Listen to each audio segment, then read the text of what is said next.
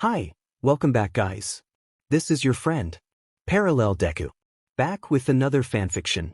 This is the series of What If Deku Fell into the Dark? Now before starting, please give this video a like. And subscribe to the channel if you want more videos like this. Now let's get into the fanfic. Izuku Midoriya is a good kid. A great kid, in fact. He saved 2 little children from dangerous villains, defeated hero Killer Stain, and survived 2 villain attacks in just his first year at UA, the top hero school in the country. You wouldn't expect him to have 3 part-time jobs, a seriously ill mother, and to live in a run-down neighborhood, struggling just to put food on the table. You wouldn't expect him to earn money by performing street acts with a breakdancing group or winning bets with the local gangs.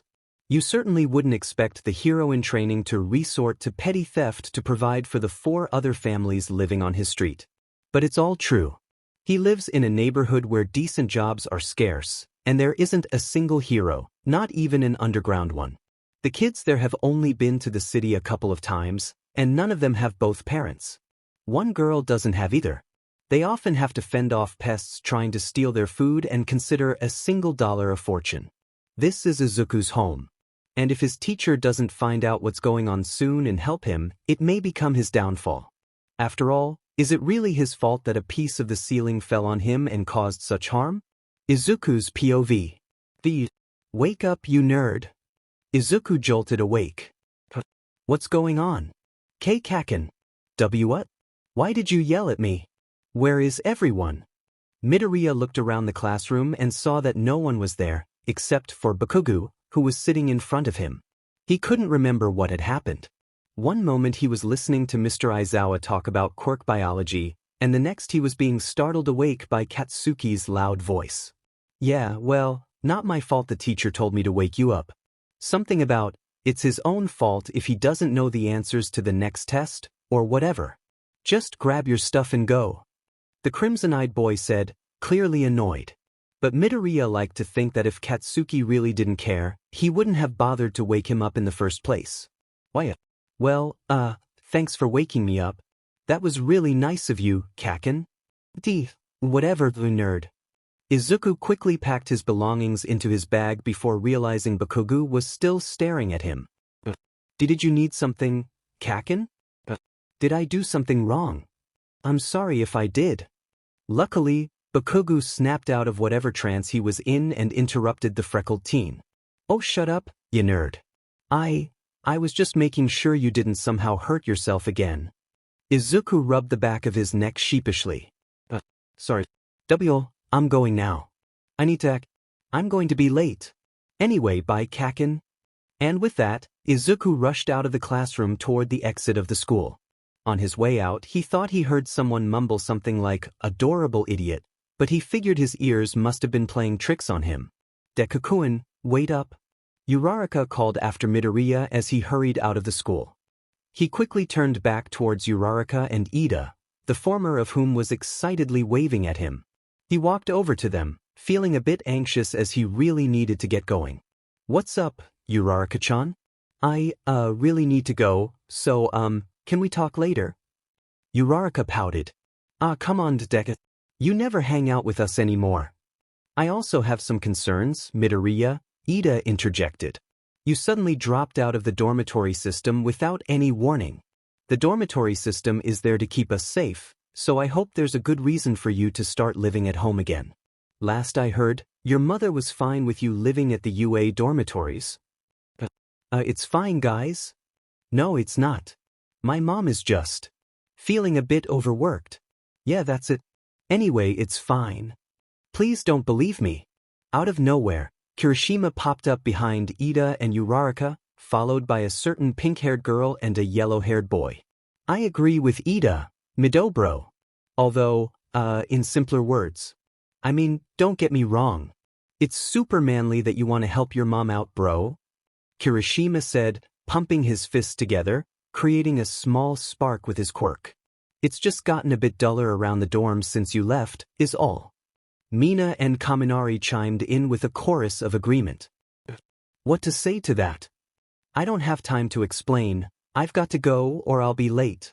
If I don't leave now, I could get in trouble and then my other bosses would find out and I could get fired, and then my teachers would find out, and I'd get expelled, and I'd never become a real hero, and I'd have to work at some dingy fast food place for the rest of my life. Midoriya. You're muttering again, dude. Something about fire? You okay? Kaminari exclaimed, waving his hands in front of Midoriya's face, with Mina standing beside him, looking somewhat amused. Midoriya looked up, realizing that he had been muttering. He really needed to cut that habit. It was going to get him in trouble someday. Oh, sorry guys. I didn't realize I was muttering, heh? Ida straightened his glasses before speaking again. It's really not a big deal, Midoriya. We just want to make sure you're okay. You know that if anything is wrong, you can always talk to us. It's very beneficial to confide in others, after all. Everyone nodded along to Ida's proclamation. Although, you seemed like you were in a rush, so we won't keep you here any longer. Izuku looked down at his watch. What? Already 3 o'clock. I'll be late if I stay here any longer. You're right, Ida. Bye guys, talk to you tomorrow. And once again, the jade-eyed boy sped off the school campus, waving behind him with a big, completely fake smile on his face, mentally preparing himself for another long, tiring day. 3 shifts, all in the same day. Didn't Kaichi say something about a birthday party reservation? I swear if I get stuck catering to 12 spoiled kids. Scream. Midoriya really wanted to scream. Serves him right for thinking it would be a good day at work. He sighed.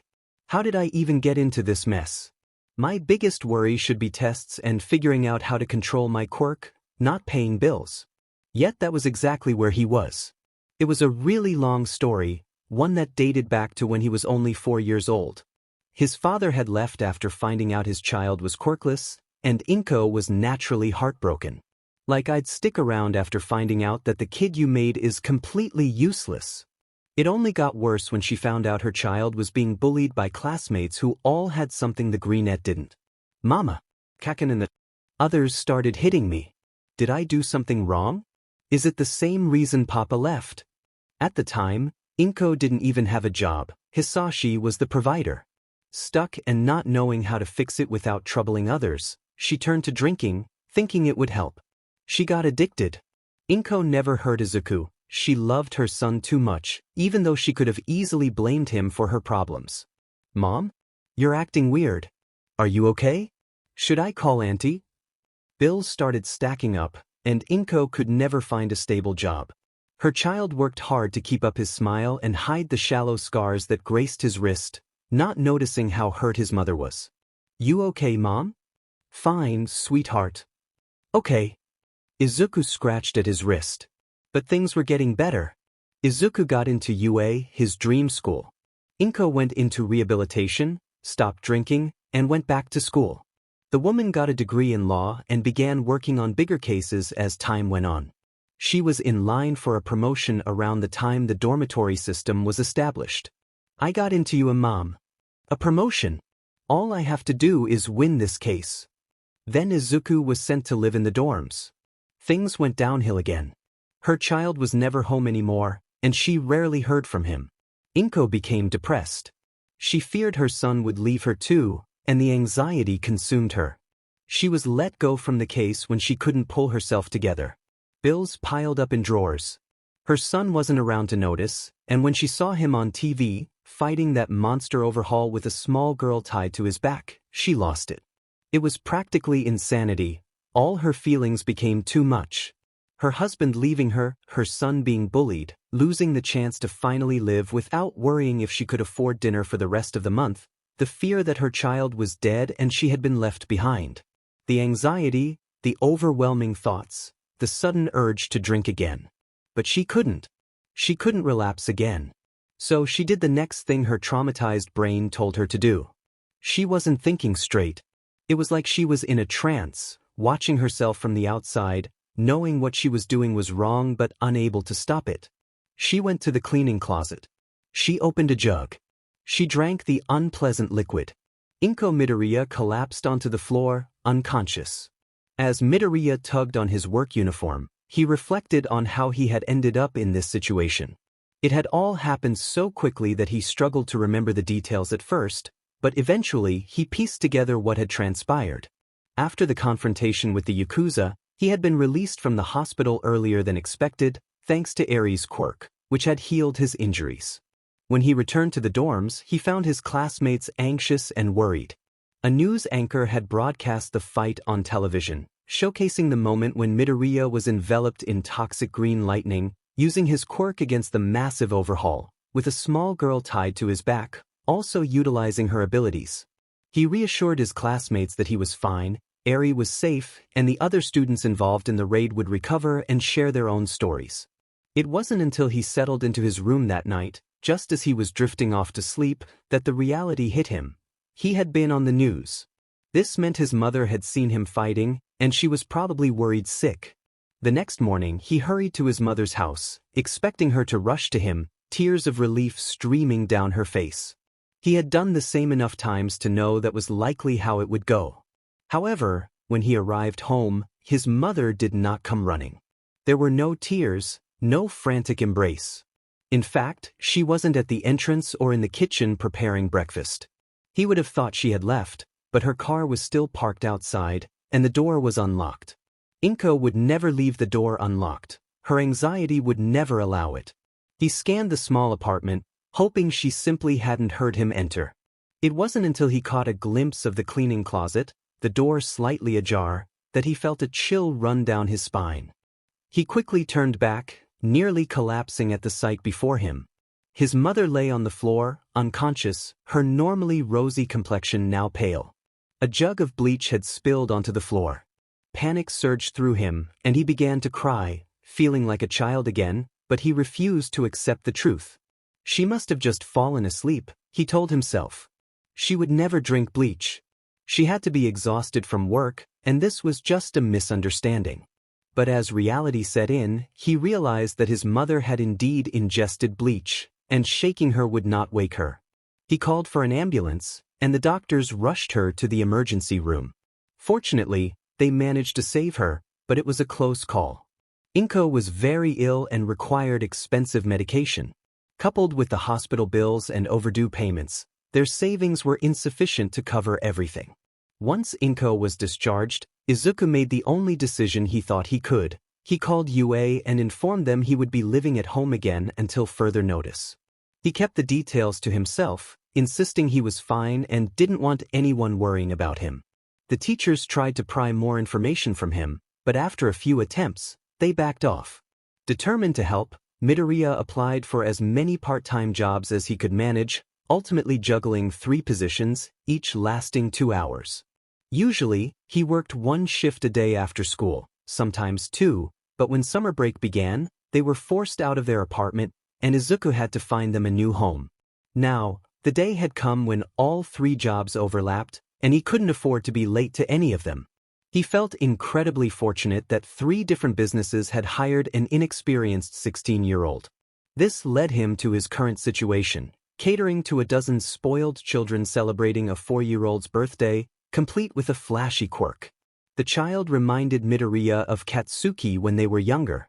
"Hey, Midoriya, you better get on with those dishes or you'll make the birthday boy mad," one of his coworkers, a 27-year-old man, called out, waving a notebook of orders in front of him, pulling Midoriya from his thoughts. "Unless, do you want to give the boss more reasons to fire you?" the older man teased, pretending to gasp. He had a small but fluffy mop of red and orange hair, with yellow eyes that hinted at his fire quirk. "Oh, be quiet. Of course, don't want to get fired. Now give me those orders. Or are you also part of the conspiracy to make my life absolutely miserable?" Midoriya exclaimed, trying to reach for the notebook of orders Kaichi was holding just out of his grasp, frustrated by his shorter stature. "Just kidding, little dude. Hey, I finished my own table, so I'll be free for a sec. Do you want some help catering to those kids? I heard one of them wanted that double fudge birthday special or something." "What? That cake takes like an hour to make." "Yes. Please, please, please. I will do literally anything, just help me with these Koda and Eri wannabes." Midoriya begged, half-heartedly insulting the children on the other side of the restaurant. He wasn't lying when he said those kids were wannabes. Why couldn't they be sweet little children who believed in unicorns and wanted to be pirate princes or something equally ridiculous like Koda or Eri? He wouldn't mind making food for those kinds of kids, but no. Instead, he had to cater to a dozen spoiled brats who didn't understand the meaning of the word no. Okay, I've got you. Sure. How about you start on the food while I go give them their drinks? I'll try to discourage them from ordering the crazy big cake. You know, what we always do when the entitled folk come in. Kaichi walked out of the kitchen with a dozen caffeine-filled sodas, hoping to convince them to just get the chocolate pudding cups for dessert.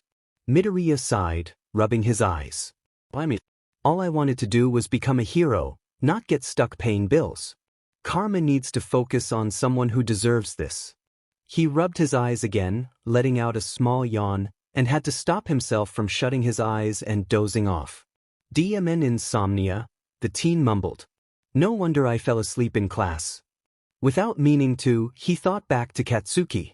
At least the perpetually angry boy had woken him up, even if he didn't know about his jobs. He shook his head. This was no time to be thinking about what happened at school, even if thinking about the blonde gave him an unexplainable nostalgia. He had work to do. So, I just hope Mr. Aizawa wasn't too mad. The freckled teen decided to plug in his earbuds, turning up the volume in an effort to stay awake. Midoriya got started on the food, running around the kitchen gathering ingredients. He quickly began preparing the dishes, attending to multiple tasks at once.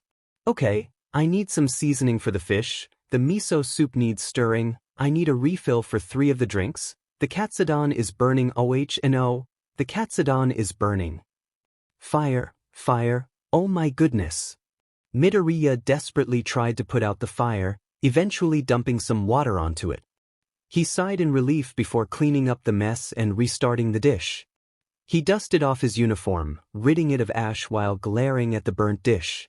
From that point on, he kept a close eye on the stove. Finally, he was done making the food and was just putting on the very last layer of icing. His coworker had tried to discourage the customers from ordering the cake, saying it would take practically an hour, but they hadn't listened. Because why would they? Kaichi had gone to wait on another table but had done his part by helping the jade-eyed boy.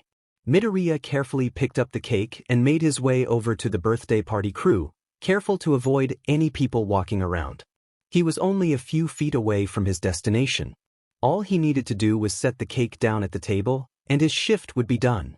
He could get to his next workplace, a much easier and calmer cafe. He realized he was using his quirk at 5%, gripping the platter a bit too tightly. He couldn't explain why, but he had a sinking feeling something was about to happen. He tried to calm himself down. It's fine, just set down the cake and leave. Let the waiters take care of the rest. Just get to your shift at the cafe. Nothing can go wrong at this point. I'm only 2 feet away, oh, get out of the way, little toddler. Splat. The cake smashed onto the ground, and Midoriya face-planted right in front of it. He had tripped over a rogue toddler, and the cake was completely ruined. Midoriya looked up at the destroyed dessert, horror clear on his face. No. I can't afford to have messed up again. The adult at the table, a middle-aged woman wearing a purple dress with her ebony hair styled in a tight knot, stood up, looking furious. How dare you? I paid for that expensive cake and waited nearly an hour for it to be done, and you have the nerve to drop it. What kind of inexperienced staff does this place hire? I demand to speak with the manager. Midoriya was freaked out but quickly got annoyed at her words. Seriously? It was his fault she waited an hour for a cake she was told would take an hour? And she had the nerve to blame him? Like it was his fault he tripped over one of the kids from her table? Midoriya took in a shaky breath. He had to stay calm. He could get in serious trouble for this. Look, ma'am, I am so sorry. Did you just call me ma'am? I'll have you know my name is Heather. The disrespect of people these days. A small chorus of laughter came from the children sitting at the booth. At least someone was enjoying the show. Where is the manager? I demand a discount for all this trouble, the woman exclaimed, looking even more enraged if that was possible. Well, it turned out fate decided to take the initiative and make Izuku's luck even worse because his boss had heard all the commotion and was walking right toward them. Alright, what's all this fuss about, of course? The man pinched the bridge of his nose, clearly annoyed. Who put Midoriya in charge of this table? Dear Lord, this is the 4th time you've messed up an order in only a month, Midoriya. What in the world am I going to do with you? The man sighed. Izuku looked between Heather and his boss, extremely nervous. He had messed up. Big time. That kid completely ruined my order. I spent a good $100 at this place today, and that cake cost at least $30. I demand this child pays for it, or I will be speaking to your boss. I'll have you know, I'm a critic for a very important newspaper, and I could get this place shut down in a week. It's already unacceptable that this juvenile works here at all, messing things up left and right. Karen screeched, trying her best to make her voice heard. Midoriya might have found it amusing, except this woman was trying to get him fired.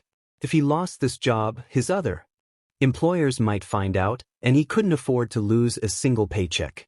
He needed this money. I'm so sorry. It won't happen again. I'll go make another cake right now.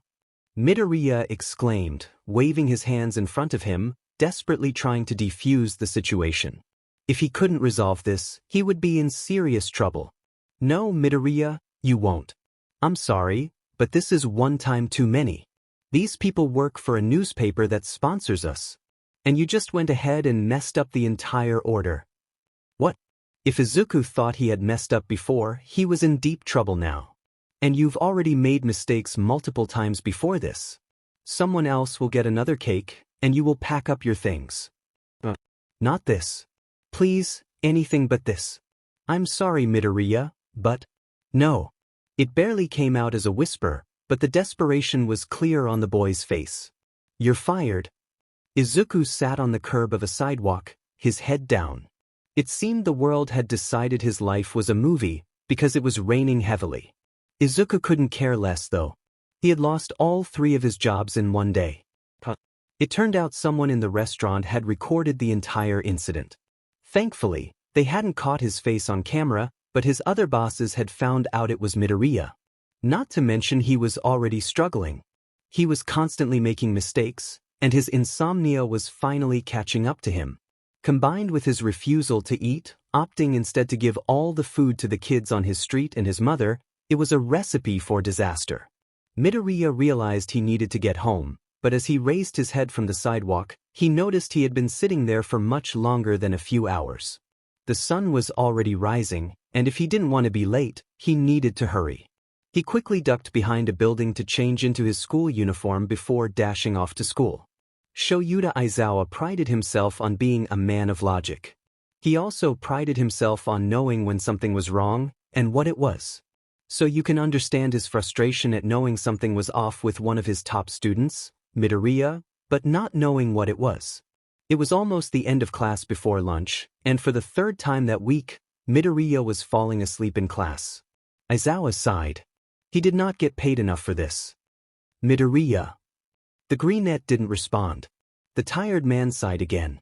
It was too early to be yelling at his resident problem child. Midoriya. Wake up. This time, the teen jolted up, looking around before realizing where he was. For the first time, Aizawa saw deep, dark circles under his eyes. Sorry, Aizawa-sensei. It won't happen again, I swear. The teen nervously apologized. That's what you said the last 2 times, Midoriya, Aizawa said, exasperated. You'll be staying after class, I need to talk with you. Midoriya looked down, and Aizawa noticed tears beginning to form in the emotional boy's eyes. After class, Midoriya stood in front of his homeroom teacher's desk, nervously shifting his weight from one foot to the other. Aizawa looked up from the papers he was grading. Midoriya. What's going on? And don't give me some excuse that you're fine. You're obviously not. If it was possible, Midoriya got even more nervous. But I am fine. I swear, this is the last time. I just stayed up late training last night. Aizawa sighed. Did he really expect him to admit he wasn't okay? This kid would lie about a life-threatening injury as long as it was convenient for someone else. Mom fired, medicine expelled. Aizawa realized his student had started mumbling. As with every time the boy began this habit, he was speaking very fast, but Aizawa managed to make out a few words. Expelled?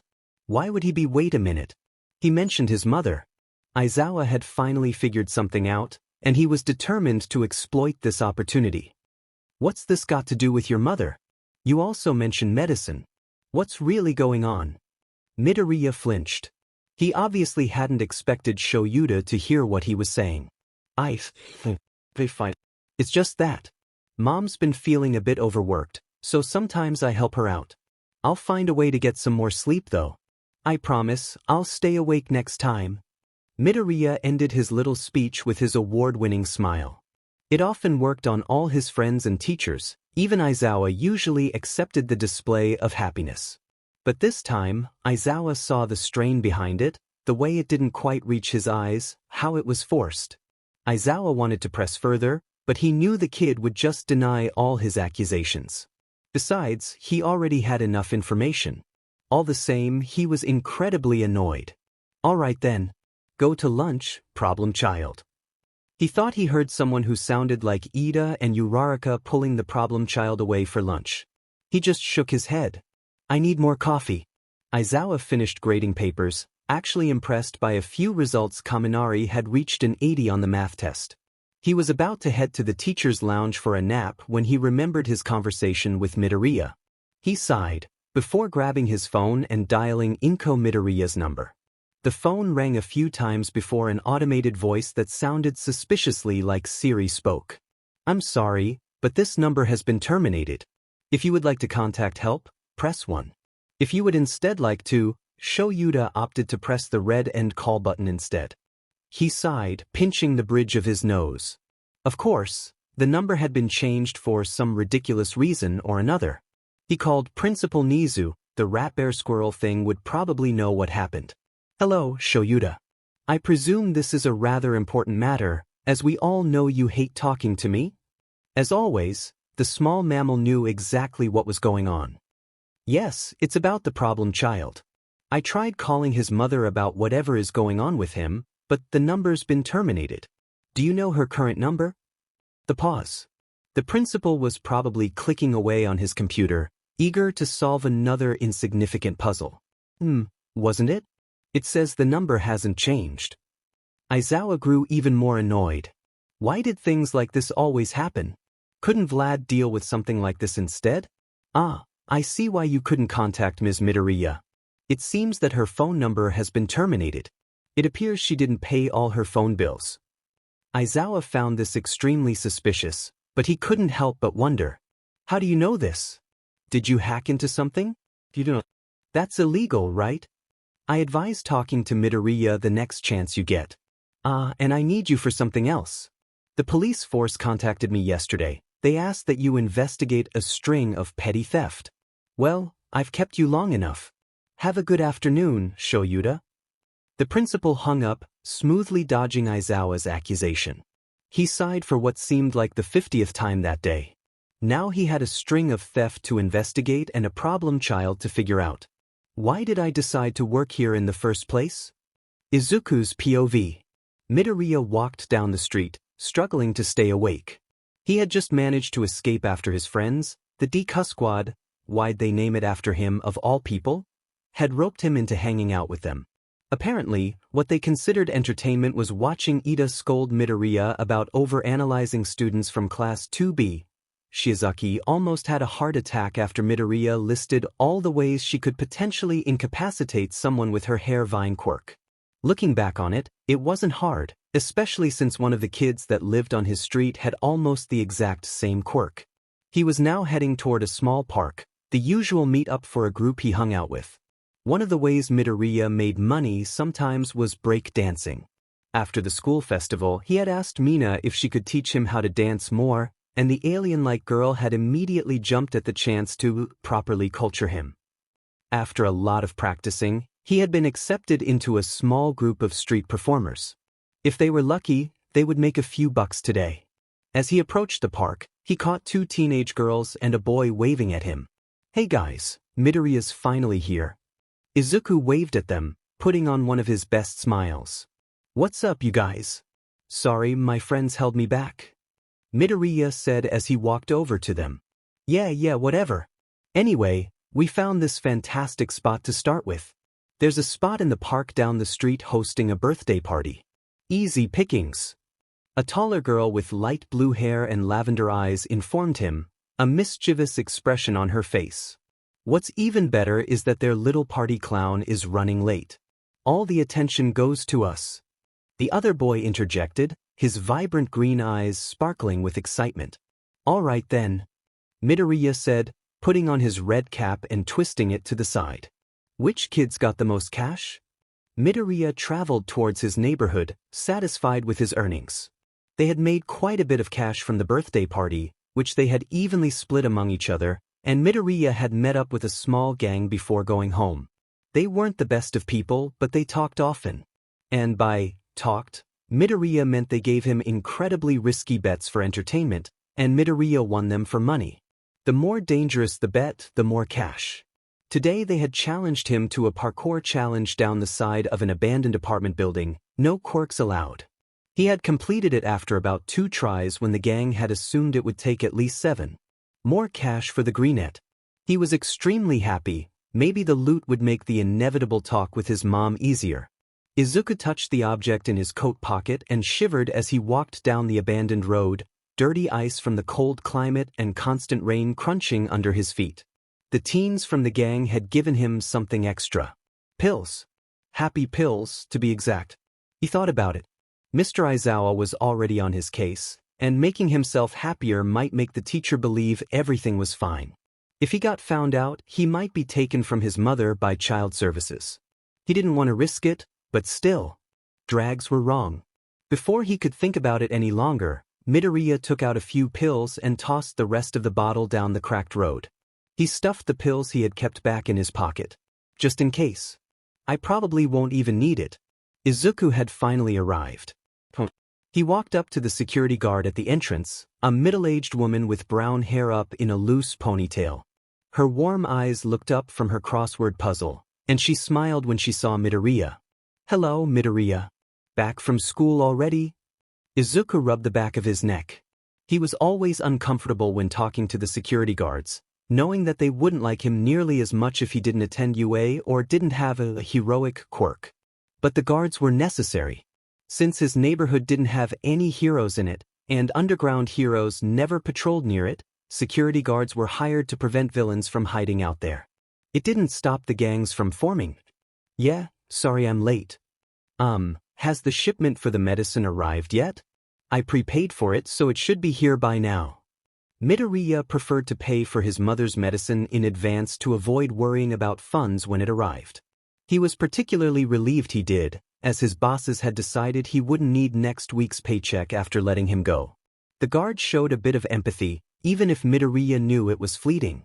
Sorry, sweetheart. It hasn't arrived yet, but they should bring it by tomorrow. How's Inko doing? Has she improved? Midoriya winced. The pills were helping, but they couldn't afford the better medicine the doctors had recommended. The smoke and litter surrounding them didn't help either. Oh, yeah, she's a bit better. I'll be buying a pack of ramen for her tomorrow, so there's that. The guard looked at him with confusion. What about you? Midoriya was caught off guard. I'll be fine. I've got lunch rush's food, and I'm not that hungry most of the time anyway. Besides, I don't need all that food, I've got to stay in shape. Anyway, here's my ID. Midoriya handed her his ID card, eager to avoid a lengthy conversation. The guard took it, swiped it in a machine, and handed it back after a green light flashed. All right, take care, Midoriya. I will. Bye. Midoriya headed toward his house, waving goodbye. Guys, Midoriya's back. Come on, hurry up. A small girl with coffee-colored skin, about the size of 3 stacked bees, called out, fluttering her tiny wings rapidly. Her name was Karu Nito, and she was 16 years old. Karu wore an oversized hoodie with a black and yellow pattern, and 2 yellow antennae perched on her head. If you looked closely, you could see tiny stinger-like shapes peeking from her wrist. Midoriya laughed as Karu decided flying was too difficult and settled into his fluffy hair instead. Moments later, 3 more children came running up. There was Ryuko Horikoshi, with blue and black hair and 2 brown antlers on his head. His clothes were tattered, even though he had gotten them just 2 months ago. His quirk, charm speak, allowed him to influence others' will. The second was Ibara Itsuka. She had light skin and a quirk similar to Shiozaki's, except Ibara grew thorns, and her vines could emit a poisonous sap. The last was Akane Karasina, who had light brown skin and messy orange and black hair tied in a ponytail. Her quirk allowed her to create kerosene, a highly flammable substance that ignited upon contact with an object. But the tattered clothes and quirks weren't the focus of attention. It was the scars. Nito had a scar running across her face, resembling 3 claw marks. Ryuko had a pale scar stretching from his right eye to below his mouth. Ibara was missing an eye, her hair made of dying brown vines, which she covered with an eye patch adorned with a red rose. Karasina didn't have a scar, but black kerosene mixed with something resembling tears dripped from her eyes, a constant flow that she seemed to have grown accustomed to. "Hey Midoriya, did you bring any food?" Ibara asked hopefully, holding Karasina's hand in a protective manner. Ryuko stood with them, sharing the same hopeful expression, and Midoriya felt a heavy weight of guilt settle in his stomach. "Sorry guys, but I did make some money today. I can go shopping tomorrow, okay?"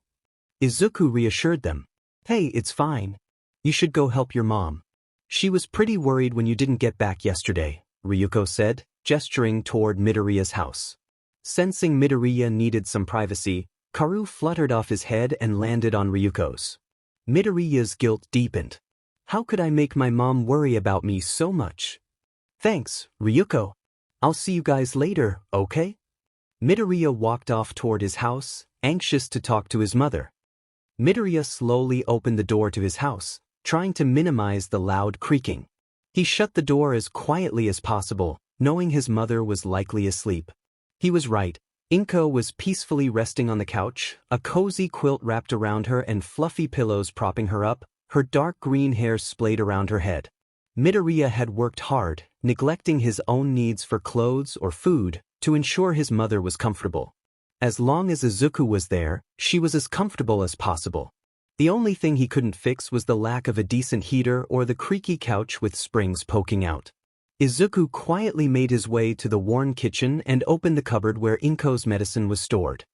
He brushed aside a small spiderweb that had begun to form on the side of the pill bottle. He grabbed a bottle of water and took out a single pill. "We're almost out. That new bottle better arrive soon. I knew I shouldn't have had it shipped." He walked over to the couch and leaned down beside his mom. He fought back tears as he looked at her peaceful face, but her illness and the broken heater had made her as pale as the day he found her on the floor of the cleaning closet. He shook his head. His mom was fine, and she needed to be woken up for her medication. He gently shook the unhealthily thin woman and whispered in her ear, Mom, you need to wake up." Inko stirred and slowly opened her eyes. "Izuku? Baby, where were you yesterday? Are you all right, sweetheart?" She attempted to sit up, but Izuku propped up the pillows and gently urged her back down. "I'm fine, Mom. But I'm more worried about you. Did you take your medicine yesterday? Are you feeling all right? Are you too cold or hot?" Izuku fretted over her, opening the water bottle before handing it to her. Inko chuckled softly. "You worry too much, sweetheart. I'm fine, you know that. The pills have been helping. But back to the subject at hand, Izuku, where were you? I know I'm not in a position to make a lot of rules or be strict, but..." Inko trailed off, swallowing the pill with a sip of water. Izuku got up and grabbed a broom, starting to sweep up the dust coating the floor. He usually began cleaning when he felt anxious, finding that having something to do with his hands helped ease his nerves. "Izuku?" Midoriya sighed. He couldn't avoid the conversation any longer. "Mom." "Okay, I've got good news and bad news. Which one do you want first?" Midoriya attempted to lighten the mood. Inko looked concerned but eventually asked for the good news first. "Good news. I made some money today from a few bets and a street performance at a birthday party." Inko frowned. "Why do you get involved with that gang? You could get hurt." Izuku shrugged it off, dusting off the cupboards while trying to remove the mold. "It's fine, Mom. They're completely friendly as long as I'm entertaining. The important thing is I've got money, and I can go shopping soon." Besides, your medication should be here soon, so there's that. Izuku tried to act casual about their situation, where having enough money for a week of meals felt like a slide of luck, but Inko saw through his facade. "Han, you don't need to pretend. And don't say you aren't." The bad news? Might as well get it over with. Inko coughed a few times, and Izuku's stomach twisted with guilt. "I'm so sorry, Mom." "I'm sorry, Mom, but Izuku took a deep breath. He knew his mother wouldn't be angry, but she would be disappointed. And it was his fault. He had messed up, and now they would have even less money. They might not even be able to get another bottle of medication. "Please forgive me, I'm so sorry." "Izuku, sweetheart, you know you can tell me anything." "That's what I'm afraid of. I won't be mad. It would be so much easier than seeing you sad. Just, please." Izuku took a deep breath before speaking. Might as well just do it quickly, like ripping off a bandage. "Mom, I messed up. All 3 of my jobs. I got fired." Inko's POV. Oh. That was all that came out of Izuku Midoriya's mouth at her son's confession. Izuku had closed his eyes as if bracing himself for her anger or disappointment. It saddened Izuku to think that her son felt he would ever disappoint her, but she knew he couldn't help it. It was Hisashi's fault. He had hurt Izuku during the few months he stayed after discovering the boy was quirkless. It had been so sudden that Izuku had struggled to believe it. The man had transformed from sweet and caring to cold and cruel almost overnight. Luckily, Hisashi had left, but he had left a mark on Izuku, both literally and figuratively, even if Izuku was only around 6 at the time. Izuku reached out and gently touched her son's arm. Izuku flinched and cracked open his eyes. Izuku saw suppressed tears swimming in them. "Are you mad?" It took her a moment to realize her son had spoken. Just like her son moments before, her stomach turned with worry. "I could never be mad at you, especially with all the effort you've put in to get this far." Izuku stood up despite her son's protests and pulled him close. She pressed her forehead against his and closed her jade-green eyes. "It will get better. For now, we'll just have to. Well, I don't know what we'll do. But we can figure it out, can't we? We've just got to be optimistic and put on a bright smile, just like." Izuku was cut off by a sudden coughing fit, doubling over as it racked her body. It was a painful cough, and tears began to fill her eyes as she felt dizzy. Izuku leaned over her, trying to help her lay back on the couch. She settled back down and pulled the quilt over her, but not before Izuku noticed drops of blood. The corner of her mouth, the floor where she had just coughed, the inside of the quilt. Blood. Izuku's POV. Izuku had to keep himself from panicking. "It's fine," he told himself. "It happens to all might. It's just a little side effect. It can't be too serious. She can't be getting worse. Right? But why is there blood on you?" It was more of a statement than a question, and Izuku struggled to keep his voice steady. "Are okay, right? It's a side effect from the pill or something." Izuku clenched her eyes shut, and her expression told Izuku she was about to deliver bad news. His heart sank. I didn't want to worry you, Izuku. You've already been working so hard, and it would have just made things worse." Izuku felt like he might be sick. He hadn't even realized his mother was getting worse, and now he felt responsible for it. If he hadn't worried her so much, she would have told him, and he could have gotten better medicine. "Izuku, I know what you're thinking. It is not your fault. I didn't want to make you upset. You deserve to be a normal teenager, hanging out with your friends and becoming a hero, not sitting here taking care of me and paying bills. Not to mention you're always looking after those other teens." "No. I do these things because I want to. I want to take care of those kids, and I want to take care of you, even if it means working 10 times harder. I promise, I'll get a new job, work full-time on weekends, improve my grades, help teach the other kids, whatever I can. Just promise me you won't hide these kinds of things. You have to tell me if the medicine isn't working anymore, so I can find something better." By the time he finished speaking, Izuku was out of breath. He fought back tears, and the guilty look on his mother's face only made it harder. She looked as if she were about to say something, but Izuku cut her off. "No, I'm going to the store to get you some dinner." And no, before you tell me to eat too, I can wait until lunch tomorrow. Izuku didn't seem to realize that tomorrow was Friday, and he probably wouldn't be eating that weekend. You are going to rest on the couch with a bowl, just in case. Midoriya rummaged through the nearly empty cabinets until he found a small plastic bowl. He set it in front of his mother and put his thin jacket back on. I'll get some kind of ramen, and you better be asleep when I get back. I will get you more medicine, okay? I'll figure it out, don't worry. Izuku kissed her gently on the forehead before opening the door and locking it behind him, leaving no room for her to argue. He exhaled and watched his breath form a small cloud before it vanished. It was amusing, he thought, like a game. He walked over to a cracked shed and picked up a bat lying on the ground. It was worn and jagged near the edges, with small suspicious crusts near the sharp splinters of wood. As Izuku made his way to a small convenience store, he puffed out breath after breath, doing a small skip every few minutes while holding the bat over his shoulder, humming a little tune under his breath and occasionally murmuring some of the more unsettling lyrics. Home in bed or out at night. Izuku wasn't cold. It was a strange thing to say, given the frigid air outside, with each passing day of winter becoming colder than the last. But even with a thin coat as his only source of warmth, the freckled teen felt nothing. He was running on too much adrenaline. He knew what he was about to do. He understood it would make him no better than any random thug, even if his actions felt somewhat justified. But he couldn't find it in himself to care much right now. Midoriya puffed out yet another frozen breath as his red boots crunched over the broken ice on the dirty road. He pulled up his hood as he approached the store and glanced around the entrance to check for security cameras. Spotting one, fortunately turned away from him for the moment, he powered up One for All. With a swift motion, the security camera clunked to the ground, and Izuku stepped onto it on his way to the entrance, crushing it underfoot. He jiggled the door to the store. But it had cork-resistant security, so there was no way he'd get in that way without triggering an alarm. Speaking of alarms, Izuku looked around for any other security cameras, but upon spotting none, he returned to the task at hand.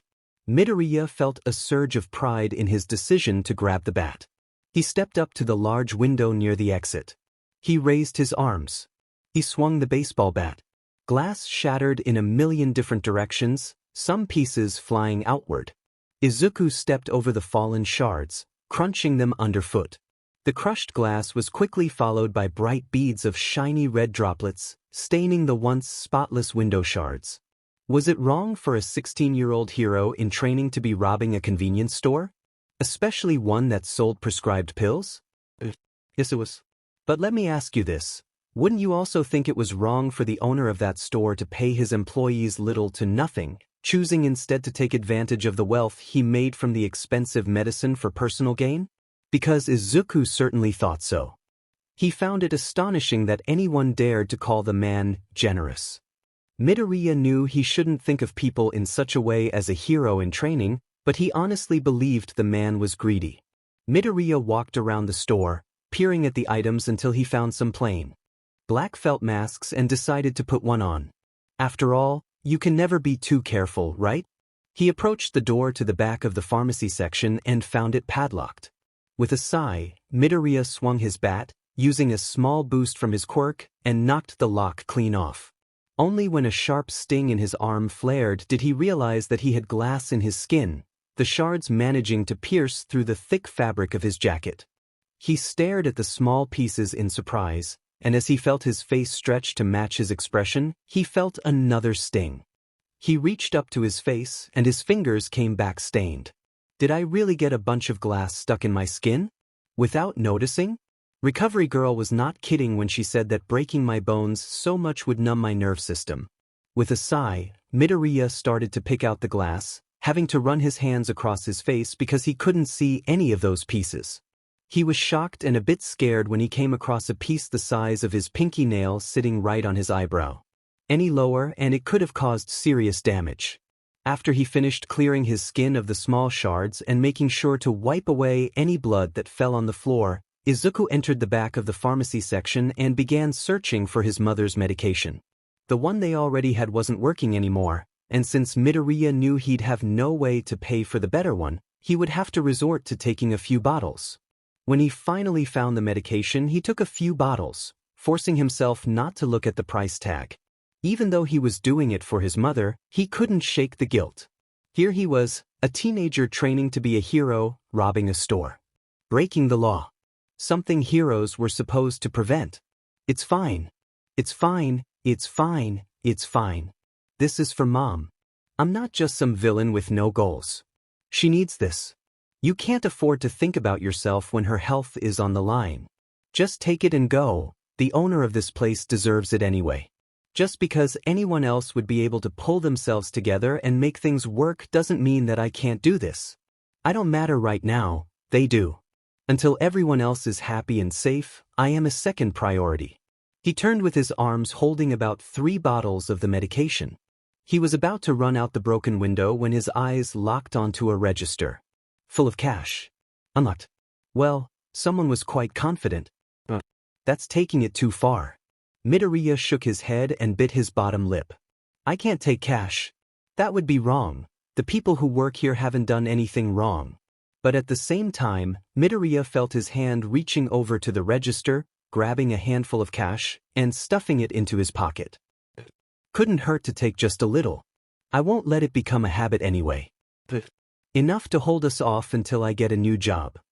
Just as he was about to turn around and head out of the store before he did something he'd really regret, Midoriya heard a gruff voice call out, and his back immediately stiffened.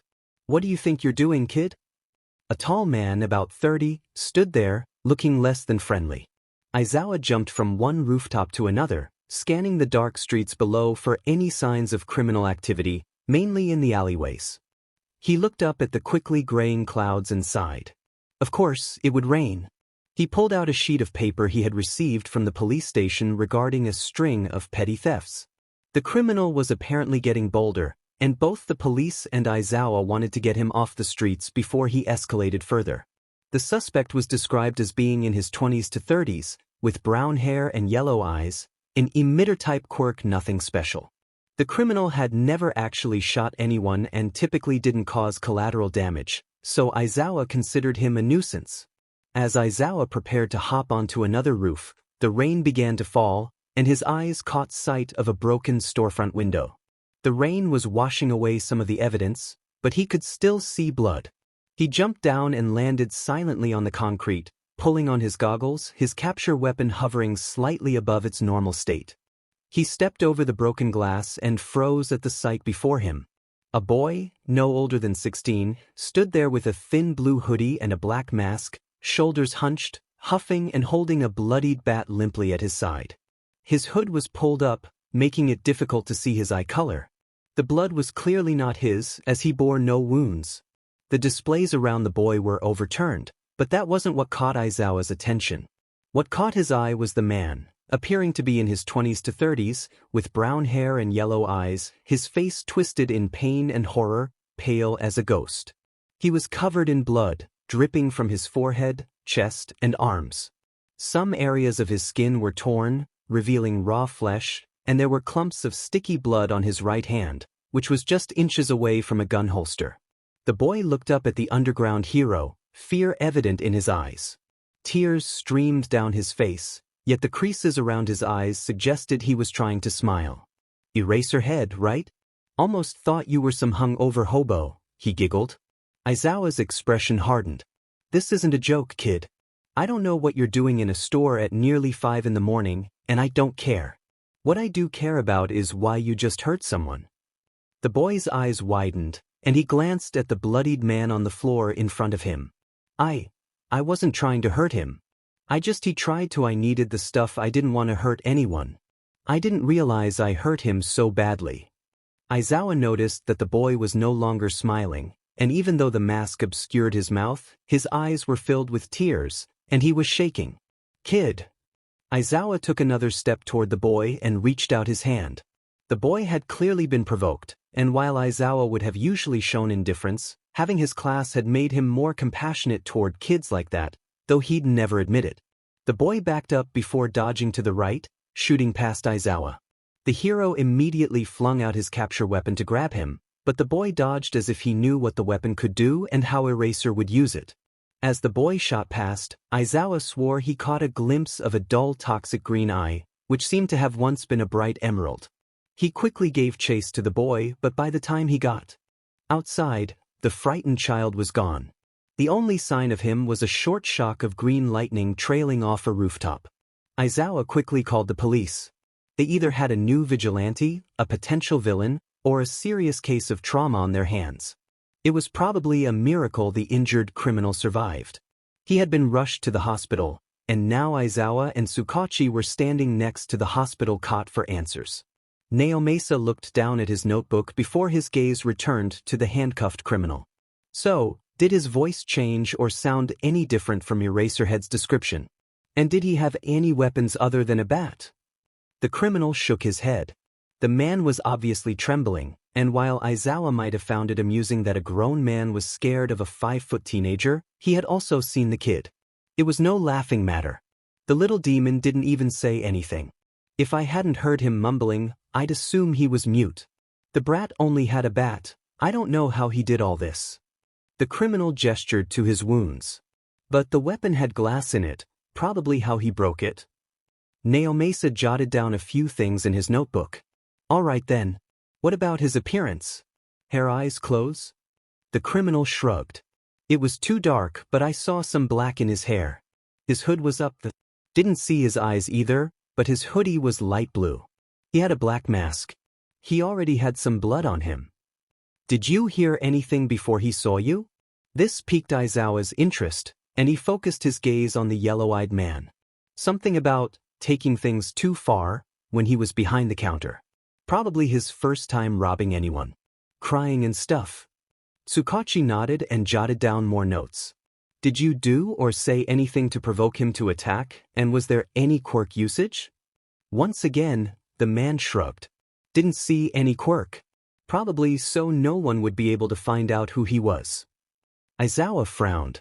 If the kid didn't use a quirk, he'd be a lot harder to find. The criminal also hadn't answered part of the question. Hey, you didn't answer the whole question. Did you do something to make him attack you, and what happened when he did?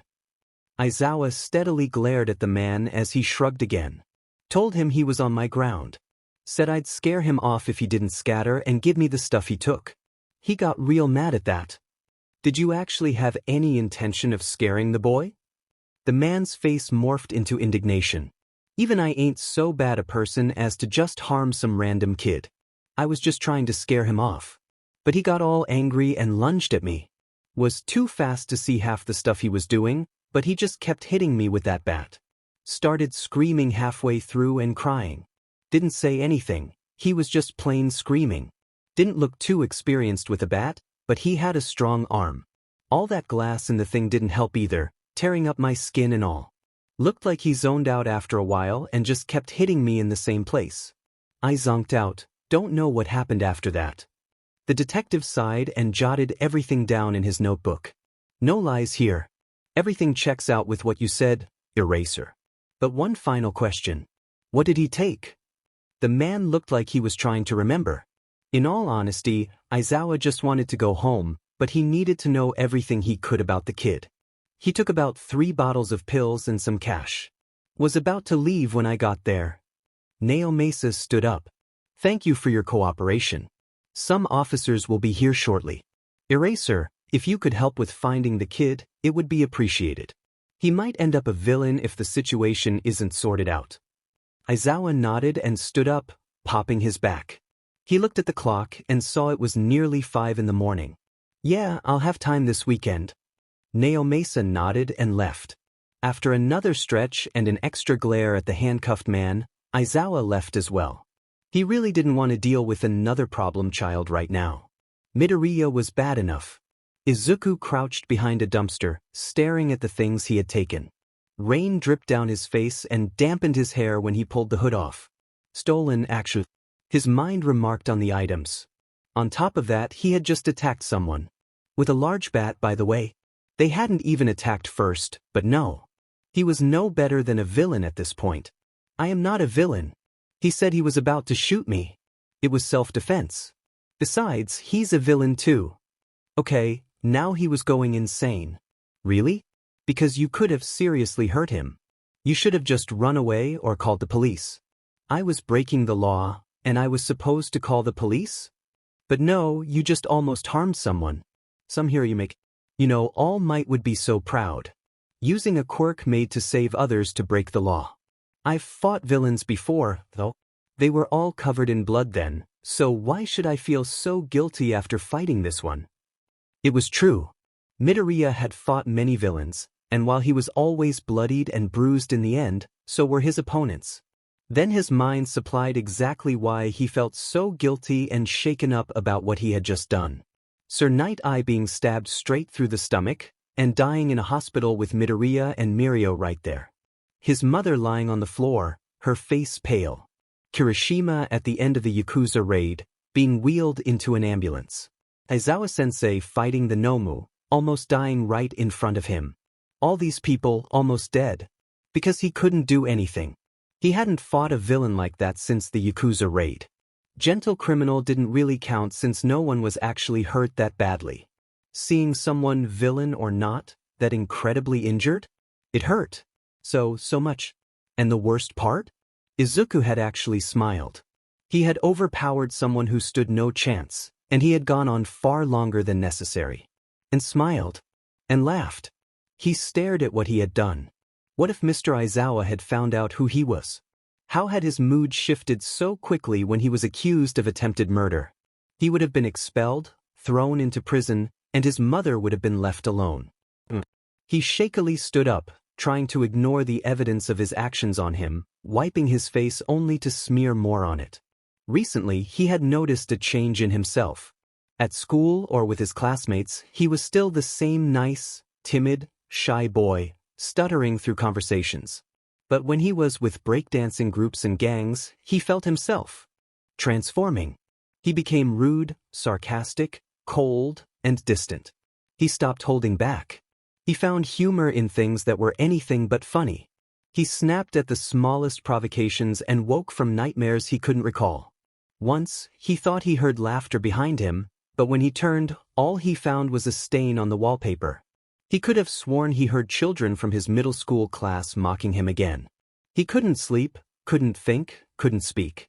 He even forgot his name once. He would mumble and then wake from another nightmare filled with echoes of blood. The distant roar of a car engine reverberated through the street, making it feel as if it were right behind him.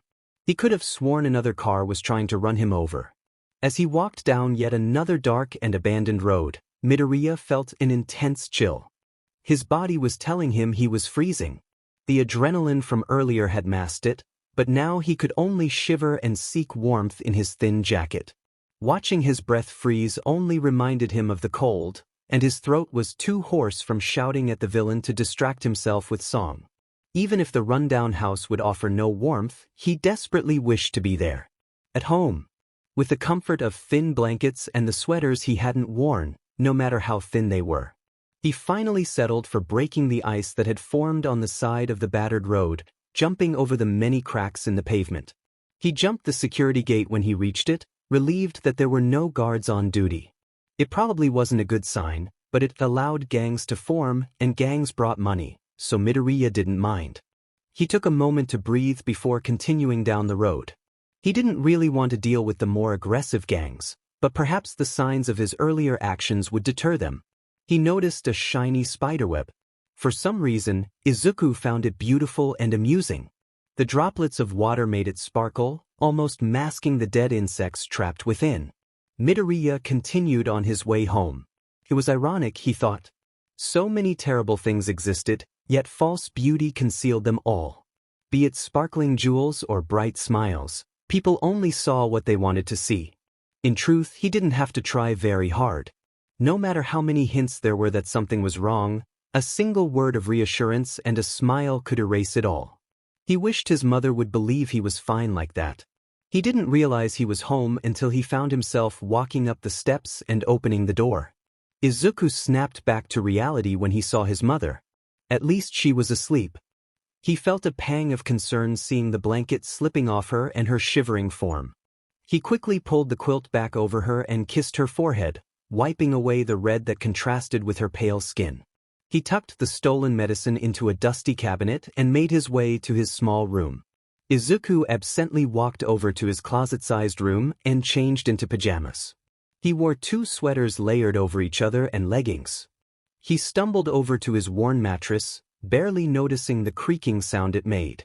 He pulled a thin blanket over himself and made a mental note to get a portable heater before drifting off to sleep, plagued by nightmares he wouldn't remember. He still wasn't cold. Not anymore. Izuku stood in front of a decently sized stone building with a large logo sitting on the roof. He clutched his resume tightly, probably leaving some creases. If it weren't for the video someone Karen had posted, everything would be fine. He'd work harder, and he'd be able to get more sleep since the paycheck was better. They had one small opening, and if he could just slip through, he could say hello to 1, maybe even 2 portable heaters. And, of course, breakfast for 2. Especially if he nailed his second interview. Although, he was cutting it really close. Class was in 3 hours, so if he didn't make this quick, he'd be late. That would be bad, considering how upset Mr. Aizawa seemed to be. He had actually done it. After what felt like an eternity of almost crying and stuttering his way through 2 interviews, he had landed 2 new jobs. He happily walked down the street, which, for once, was packed with people, and reveled in his success. So what if the managers might have ulterior motives or had only hired him for his status as a student at UA? He had 2 jobs, 2 paychecks, and good news. For once. But life had a way of throwing curveballs, and in that moment, he bumped into a certain someone wearing a leather jacket with a red logo. Oops. The guy was also a towering figure. As Izuku rubbed his nose, the taller man turned around and seemed to recognize him. Hey, you're that Deku kid, huh? I remember you. You did that funny little parkour trick. Gotta admit, I was half hoping it would end badly for you. The man let out a laugh that was meant to be lighthearted but came off as menacing. As Midoriya looked up, he realized the man was actually a teenager, about 17, with black hair streaked with red and striking blue eyes. He was part of the gang Midoriya had made bets with, known for his mental quirk. Izuku let out a nervous laugh, which sounded more like a startled cat. Hey, Tsubasa, right? I'm sorry for bumping into you. I have to get to class, so Midoriya was cut short when Tsubasa grabbed his arm and pulled him behind a store, pinning him to the side of a dumpster. Midoriya stumbled but didn't resist. He knew the man wouldn't seriously hurt him, and besides, fighting would go against the rules. Even as he reassured himself, Izuku felt fear building inside. Listen, kid. I don't know if you've noticed, but I don't like you. Always winning bets and taking money. Those bets were dangerous for a reason. At this point, I regret not taking you out when I first met you. Well then. Izuku's eyes widened as he searched for a way out of his predicament. He focused on anything but Tsubasa's gaze. If he made eye contact, the gangster's quirk would cloud his thoughts. The taller man smirked and pressed down on Izuku's chest a bit harder, chuckling darkly at the short gasp he elicited. But the guys like you, they find you funny or something, like I care. So I guess I'll just have to make it look like an accident. Tsubasa grabbed Midoriya's chin and forced him to make eye contact. Midoriya felt his thoughts slipping away, struggling to breathe as panic set in. Tsubasa laughed at him and pulled out a small brown object. So pathetic. It'll be fun to leave some marks, you know, so they know what happened if they ever care to look. Esigas to be your mother.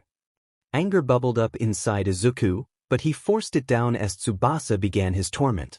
Tsubasa started pushing and shoving, grabbing the boy by his hair and slamming him against the dumpster. All Izuku could do was curl up, tears streaming down his face as he gasped for air. Finally, the man backed off, and Izuku nearly cried out in relief when the assault stopped, leaving him crumpled on the ground. That is, until Tsubasa tightened his grip on the small brown object, revealing it to be a switchblade. You didn't really think we were done yet, did you? Izuku's heart raced as he realized what this meant. Say goodbye. In that moment, Izuku lost all sense of what was happening. All he felt was overwhelming pain. Tears blurred his vision, and he struggled to breathe. At long last, he finally lost consciousness. Maybe this time, I won't wake up. At some point, Midoriya woke up to a loud ringing. He felt himself being picked up and roughly tossed somewhere before hearing someone walk away, yelling something unintelligible into a phone.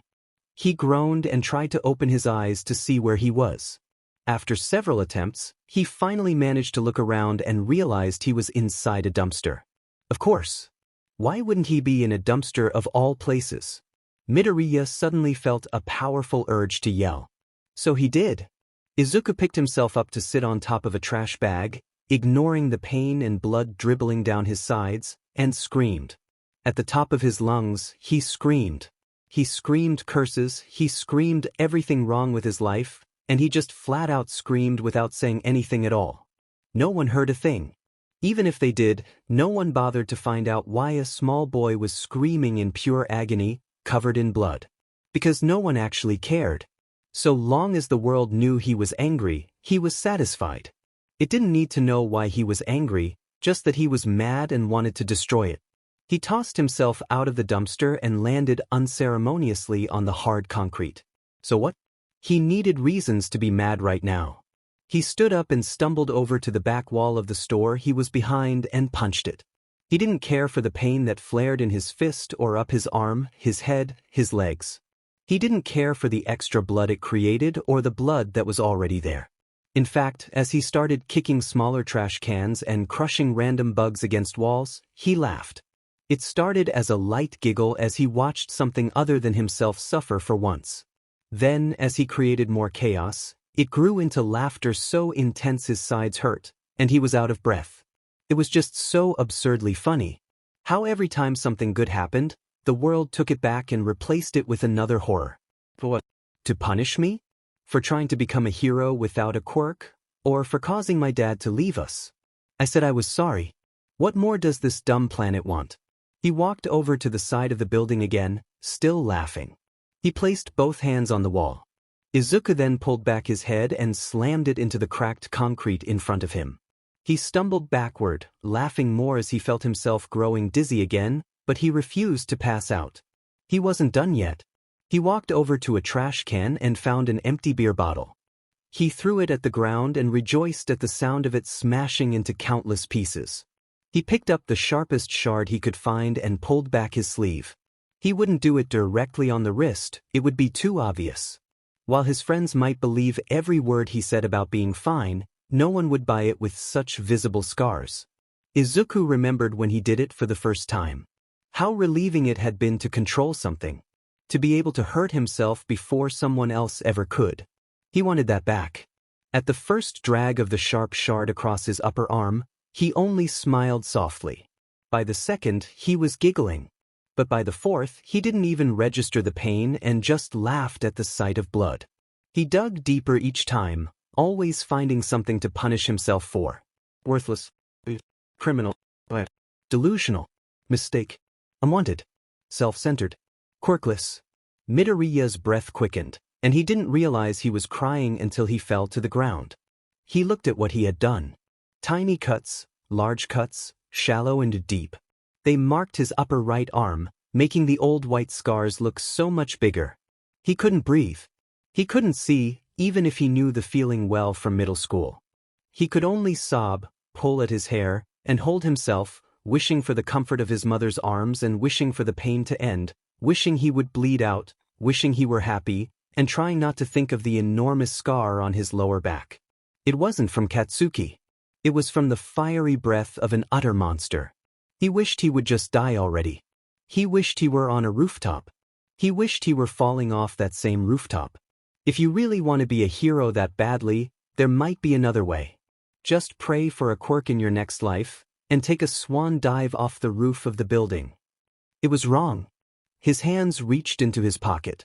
So wrong, something he should never do. His fingers closed around two small circular objects. There were better ways to get better. His hands reached toward his mouth, still closed around the small objects. He should really stop. He'd get caught. It wasn't prescribed, he'd only get worse. Shut up and let me have this, okay? They're called happy for a reason. He pushed two yellow pills past his lips. They said the happy pills would make everything better. They like me. They wouldn't lie. Izuku sat down and waited for the pills to work, pulling out a small first aid kit while he did. He reached up to his forehead after patching up the cuts on his arm and winced, quickly pulling his hand back down. He grabbed some disinfectant and pulled a bandage over his forehead. Izuku just hoped none of the blood would leak out of the bandage. It would be terrible if someone found out. He quickly took some water from a bottle and drizzled it over his head, scrubbing away at the blood. He let his arms fall limp at his sides as he felt the horrible thoughts start to fade. A small freckled boy sat behind a building, covered in bruises and dirt. He had green hair that was matted and dull. Two once bright eyes widened. The mouth framed by 4 freckles in a diamond pattern on each cheek stretched into an unnatural smile. Tears kept falling as he smiled wide. A boy changed into an extra school uniform patched himself up with first aid. A short boy skipped out from behind a small store and walked happily to his school, eager to see his friends, however late he was. A small, short, skinny boy, who hadn't eaten, who hadn't slept, who had hidden bandages covering deep cuts, who had an unnatural spark to his dull eyes, who had deep tear tracks running down his face and puffy, red eyes. A boy who thought he was happy. A boy who wanted to die on the inside. A boy named Izuku Midoriya. Shoyuda Aizawa was so tired. At least 12 of his students had asked where the problem child was, and Shoyuda was nearly out of coffee. In all reality, though, he was worried as well. First, the problem child falling asleep in class, then lying about being fine, not being able to get in contact with his mother, and now this. Being late for probably the first time. Hell, Aizawa was there first, and he was always late. Across the room, Uraraka raised her hand. Yes, Uraraka? Aizawa already anticipated her question, as she had asked it before.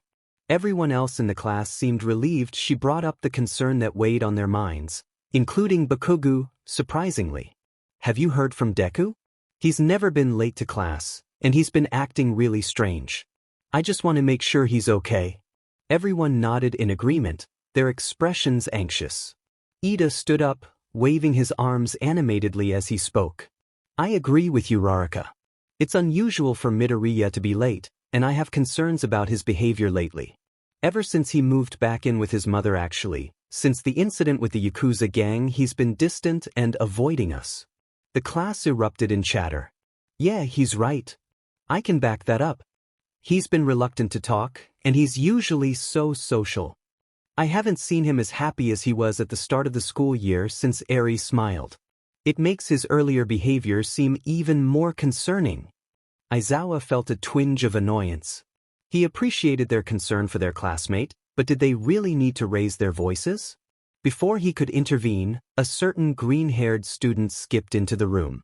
Sorry I'm late, Aizawa-sensei. Midoriya said cheerfully. I ran into an old friend and completely lost track of time. He walked over to his seat as the class surrounded him. Midobro, where were you?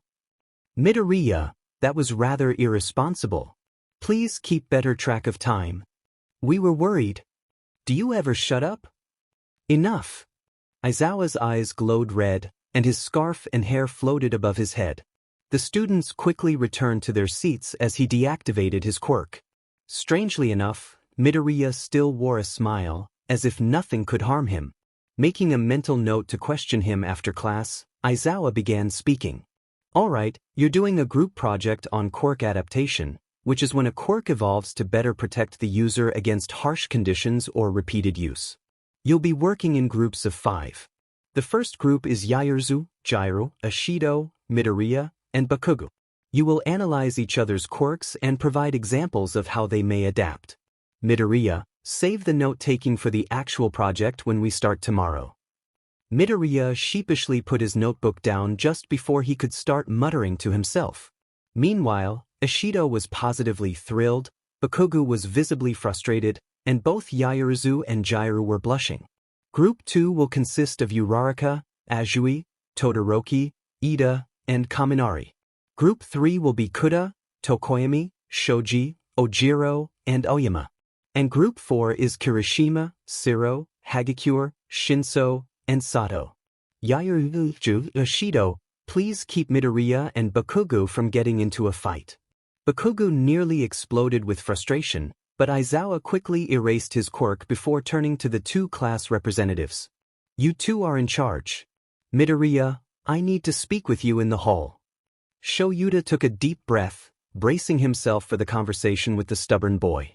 He leaned against the wall, giving his best. I will know if you lie because I'm a teacher. Look as Midoriya walked into the hallway with a smile. Aizawa knew the boy had a rehearsed apology ready. I'm so sorry I was late, sensei, but I just ran into an old friend and Aizawa raised a hand to stop Midoriya, noticing the boy flinch slightly. This isn't about you being late, I can excuse that. This is about your behavior leading up to it. Let's start with the incident on the first day of school when you were willing to injure yourself just to use your quirk. I would have expelled you to keep you from getting hurt if you hadn't shown that you could control your power. Midoriya's eyes widened. You didn't seem to be hurt at all. Not crying after breaking a bone? I can understand that, but going so far as to clench a shattered finger into a fist. Aizawa crouched slightly to meet his student's gaze. What's going on, kid? Izuku turned his head away, staring at the floor, biting his upper lip. The smile from earlier had vanished, replaced by a bitter expression as he muttered something under his breath that Aizawa couldn't quite catch. Listen, I care about you guys and I'm worried. Just because I call you a problem child doesn't mean I think you are a problem. Midoriya's eyes widened, and he briefly met his teacher's gaze. Yeah, you mutter more than you realize. I can't help if you don't talk. Midoriya took a deep breath, averting his gaze again before speaking. I broke more than 1 or 2 bones. I actually broke 5 bones and fractured a rib in 1 month once. Aizawa felt his eyes widen slightly as Midoriya laughed bitterly. My quirk developed late because it probably would have been dangerous if it came when I was 4. Apparently, there's something wrong with my foot too, because I have an extra joint in my pinky toe.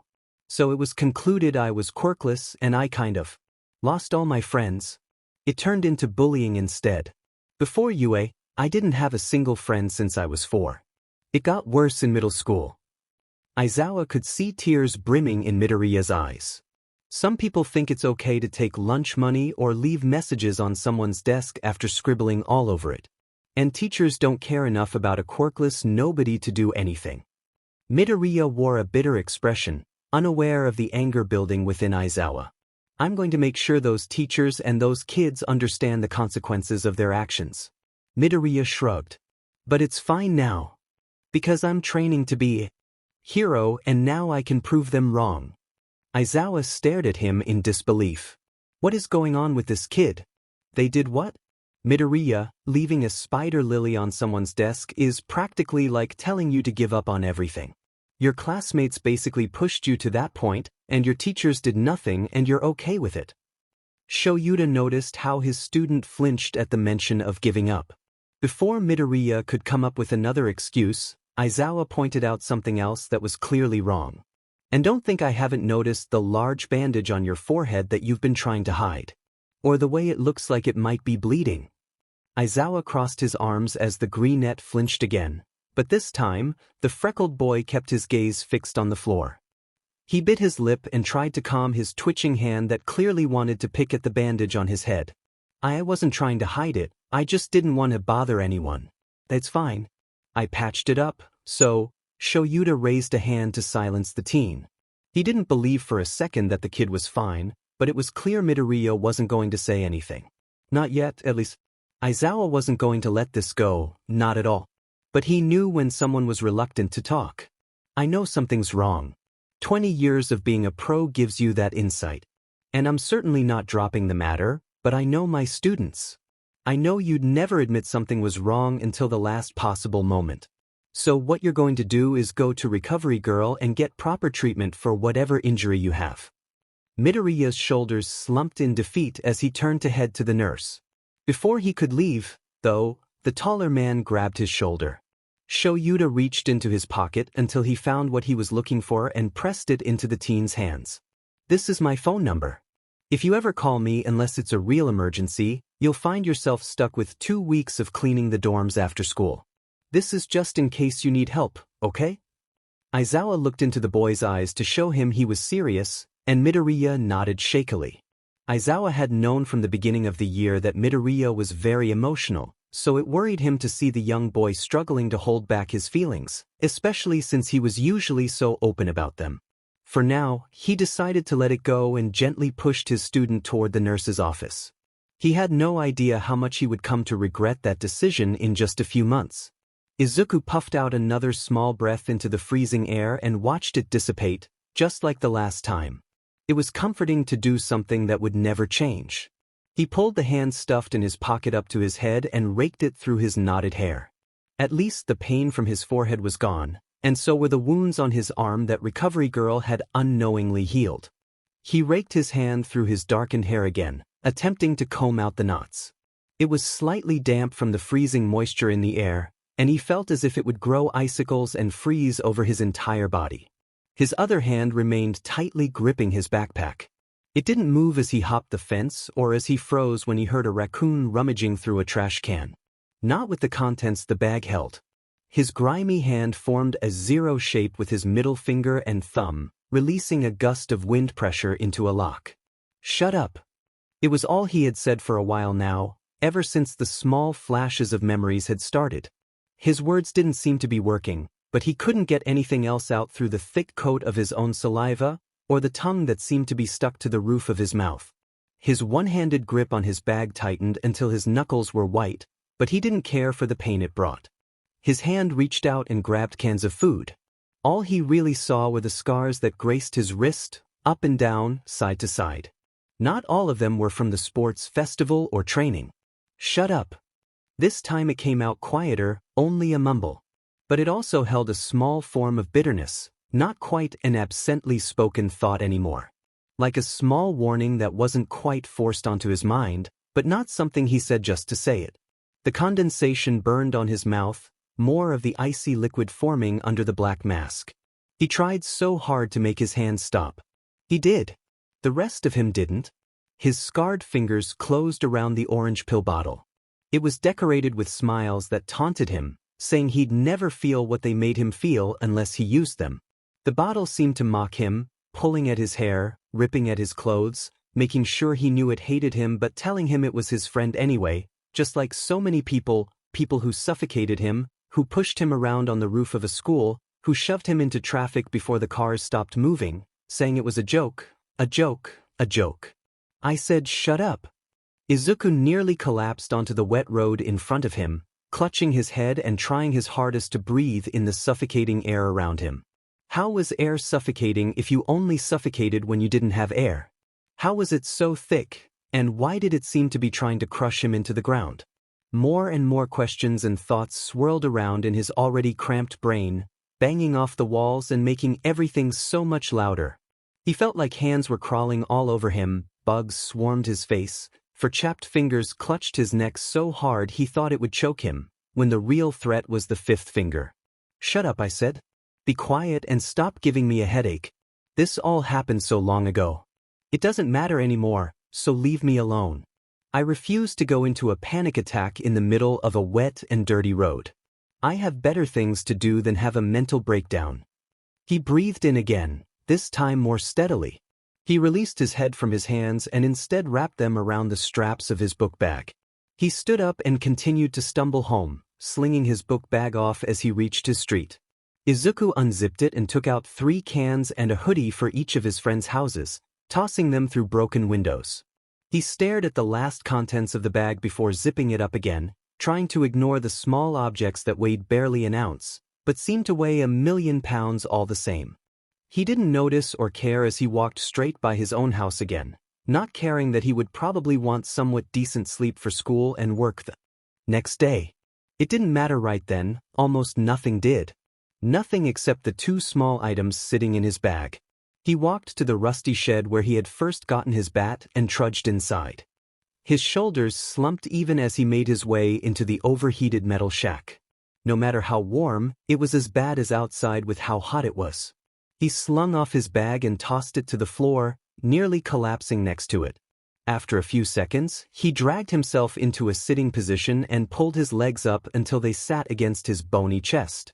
He reached back into his bag and ignored the small pill bottle, shoving it aside in favor of the sharp metal inside of a plastic case bearing a warning sign. He tore off the plastic holding and examined the sharp box cutter, slowly dragging it across his wrist, although not hard enough to draw blood.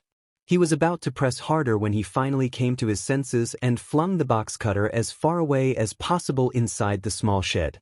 The metal clanged as it bounced across the floor, bringing the stale air to a deafening silence when it stopped.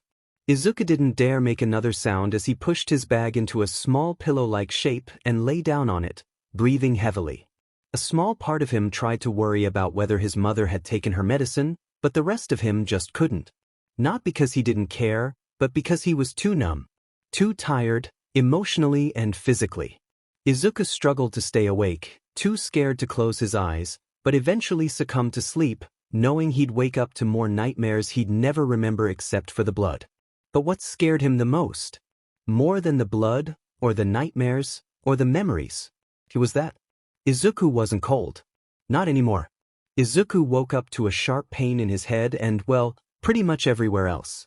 Sweat coated him, and labored breaths escaped his mouth from the heat. Groggily, he sat up and looked around, trying to rub the crust from his eyes. He remembered now. He had fallen asleep inside a shed. The same day he had stolen from a store. For the second time. Incredible. Izuku wanted to hit himself but opted instead to avoid giving himself more of a headache. He stood up, reaching for the yellow backpack he had used as a pillow and tying the jacket he was still wearing around his waist. It was too hot for a jacket. Why hadn't he taken it off? Oh right, he had been overwhelmed by everything going on. For some reason, he found this amusing and let out a small laugh. He was about to stand up when he froze. What the heck? That is the worst smell I've ever encountered. And is that box cutter steaming? Izuku quickly kicked the steaming box cutter away from him, slightly panicking. It emitted a terrible odor, almost like something toxic. If it was hot enough in the shed to make metal steam, how was he not curled up in a ball from the heat? Deciding not to question his luck, he quickly went outside, hoping the cool air would help calm his fever. Cool air was an understatement. So was the term small fever. Not to mention the horrid smell lingering in the air. What the my god. There's a pack of rats eating a cat. The teen rushed to his house to escape the frigid air. Even if he wasn't cold, the icy road was a warning. He needed to get away from the rats. It was a traumatizing experience. When he reached the doorstep, he spotted a thick, important-looking white envelope covered in condensation. He quickly bent down to grab it, not breaking his stride. Once inside, Izuku checked his temperature and found it skyrocketing. That probably explained the headache. And his mom dealt with these things all day? How did she manage? Izuku dashed to the small kitchen and grabbed Inko's pills from the dusty cabinets, along with a water bottle, leaving the envelope on the counter. Just as he was about to head to the living room, he darted back to grab one of the few remaining granola bars and rushed over to the couch. He set the items down on the coffee table and went to shake his mother awake. His hand stopped just inches from her arm as his breath caught in his throat. She looked so pale. Inko seemed to be facing a snowstorm with how much she shivered, and her skin appeared as if she hadn't seen the sun in months. Which was actually pretty accurate.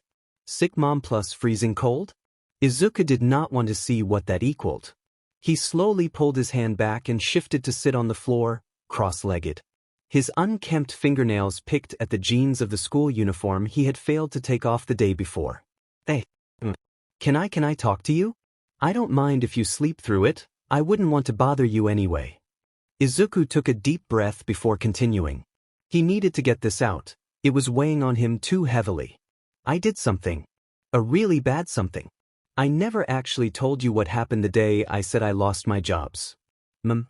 Izuku bit back a sob before giving up on trying to hold it in. I broke the law. Several laws, actually. I stole from a store and almost hurt someone, and I ran away from a hero who just so happened to be my homeroom teacher. I'm scared, And then yesterday, I stole again. The first time it was for your pills, but then I took food and jackets and money, and Mom, I took a box cutter. Why didn't I just pay? I had money from those gangs. On pills. Pills that should be prescribed but weren't. I'm scared. I promised you. In that hospital, I told you I'd make it all work out, that I would fix it. But then I went and stole from 2 stores. It was all Izuku could do not to collapse right there in front of his peacefully oblivious mother. Tears streamed down his face, and his eyes were slowly closing from how much he had been crying lately. And the box cutter wasn't for a box, Mom. Yesterday, I got 2 new jobs, which is actually good news.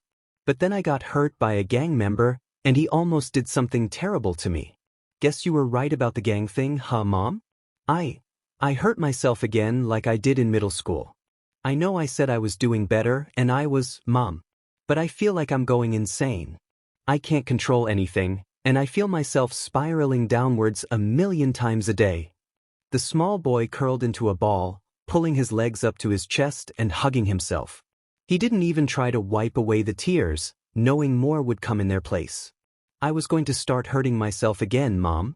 There's this voice in my head that keeps telling me no one will notice, and that hurting myself will make the nightmares go away. That I would have control, and I'm trying so hard to ignore it. But what if the voice is right? What if no one actually cares? What if they do notice? What if they already have, but they don't even care? What then? I have all these questions and no answers, and every time I do get an answer, it only leads to more questions. I'm spiraling all day long, and I can barely keep myself from feeling sick every time I eat even the tiniest piece of food. Mom, I feel like I'm fading away. And I know I'm being silly, it's just that. I'm scared. Really and truly. When I found out your medication stopped working, I thought you were about to leave us, Mom. And you can't. Because that would mean giving up, and you promised, Mom. You promised you'd never give up, never again, and I promised I would never give up either. So remember. I don't give up, you don't give up, you don't give up, I don't give up. Izuku wiped away his tears when he was sure more wouldn't follow and sighed. He hadn't meant to get so emotional, it had just come out. He had to calm down though. He had school and work directly after, and he should have left the house by now. But he wanted to talk more. He wanted to unload everything weighing on his chest, make it stop suffocating him. And he wanted to do it without hurting himself. Just promise me, Mom. I know this is my fault, but please, you've got to forgive me. I swear, if I had known this would happen, I never would have gone to live at the dorms. I would have told you I was fine the moment that fight ended, wouldn't have waited so long. Look, I'm sorry for putting all this on you. Izuku sighed again and ran his fingers through his knotted green hair. He paused when he felt his hands get caught in the tangles and nearly hit himself when he got them free. He really needed a shower and a strong hairbrush. Grossman, I'm just feeling so guilty right now. None of this would have happened if I wasn't born. You've told me a million times it's not my fault, but I know it's not true. If I wasn't quirkless, Dad never would have left. You would have been living comfortably this whole time. I think I'm spiraling again. And I really don't want to say this, but Mr. Aizawa almost found out. He almost discovered what's been happening, and what if he does? I'll be taken away from you. I know how the law works. Izuku pressed his hands together in a fist and leaned backward, trying to hold back tears. Hiccups escaped him as he desperately tried to calm down. If his mom woke up to him like this, he knew she would blame herself. It seemed to run in the family. I'm so sorry for putting all this on you. I guess I just needed to talk. Anyway, I should probably head to school. And work. But don't worry, I'll bring back some dinner. Izuku paused. Which will most likely consist of leftovers from lunch at school today and legally bought food from a store. Which probably won't be much, considering I've only got $50. But you can have all of it, don't worry. Now, I need to head to school. Don't forget to take your medicine and eat a small snack. Remember to take a short walk as well. You're not going to get better by sitting on the couch. Just don't go outside though. That'll probably make you cough a lot. Midoriya stood up and dusted off his jeans. He ran another hand through his hair as he tried to comb out any knots. It obviously wasn't working. Again, sorry for putting all this on you. I guess. Izuku took a long, shaky breath. After everything that had happened, and even after all that he had just said, he needed to say one more thing. I guess I'm just not all there anymore. Izuku bit down on his lip and grabbed the envelope before leaving without another word, his head bent down and staring at every single imperfection in the rotting wooden floor. Every single imperfection he had caused. Unbeknownst to the freckled teen, someone else in that house was staring off into space, reflecting on every single imperfection they had caused. The first stray tear of many more to come made its way down Izuku Midoriya's face as she brought up a pale hand to cover her mouth, trying to suppress a sob. A sob that was caused by her own son's pain. An ache she had caused. Izuku stared into his mirror, running his hands over his face, picking at his chapped lips. He scrutinized every single flaw. An open envelope sat on the bathroom counter, still wet with condensation. The short boy tried to comb his hair to no avail and finally settled for tying it up in a small ponytail. He stared at himself in the mirror again, at his dull eyes, dark circles, and chapped lips. He hated the color of his eyes. He hated his messy and grimy hair. He hated the shape of his body. He hated that he hated himself. But was there really anything to like? Izuku sat bent over a shelf of cans, trying to figure out what to buy. School had just ended, and the group project mostly consisted of a wild Katsuki, a lively girl named Mina Ishido, two shy girls trying not to look at each other, and a mumbling Midoriya. In short, Aizawa made a questionable choice by putting them in a group together. A soft smile crept up on Izuku's face as he thought back to school. Even if school meant facing a homeroom teacher on his case, it was still a wonderful escape. An escape to his first year, before everything went wrong. To when he was still working toward becoming a hero. He shook his head, expelling the thoughts. Now wasn't the time. Izuku was just about to grab the cheaper can of food when he remembered the still wet envelope from earlier. He fished it out of his pocket and felt his heart sink. A letter from Inko's doctor, detailing the medicine she would need once she started taking the new pills. More new medicine. More expenses he wasn't sure he could cover. He walked to the pharmacy section, his stomach churning. He wasn't sure if it was because of the probably very expensive new medicine or the fact that he had once been in a tough situation, but he didn't know if he could make it over there without feeling sick. Stop being a coward. It's fine, you're using money and buying it legally this time. Your teacher isn't going to show up to arrest you, and you aren't going to be covered in anything unpleasant. Izuku was abruptly jolted from his thoughts with a yelp when he felt someone tap his shoulder from behind. He whipped around and was relieved to find it was just Uraraka, Ida, and Todoroki. Wait a minute. Guys? What are you three doing here? This store is so out of the way from school. Midoriya asked a flurry of questions in one breath and probably would have asked more had Uraraka not grabbed both his arms and started shaking him. So vigorously, in fact, that it looked like something straight out of a cartoon. Earth to death. Chill out, Deku-kun. I needed school supplies, Todoroki needed soba, and Ida needed to make sure we didn't burn the place down. So here we are. Oh, and before you ask, Tsu wanted to go train, so we left without her. She cheerfully answered, waving her arms around. Ida nodded along while Todoroki wore his usual stoic expression, his face shifting as he examined a box of soba and muttered something that sounded suspiciously like, "It's a conspiracy, I tell you." So nothing new then. But Uraraka still hadn't answered his entire question. But why are you guys in a store so out of the way? It's a bit farther from school than some of the other stores. He asked again, tilting his head in confusion. Again, he could have sworn he heard Todoroki say something that sounded like, "Told you he was a human puppy. I told you." Ida simply scolded him for his potentially offensive statement, as Uraraka rubbed the back of her neck sheepishly and let out a nervous laugh, her cheeks slightly flushed as she bounced on the ball of her feet. Well, you see, I may or may not have heard that this store is really cheap. And that the stuff is still decent quality. And I think Todoroki was just lonely or something when he came along. Funny, right? Haha. Uraraka suddenly seemed to find everything but Izuku's face incredibly interesting as she looked around the store, trying to avoid his gaze in embarrassment. Izuku laughed lightly.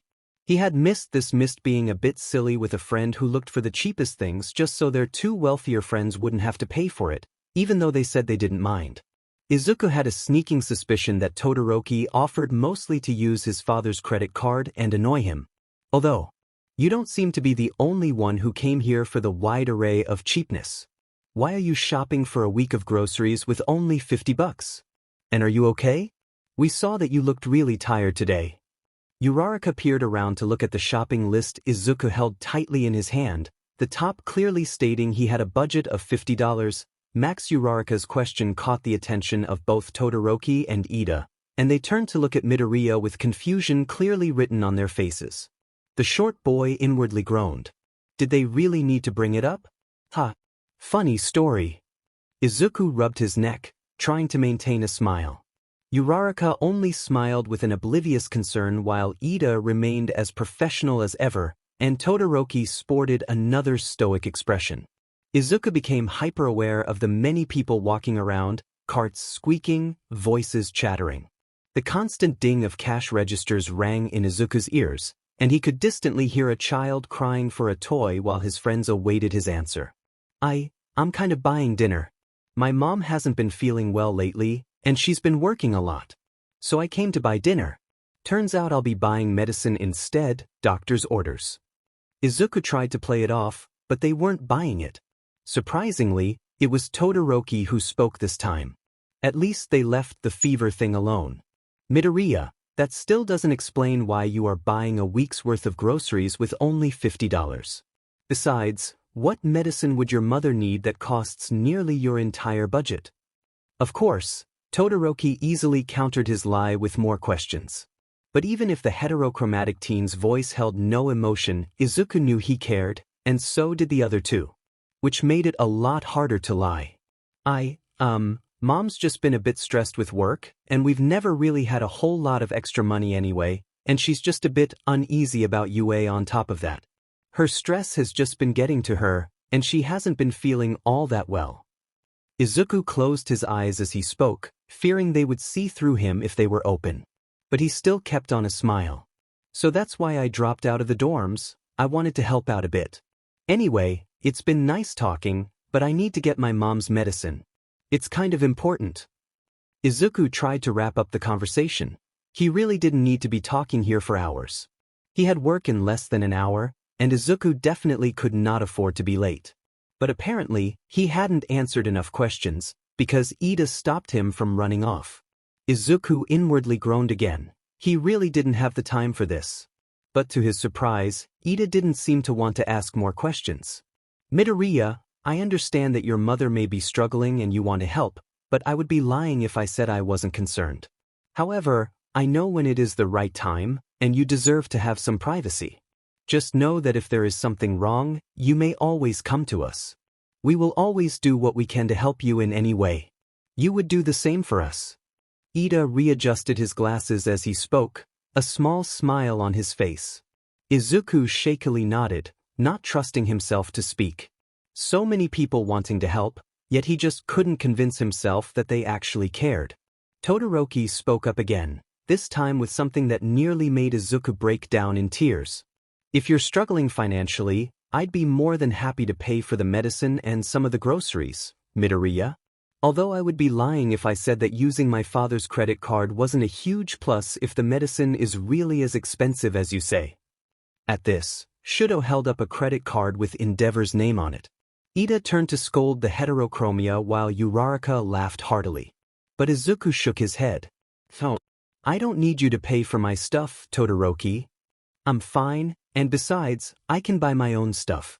It's not that much, I don't need help paying." Midoriya waved his arms in front of him, trying to decline. Todoroki leaned over and took the list and medicine prescription from the shorter boy's hands, holding them above his reach.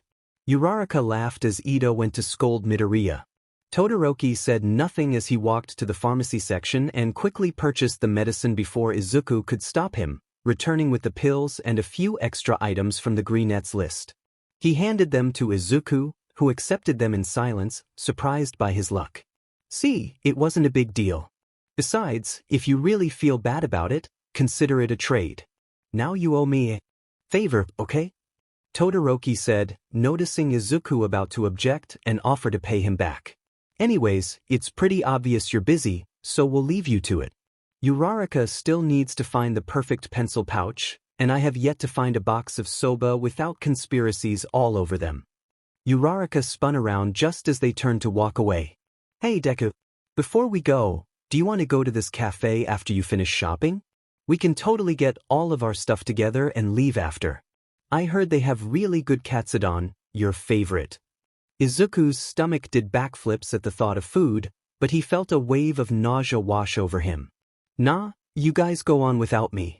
I'm not that hungry anyway, and Karasina wanted me to help her with her geyser move. Izuku stopped when he saw his friends looking at him with confusion. Ida was the first to ask, always curious. Midoriya, I apologize if I'm intruding, but who is Karasina? You've never mentioned her. Are you two friends? Izuku suddenly felt uncomfortable as he tried to come up with a lie. He knew Akano wouldn't appreciate people knowing about her. She valued her privacy. Oh, she's just someone who lives in my apartment. Yeah, she just moved in a month ago, adopted by Ibara's family. We're all really good friends. Only part of it was true. Ibara and Karasina were indeed his friends, and Karasina did live with Ibara, but she had never been adopted. The kids had all snuck into the place, thinking it would be a good hiding spot from social services, and had gotten stuck when security guards were hired. Now, they all lived in abandoned houses, desperately wanting to be heroes, and he was helping to train them. Izuku's friends seemed to buy the lie as they nodded. I'm assuming they are a she, correct? Is training to be a hero, given that you mentioned some kind of move? Ida asked. Izuku nodded in confirmation. Nothing bad could come from saying they wanted to be heroes. It was a common aspiration. Well then, we can see you're busy, so we'll leave you to it. See you at school, Midoriya. They all left, and the weight of what had just happened crashed down on him. His medicine had been paid for, and now he could actually get more food for his mother. To anyone else, what Todoroki had done might have seemed like a normal gesture between friends. To Izuku, though, it was one of the best things ever. Not having to pay for the extra medicine would enable him to buy more food and save up for that heater. He happily walked around the store, picking out the cheaper food items before paying and leaving. Paid. I paid. Yes. Another ordinary feat had become an extraordinary moment. Paying instead of stealing felt like a step toward redemption, washing away his past mistakes. Even if it didn't fully measure up to what he had done, it was still a start. A very nice start. Like all beginnings, it was happy and carefree. And just like all beginnings and paths to forgiveness, it led to a story. And just like all stories, things could not remain pleasant for long, even if the new start was just beginning. Because all new starts lead to new stories, and stories often take unexpected turns. Especially this one. Not all there anymore. Aizawa trudged along a sidewalk packed with people. He sighed, trying to push through the foot traffic. People chattered away as they looked through storefront windows, louder than a herd of elephants. All the tired man wanted was to reach his favorite cafe around the corner, grab his coffee, and get back to grading papers. He finally made it through the crowd and walked into the cafe, the familiar sound of a bell ringing as he entered. It was a quiet place, with small tables scattered throughout, not many patrons occupying it. He sat down at a smaller booth, took out his laptop, and began checking his emails and lesson plans. A waiter approached him with a notepad and a smile. Ah, Shoyuda. Thought you might be here today. I'm guessing the usual? The waiter asked. Aizawa visited often enough for the staff to recognize him, so they quickly noted his usual order. Aizawa nodded, pulling out his student's test papers from his bag. Yeah, just the coffee, Sukiyachi. Two of them. Kaminari picked the easiest ways to electrify yourself as the subject for his paper. The waiter, now identified as Sukiyachi, laughed and jotted down the order before giving Aizawa a mock salute. Sukiyachi walked over to the counter and called out to someone behind it. Hey, Greenie. We got 2 black coffees, no sugar. Also, comb your hair once in a while, huh? He shouted at someone in the kitchen, clearly trying to provoke them. A frustrated yell came from the kitchen, and Aizawa raised his eyebrows as a frying pan flew past Sukiyachi, who easily dodged it, laughing heartily. What the hell was all Aizawa could say, bewildered by the chaos. He had never heard of this Greenie before. Sukiyachi glanced over at Aizawa, a mischievous glint in his eyes. Sorry, that's our newbie. Just hired him yesterday. You were teaching, man. I can already tell you're going to love him. He's hilarious, gets wild when he's mad. Humor sparkled in Sukiyachi's eyes as Aizawa gave him a deadpan look. Is this man serious? By the way, did he really just shorten his words? I swear, this man is a teenager. Don't call him Greenie. He'll throw the nearest object, and he works in the kitchen, so. Another scream echoed from the kitchen, followed by a wooden ladle that hit Sukiyachi on the head. He rubbed his head and turned around to give a somewhat betrayed look at the boy behind the counter. Hey, what was that for? I thought we were friends, dude. Yet another large wooden spoon came flying at Sukiyachi, who somehow caught it just inches from his face. We'll be friends when you stop calling me Greenie. I swear, I will throw you through the roof, Sukiyachi. Now, who the heck am I making 2 terrible black coffees for, huh? A boy's voice rang through the nearly empty cafe, no older than 16. He sounded vaguely familiar, but Aizawa decided not to focus on that. Those coffees weren't terrible, they were original. Stupid teens. Sukiyachi leaned over the window in the partition, looking ever so casual. Oh, you shouldn't call those things terrible. This man is serious about his coffee. Besides, I'm delivering it, so no need to know his name. He likes his privacy. Also, he comes at least twice a week, so better get used to making those terrible black coffees. Sukiyachi teased the boy, seemingly unbothered by the cooking utensils flying. Fine. But you're making me cake after this, okay?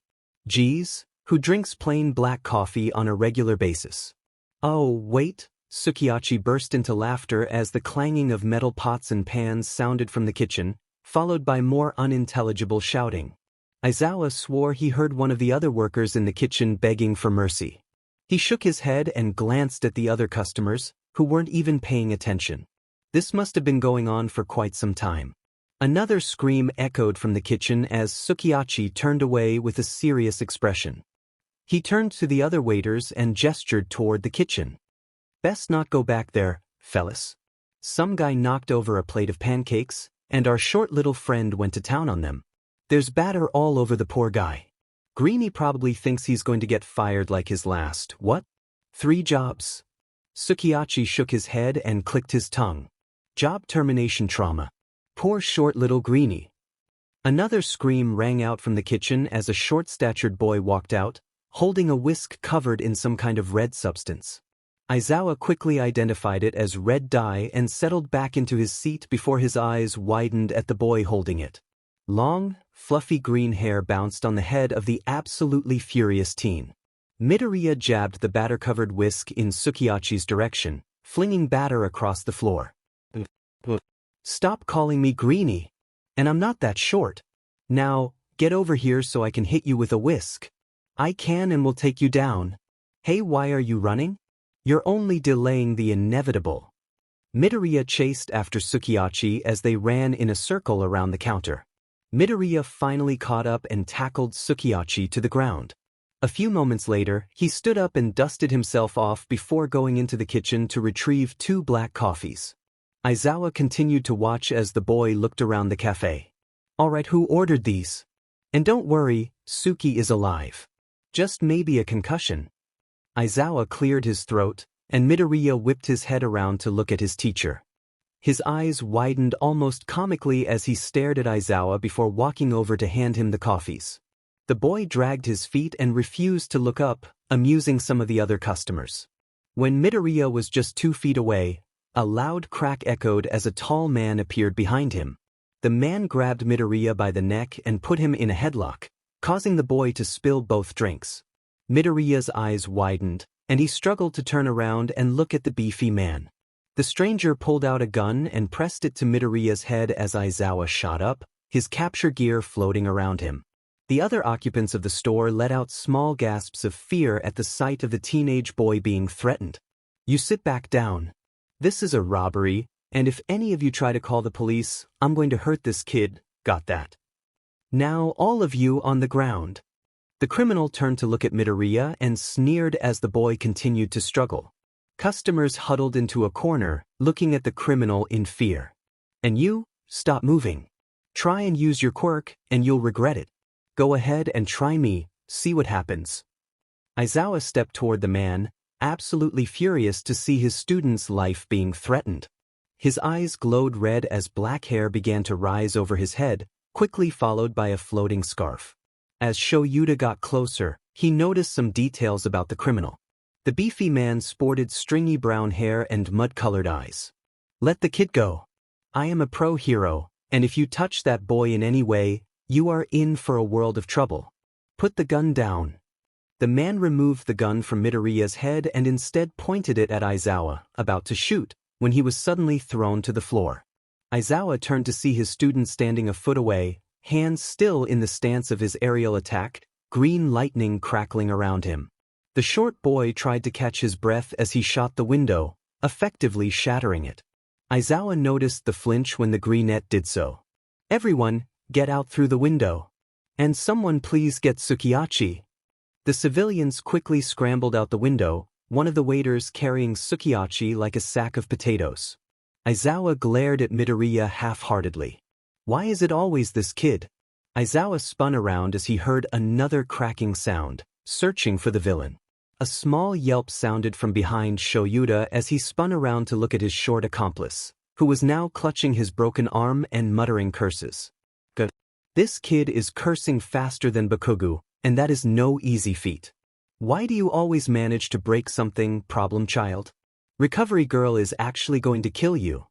Midoriya glared at his teacher before turning to punch the villain in the face and throwing him into a table with his good arm. Midoriya quickly flicked his finger, and a gust of pressured air knocked the villain unconscious. Aizawa walked over and secured the villain with his capture scarf before pulling out his phone to call the police. Midoriya approached the counter and hopped up onto it, narrowing his eyes at Aizawa while gripping his arm. Yeah, great thing to say to the guy with a broken arm. Just amazing, teach. Aizawa was momentarily taken aback by his normally kind student's tone. He was even more surprised when he noticed Midoriya preparing to pop his arm back into place, which he managed to do with a small yelp of pain and a stream of frustrated words. Problem child, why would you do that? Doctors exist for a reason. Aizawa sighed, tying the villain to a support pillar before inspecting Midoriya's arm. The teen pulled his arm back with a hiss of pain, still glaring. Midoriya, you need a doctor. You need a cast at the very least. Aizawa rolled his eyes as Midoriya simply snorted and headed into the kitchen. Midoriya, I'm serious. I don't care if you've dealt with injuries before, that needs to be checked out. And why are you even working here? Midoriya emerged from the kitchen, glaring at his teacher. Glaring was all he had been doing since the fight began, which was unusual. He opened a med kit he had retrieved and splinted his arm, wrapping up a few bruises. Thanks for the concern, but I'm fine. And why I work here is none of your business. Can I leave now? I'm pretty sure it's just a sprain.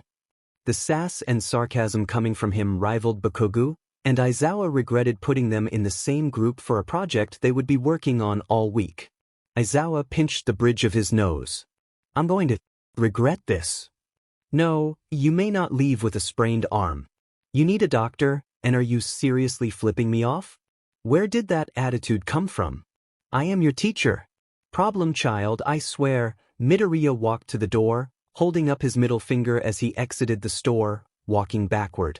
Aizawa groaned, contemplating the challenges of dealing with this tomorrow. I'm really going to regret this. Izuku's POV. Oh dear, I just flipped off my teacher. I'm doomed. Goodbye, cruel world. It was nice knowing you, not really. It was actually quite miserable. Izuku was walking down the street to his house, internally panicking. He had just flipped off his teacher had discovered his job, and now his teacher probably hated him. Fantastic. As he walked, kicking at random rocks, 3 familiar children came running up to him. Hey Izuku. What's up, my man? So, what are you up to? Wait, is your arm broken? Karu, using her quirk to grow to full size, came running up, followed by Ryuko and Ibara. Karu's wings and antennae were retracted, as they did when she was in her normal human form. They all had a somewhat nervous energy about them, fidgeting. Ryuko picked at the scar on his mouth while Ibara scratched at her eye patch, another sign that something was off. Oh, I dunno, the sky, the birds, the clouds? Gotta be specific, my friend. Izuku teased, hoping to lighten the mood. They all laughed, though it was clearly forced. And my arm is fine. Just a small sprain. See? Izuku removed the makeshift splint and flexed his arm. To his surprise, he felt no pain. The three kids laughed, calling out things like, gangster, dude, and nice. Hey, do you want to play some ball or something? We totally snuck out and found a basketball some kids threw away. It's just a bit dirty, that's all. Or we could train, whatever you want. Ryuko bounced around in front of Izuku, who let out a nervous laugh of his own. They were definitely hiding something. Karu and Ibara nodded in agreement. Not this time. I promised my mom I'd have dinner, but I actually managed to buy more than I thought. So, do you guys want leftovers from lunch instead? Ibara shook her head, waving her arms in front of her. The semi-sentient vines atop her head waved about, reflecting her mood. No, that's fine. But, your mom is. Sleep. Yeah, she took her medicine and all that jazz. She ate a snack, walked around, she's totally tuckered out. Izuku raised an eyebrow at them, now certain they were hiding something. So, where's Akana? I would have thought she'd be here. Midoriya eyed the three, deciding not to confront them directly. Well, so... Karu stuttered, suddenly finding everything except making eye contact with Izuku interesting. We were, training. And she burned her arm. So we had to patch her up. And now her eyes are bothering her. From, like, overusing her quirk. So she's probably, doing something. Super edgy, because Karasina is, like, super edgy like that. Karu let out another nervous laugh at her own lie. She's probably playing the knife game. With a real knife. Ryuko added, only making the lie more unbelievable. Yes, Akana was edgy. Yes, she would definitely play the knife game with a real knife. But it was unbelievable because they had confiscated every sharp object from her after the first time she threatened to hurt someone during the game. But because that's totally true, and I completely believe you three. But I need to get home. So if you don't mind, Izuku was suddenly cuffed on the back of his head by one of Ibara's vines that snuck up behind him. He rubbed his head and glared at her. What was that for? Guys, I don't know what your deal is, but I need to get home. I've got homework, okay? But Ryuko cut himself off when he saw Izuku's face. Fine, party pooper. But, shouldn't we wait for Akana? For the leftovers? Midoriya rolled his eyes. Seriously, what was going on? Did somebody say leftovers? Did Zuka bring food from school or something? Karasina rounded the corner, looking a bit nervous as well. Izuku raised his eyebrows when he saw she was unusually pale. Akana was almost never cold because of her quirk, so something else was clearly at play. Yeah, I did. Hey, where were you? I thought you were. Playing the knife game? Karasina glared pointedly at the three kids behind Izuku, who were nodding eagerly, trying to convince her to join in. They've got wild imaginations. But I was actually looking for a knife to play with. So what are you guys up to? Akana rubbed her hands together, rocking back and forth on her feet. Her eyes darted around, and her fingers tapped nervously on her legs. Izuku glanced back at the kids, who were now whistling and gazing up at the sky. My goodness, they are terrible at lying. Well, I was trying to go home, finish my homework, and eat dinner. You know, the usual routine. But for some reason, you guys are trying to keep me from going home. The three behind Izuku immediately began chattering, overlapping their voices in denial. Karasina rolled her eyes and pulled a basketball from seemingly nowhere. Half true. We mostly just want to play some ball with you since you're always so busy. Besides, your mom is still sleeping. I just checked on her. These guys aren't great at it, though. Karasina tossed the ball back and forth in her hands, a nonchalant expression on her face. She was definitely much better at lying. Izuku rolled his eyes and laughed before turning to the three. You guys are so clueless. All right, we can play, but only if you come up with hero names. And tell me if Karasina has ever actually burnt herself, Because I see no burn marks or bandages. Karasina shot a glare at Ryuko, Karu, and Ibara, who nervously continued to whistle and look anywhere but at her. I did. No such thing. I don't know what they told you, but please never listen to them. Especially Itsuka. She's the worst at lying. You live in my house. Yeah. Anyway, why do you want us to come up with hero names? Izuku shrugged, genuinely wanting to ensure they picked something decent and avoided names with violent connotations, especially for Karasina. Hey, what about? Hornet. It's like my quirk, Bumblebee, but more menacing. Nito exclaimed, performing jazz hands. Izuku nodded, thinking it could be seen as villainous, but it was also pretty good. Ooh, I got one. What about? Thornhill. Tubara chimed in next, swinging her arm in the air. It was actually a decent name, likely referring to the thorns in her hair. Okay, decent. Ryuko, you're next. Izuku pointed to Ryuko, whose mind was racing for a name. Charmer maybe? Because it's kind of related to my quirk. Izuku nodded and turned to Karasina. She sighed and crossed her arms. You're probably not going to let me use anything related to danger, so I'm going with flamethrower. You all are going to have to deal with it. She tossed the ball into the air and smirked, her eyes sparkling with a mischievous humor they all knew too well. Now, I'm team captain, and I'm claiming Karu and Ibara. Good luck, suckers. Karasina dashed off to a large patch of dirt where they played their games. Ryuko mock gasped and grabbed Izuku by the elbow, both of them laughing until they could barely breathe. It was hard to believe the four of them should have been in their last year of middle school, preparing for hero school. Turns out, lying wasn't the only thing they were bad at. They really struggled with following the rules of basketball. And they were really bad at delivering bad news. Izuku walked down the street towards his house, finally escaping after 5 games of basketball. For once, he was genuinely hungry and relieved to have more food. He slung his yellow book bag off his shoulder and removed his work jacket, which felt unbearably hot from all the sweat. As he approached the door, his hand paused at the handle.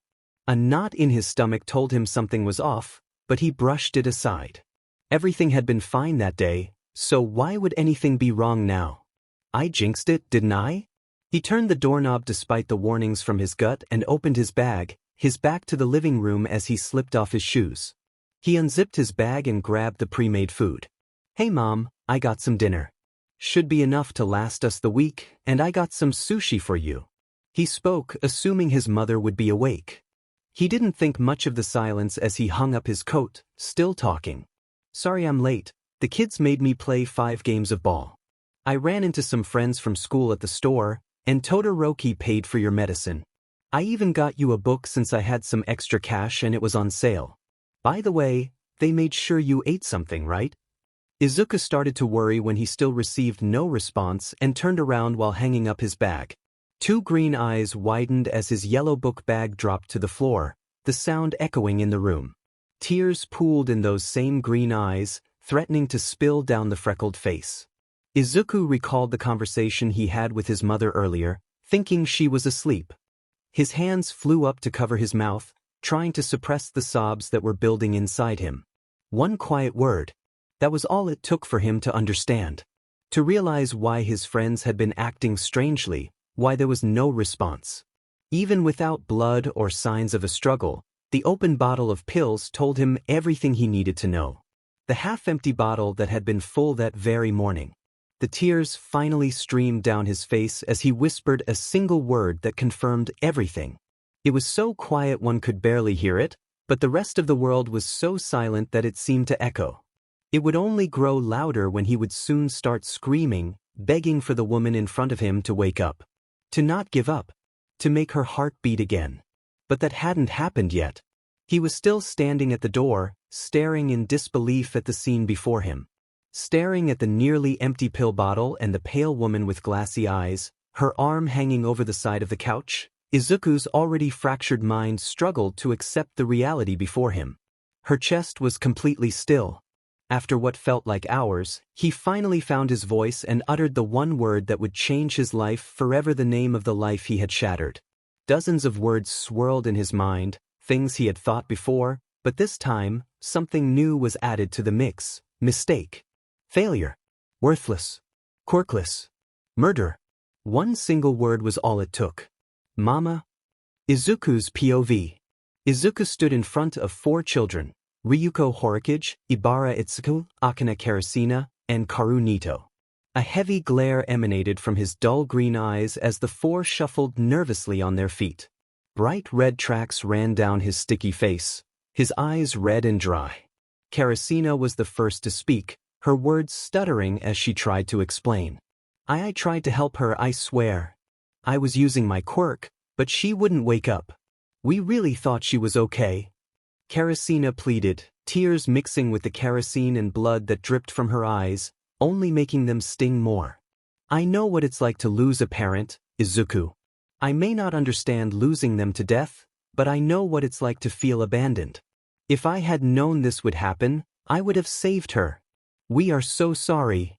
Izuku cut her off, his rage building at her words. He couldn't bear to hear another word about how they should have saved her. That was his responsibility. He was supposed to protect her. But instead, he had failed her. And now someone else was blaming themselves? Shut up. You don't know anything. My mom is dead because of me. And now you're trying to tell me you understand how that feels. Because you don't. None of you know anything. The 4 teens flinched at his words, and Karasina cried harder, but Izuku couldn't allow himself to care. Every time he tried to care, it was ripped away from him. It's not your fault. If anything, it's ours. We're the ones messing around while you work hard. We should have been watching her. We knew she had struggled before you came here. We're so sorry, Izuku. You've done nothing but help us and we messed it up. We promise we'll never let anything happen to you again. Karu tried to calm him down, but tears filled her eyes as well. Ignoring her, Izuku shouldered his yellow bag, pulling out the food inside and tossing it in Ibara's direction. Her vines caught the groceries as they looked at him in confusion. Hey Izuku, what are you doing? Ryuko asked hesitantly, almost afraid of the answer. Izuku forced a small smile and spoke softly, as if he were a child. The boy sneered and turned away, pulling on fingerless gloves that covered the scars on his wrists. What does it look like? I'm leaving. There's nothing for me here anymore, and I can't stay. I need to go somewhere else. I can't attend UA without a guardian. You can have the food. Izuku trudged down the road as his friends stared after him, unsure of what to do or say. Rounded the corner, he finally let the tears fall, the weight of what had happened crashing down on him. The tears flowed faster when he heard Karasina running down the street, calling for him to come back. After her parents had abandoned her, Akane had always feared someone else leaving. Izuku hated himself for making that fear a reality. He turned a different corner, hearing Ibara trying to calm the fire user, who was kicking and screaming. I killed my mom. I've hurt my friends, and I've run away from home. Now I'm heading to a place that might be even worse, but I have nowhere else to go. Izuku looked at the run-down streets around him. He had never really paid attention to them before, but now everything seemed to be in hyperfocus. The crumbling brick houses with sagging roofs loomed over him, adding to the eerie feeling of the night. The branches of dead trees reached out like spindly fingers, and the roots broke through the cracked pavement, tripping him at every opportunity. He kept his gaze fixed on the ground, kicking rocks as he dragged his feet. The longer he walked through the dark streets, the more suffocating it all became. The wind rustled through the tree branches, threatening to knock him off his already shaky feet, while the hooting of owls and the chattering of bats echoed in the boy's ears. The slow dragging of his feet soon turned into a brisk walk, and as the waterfall of emotions roared louder in his mind, he started to jog, then run, and finally sprint, gasping for breath as he desperately tried to escape the place where his life had been shattered. First being quirkless, and now losing his mother.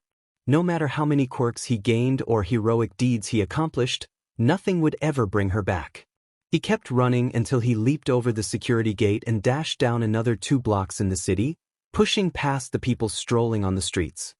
He ignored the strange looks he received and turned into an alleyway, nearly losing his balance as he did so.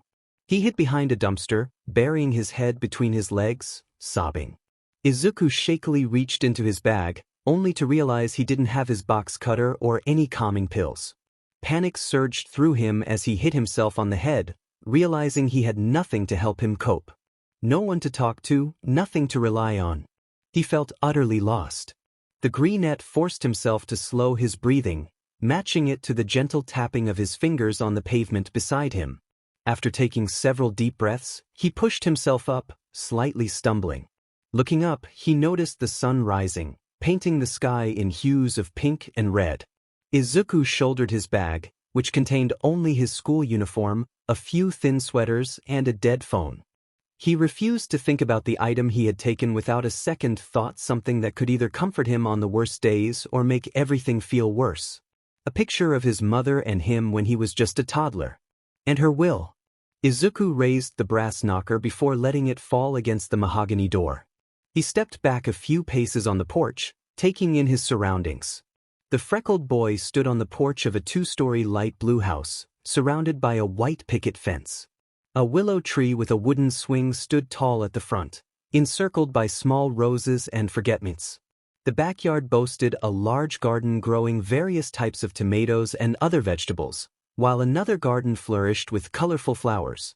Similar houses lined the street, exuding an air of affluence. Overall, it was a lovely home. Too bad it belonged to a rather unpleasant woman. Speaking of which, a stout woman still about a foot taller than Izuku emerged from the house. She had shoulder-length gray hair framing her face in small ringlets. Small glasses with golden frames perched on her nose, and frown lines etched around her mouth. Dressed in a white blouse and a gray skirt, with a cooking apron draped over it, her skin bore the marks of age. With how stern her expression was, one might think her lips were stained with real blood. What are you doing here, brat? And where is your mother? The woman's expression hardened at the sight of Izuku. He crossed his arms and looked away, refusing to meet her gaze as he spoke. My mother isn't here. She's gone. I need a legal guardian, or I'll be kicked out of school and thrown into foster care. Basically, I need a place to stay until I can save up for a small apartment and get my life back together. Izuku kicked at an upturned rock on the porch, bitterness lacing his tone. He barely flinched when the woman's eyes widened in anger. She's what? How did this happen, and why are you at my house of all places? The old woman dug her long fake nails into the doorframe. Izuku glared back, disliking the direction this conversation was heading. Because she told me to come to you if anything happened to her.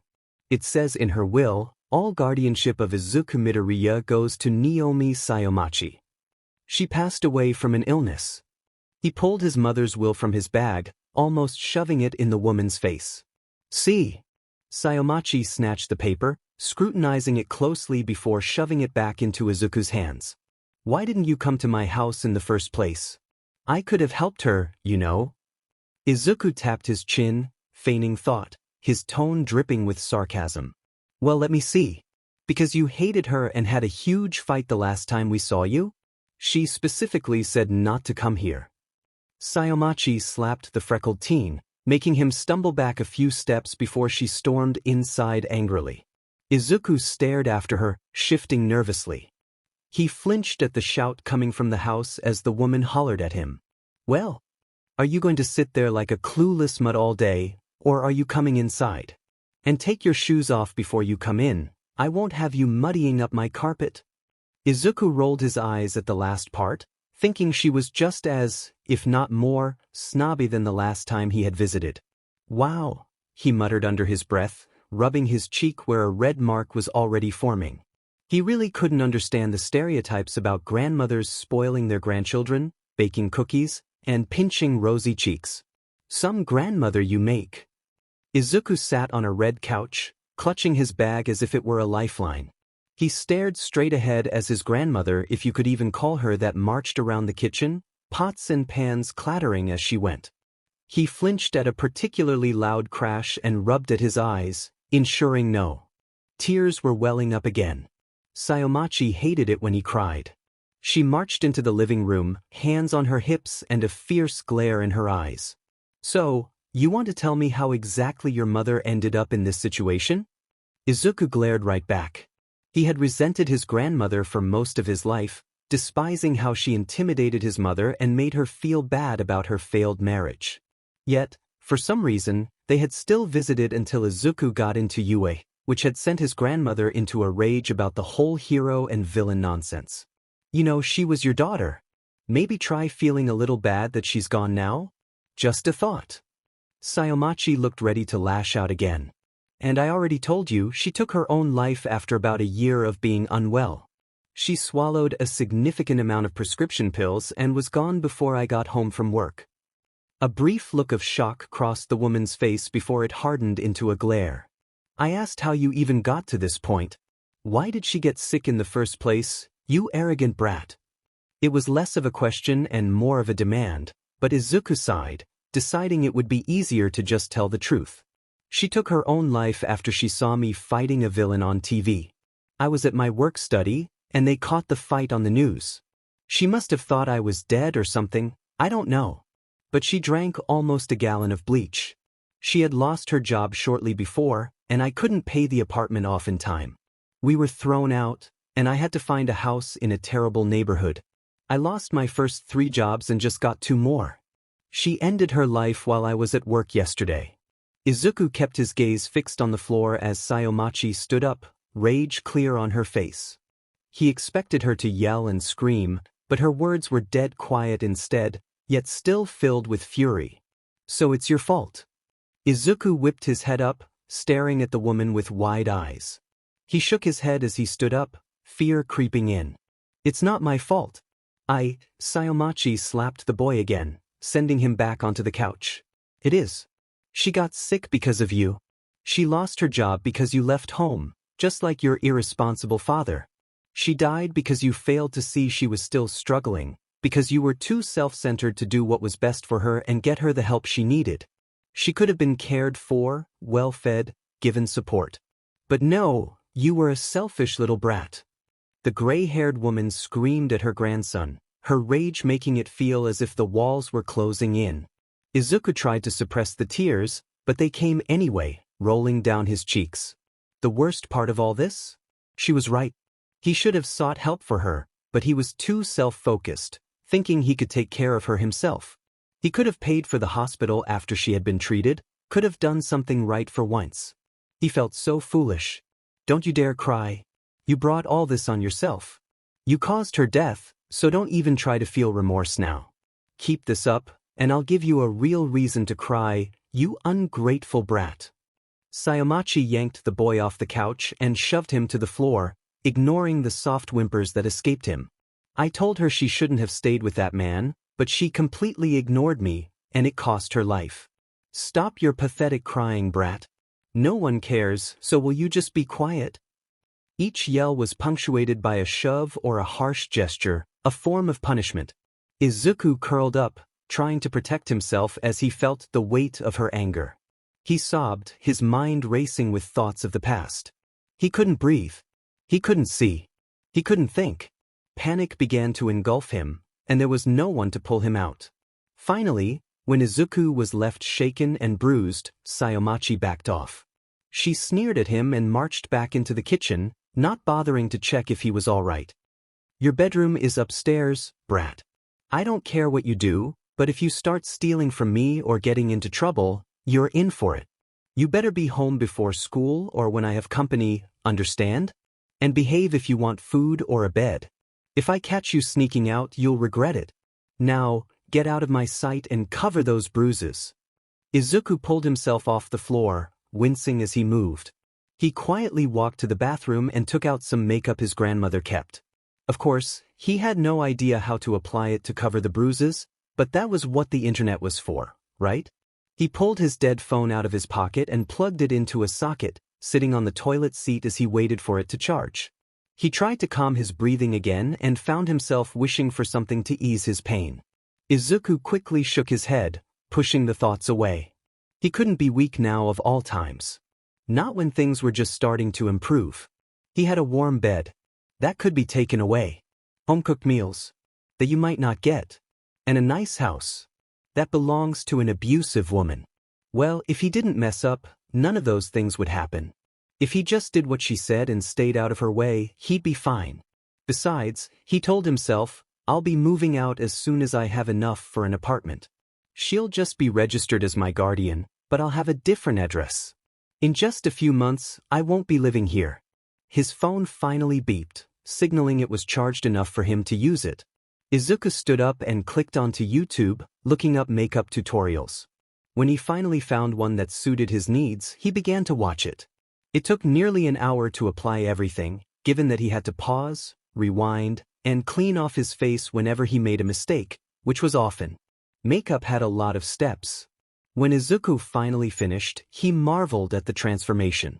He couldn't see a single bruise and could barely tell it was makeup at all. He smiled softly, bringing his fingers up to lightly brush his face. He smiled again and gathered his things, heading upstairs into a guest room and quietly closing the door. He dropped his bag to the ground carelessly and fell onto the soft bed, snuggling under the sheets. Now that he really thought about it, laying in the soft sheets, why didn't he just go back to live at the dorms? It had everything he really needed, and it certainly wasn't abusive. Oh right, because he would need his guardian to sign him back in, and everyone would know that his mom was gone, and then he'd have to go through the adoption process, and God knows Sayomachi wouldn't qualify. He really didn't want to get stuck with some random family. Besides, everyone else would find out, and he didn't need that to happen. Izuku sighed and turned onto his side. Nothing was ever going to get better, was it? Was this really his life now? Learning how to apply makeup to cover up the marks left by his grandmother, who he now lived with because his mother had passed away, because she had taken her own life, because he was too selfish to admit her to a hospital? Well, now that he really looked at it all laid out in front of him, it was pretty bad. More than pretty bad, it was overwhelmingly bad. He opted to close his eyes instead of continuing to think about all of this and crying again. Izuku struggled to keep his eyes shut, scared of the nightmares he would surely have. Scared that he would remember them. But he managed to fall into an uneasy sleep after about 30 minutes of listening to the same song. Too bad his dreams were filled with nightmares. We're all dead in Devil Town. Izuku walked to school, relishing the freedom of clean air. Which was admittedly an odd thing to relish. Anyhow, music blasted in his ears as he walked through the gates, being careful not to make contact with anyone. He readjusted his earphones to make sure they were properly plugged in when he caught odd looks from students he passed by. Izuku's brain immediately went into "they're making fun of you" mode from back in middle school, and he hardened his eyes, giving them the fiercest glares possible. They shied away with confused expressions, which only made him feel bad. Izuku hurriedly rushed to his classroom to escape the stares he kept getting, keeping his head bowed the entire way. He peeked into the classroom before he went in for some reason, his mind still insisting that people were making fun of him. He really hated it when his brain did that. He was surprised to see it was only his teacher inside the classroom, given that Ito was usually there before him and Mr. Aizawa was almost always late to his own class. The teen quietly stepped into the room, making as little noise as possible. Just his luck, the teacher heard him anyway and tiredly looked up from his papers. Izuku winced when he saw his teacher's eyes widen for a split second before settling into a tired glare. Problem child. Why in the world does your face have a giant bruise on it? It was Izuku's turn to be surprised this time, as he felt his face and noticed a sharp pain on the side of his now swelling cheek. I didn't know that was there. But it's not a big deal. Sorry, Aizawa-sensei. Izuku headed to his seat and took out his notebook, flipping through the pages and turning up his music. He pretended not to see when his teacher walked up to him and stood in front of his desk, arms crossed. Izuku sighed and paused his music when he caught wind of the glare he was receiving. He put on a smile and looked up at his teacher, although irritation was clear in his eyes. Yes, Aizawa-sensei? Aizawa kept glaring and gestured to the boy's cheek. You know exactly what I want. You failed to properly answer my question. Now who did that? And I swear, if you say you tripped and fell, Aizawa cut himself off, letting the threat hang in the air. Midoriya sighed before looking down at his desk, refusing to meet his teacher's eyes. Look, it really isn't a big deal. My mom and I were visiting my grandmother, and I startled her this morning while she was making breakfast. It was an accident, but she may or may not have thrown a cup at me. I really didn't know it was bruising. Aizawa looked at him, unconvinced, but eventually rolled his eyes and went back to his desk, leaving Midoriya to listen to his music in peace. It wasn't really like the green-haired boy was lying, just half-truths. He had indeed startled his grandmother while she was making breakfast, and she had indeed thrown a cup at his face.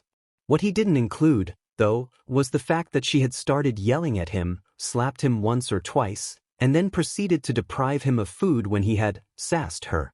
Midoriya rolled his eyes at the thought of her and scrolled through his phone, raising the volume of his music a little in hopes of drowning out the thoughts. For once, it seemed to work. So, because of the loud music blasting in his ears, the greenette failed to notice a certain aggressive blonde walk in, shoulders slouched and hands in his pockets. He actually didn't notice him until the crimson-eyed boy ripped out one of Izuku's earphones and let off a small explosion near his ear, making Izuku almost jump out of his seat. The greenette turned off his music and glared, severely annoyed. Bakugo only smirked and sat backward in his seat in front of Izuku. "Hey nerd, care to explain the giant bruise on your face? Bet that got you some weird looks this morning." Bakugo paused and, as if it was an afterthought, said, "Oh, and nice music, I guess. Isn't that song called Bullet? Never pinned you for one to listen to such dark music, but okay." Katsuki smirked, as if he knew how annoying he was being. Izuku sighed, rolling his eyes and trying not to lose his temper. Not having any breakfast had put him in a bad mood. Which was weird, since he never really ate breakfast to begin with. "It's fine, Kaken. My mom and I were visiting my grandmother." Katsuki's reaction was instant, a sneer crossing his face. "Sayomachi?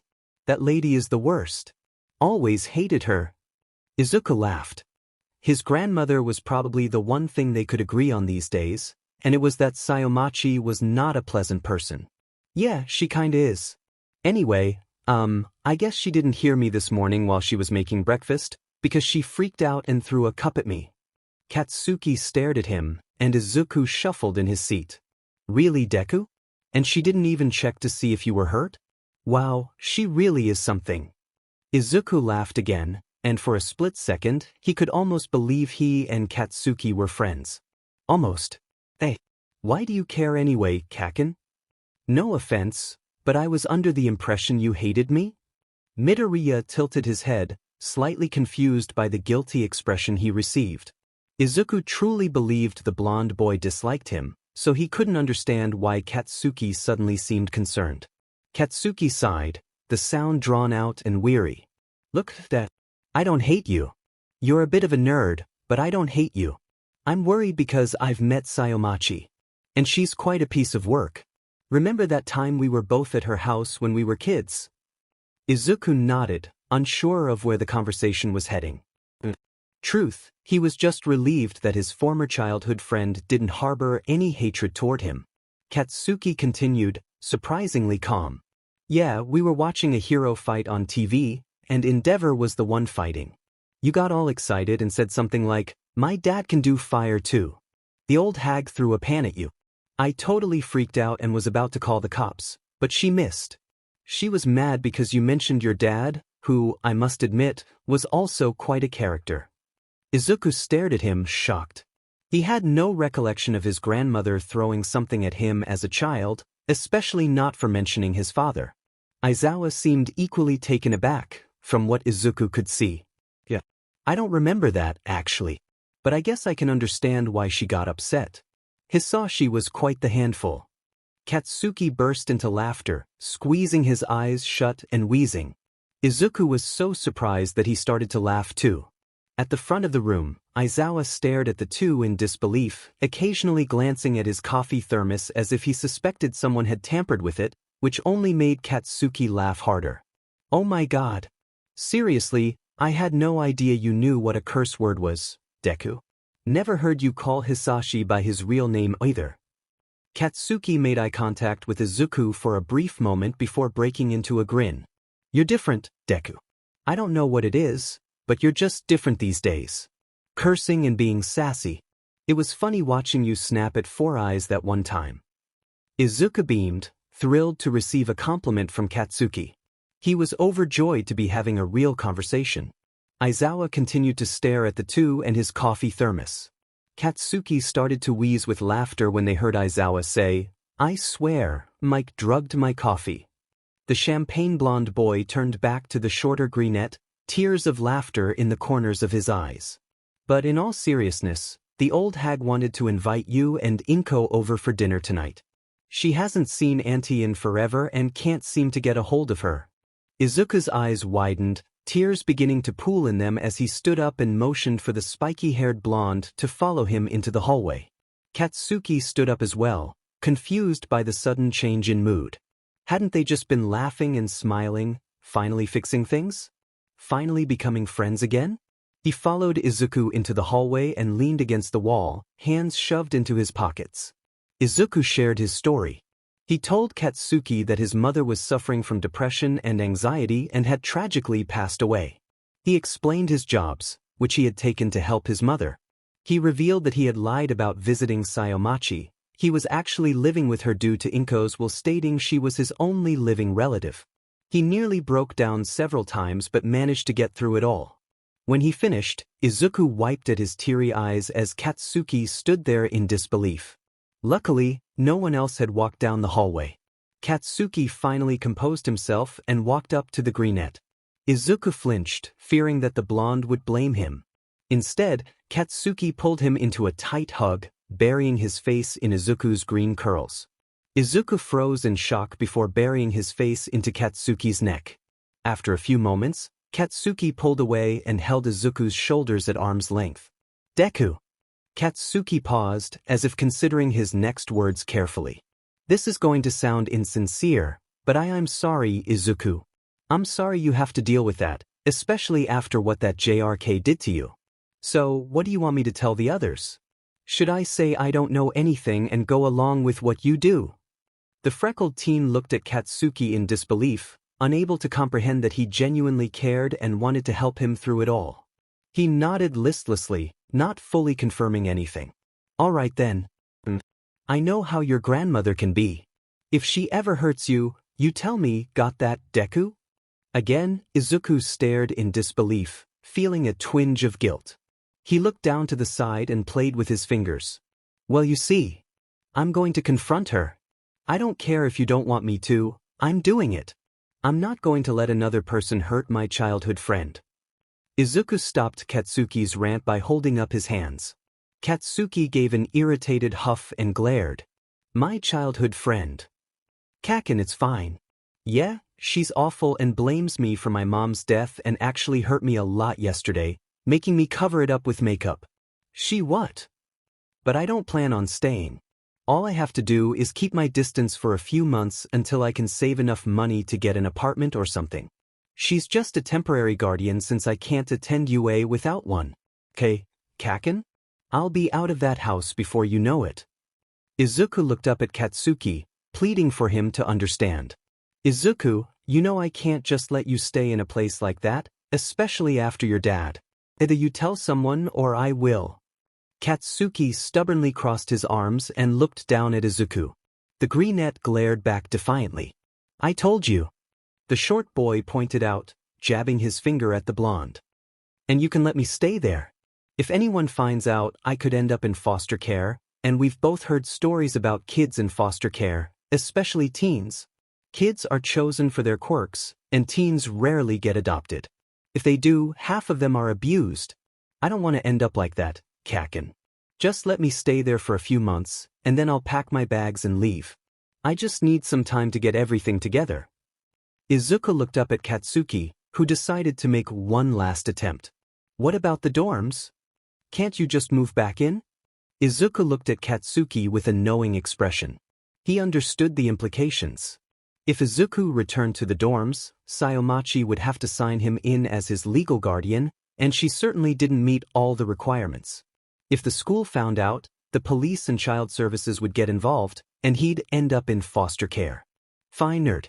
But on two conditions, and there will be no changing them. Izuku nodded without hesitation. Katsuki held up one finger. 1. You tell me what she does to you, and if I think it's too bad, you leave. Same goes for self-harm. If you start hurting yourself, I'll make you get out of that house. Izuku nodded, tugging his jacket sleeve further down over his wrist. Katsuki raised a second finger. Phew. We fix things between us. Believe it or not, I miss being friends with you. It was dumb of me to ruin it and after. Auntie Inko. Well, I just want to help. Got all that, nerd? Izuku felt tears welling up and sniffled before jumping onto Katsuki, latching on tightly.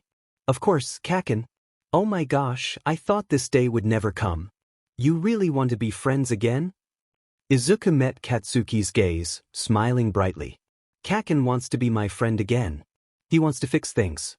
Maybe the universe is done with me. Maybe I can survive just a few months and have a fresh start. I can survive this. Katsuki let out a low laugh and ruffled Izuku's curly hair. Yennard, let's just focus on helping you through this, okay? We should probably get back inside though. The teacher is going to think I murdered you. Izuku giggled and grabbed Katsuki's hand, dragging him back to the classroom with a genuine smile on his face. For the first time, Katsuki saw how fake the other smiles had been. Not just since his mother had gotten sick, but since they were kids, when Katsuki had started to hurt Izuku instead of protect him. He realized that all those smiles since they stopped being friends were not truly happy, because the smile? This real, absolutely euphoric smile? It lit up the entire world. How in the world are we supposed to figure out how acid could adapt to better defend raccoon eyes? Acid, for crying out loud. It can melt through skulls. I think she's well protected. Katsuki continued his rant, frustrated with the entire project. They had started with Mina's quirk first and found it nearly impossible to determine how her quirk would adapt. The whole situation was absolute chaos. Mina was using her quirk, nearly melting the table while showing off to a muttering Izuku, who was currently scribbling in his notebook. Katsuki was yelling about the project and at Jairu, who was making sarcastic remarks and calling Bakugu an angry Pomeranian. Yaoyorozu was trying to defuse the situation. Several times, Shinso stared at them in disbelief and turned to ask one of his partners if this was really how Class 1A acted. He received affirmatives and wondered how Monoma saw them as a threat. They seemed incredibly chaotic. Finally, Bakugu reached over the table and snatched Izuku's notebook from his hands, flipping through the pages. He stopped at Yaoyorozu's and slammed the book down on the table. Why don't we just use ponytails? It's easier, and the nerd probably already has a million ideas. I mean, her quirk raccoon eyes, I swear, if you melt the table. Mina laughed and flung a tiny droplet of acid at Katsuki before turning to look at the notebook. Izuku beamed at Katsuki, pleased with the compliment. Momo and Kyoka leaned over the table as well, Jairu turning a suspicious shade of red when her shoulder brushed against Momo's. The ponytail girl didn't notice and nodded. Bakugu is right. My quirk does have a lot of variables, so it would be easy to see how it could adapt. Although, from research, most adapted quirks are rather dangerous compared to the original, so I don't see how my quirk could do that. Izuku's eyes lit up, and he quickly went over his notebook, mumbling a few things under his breath. Maybe. What if your quirk didn't need as much fat or food to create things? Kind of like, a larger object would be easier to make because your quirk would adapt to conserve your energy and fat. You started to subconsciously create things.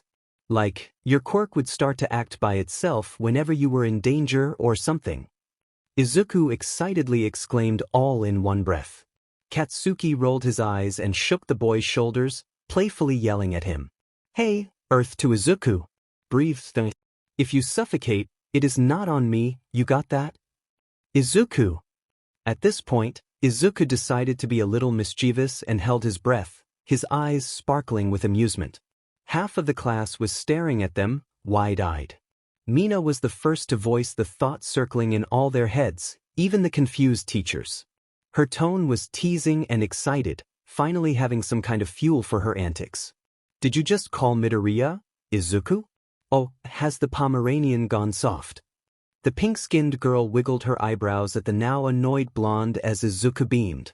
Yeah. Me and Kaken are gonna be friends again. And I'm gonna make him cook me katsudon. Katsuki grumbled and glared at Ishido, who was hanging on to every word and squealing. Well, I'm glad you two are finally getting along again. All the yelling and fighting was getting tiresome, Bakugo, Yaoyorozu remarked, not looking up from the notes she was writing after listening to Izuku's rant.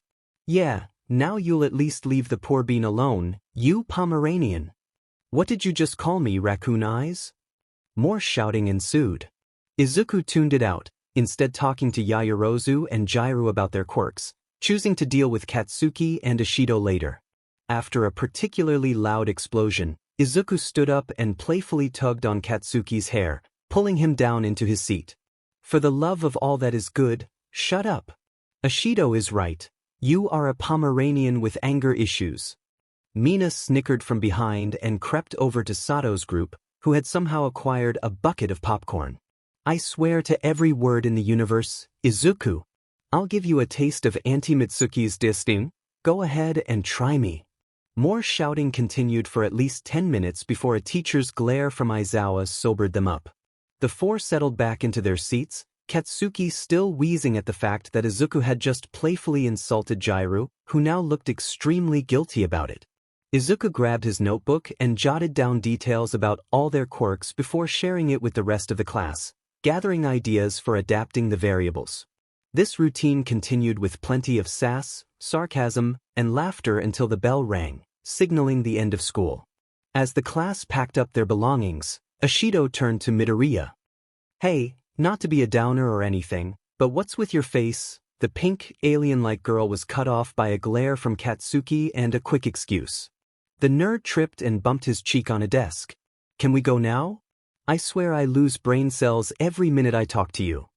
The blonde remarked, grabbing Izuku's elbow and dragging him out of the classroom without another word. Izuku smiled and let Katsuki lead him, not minding that the blonde was in complete control. The two exited the building and walked down the street side by side.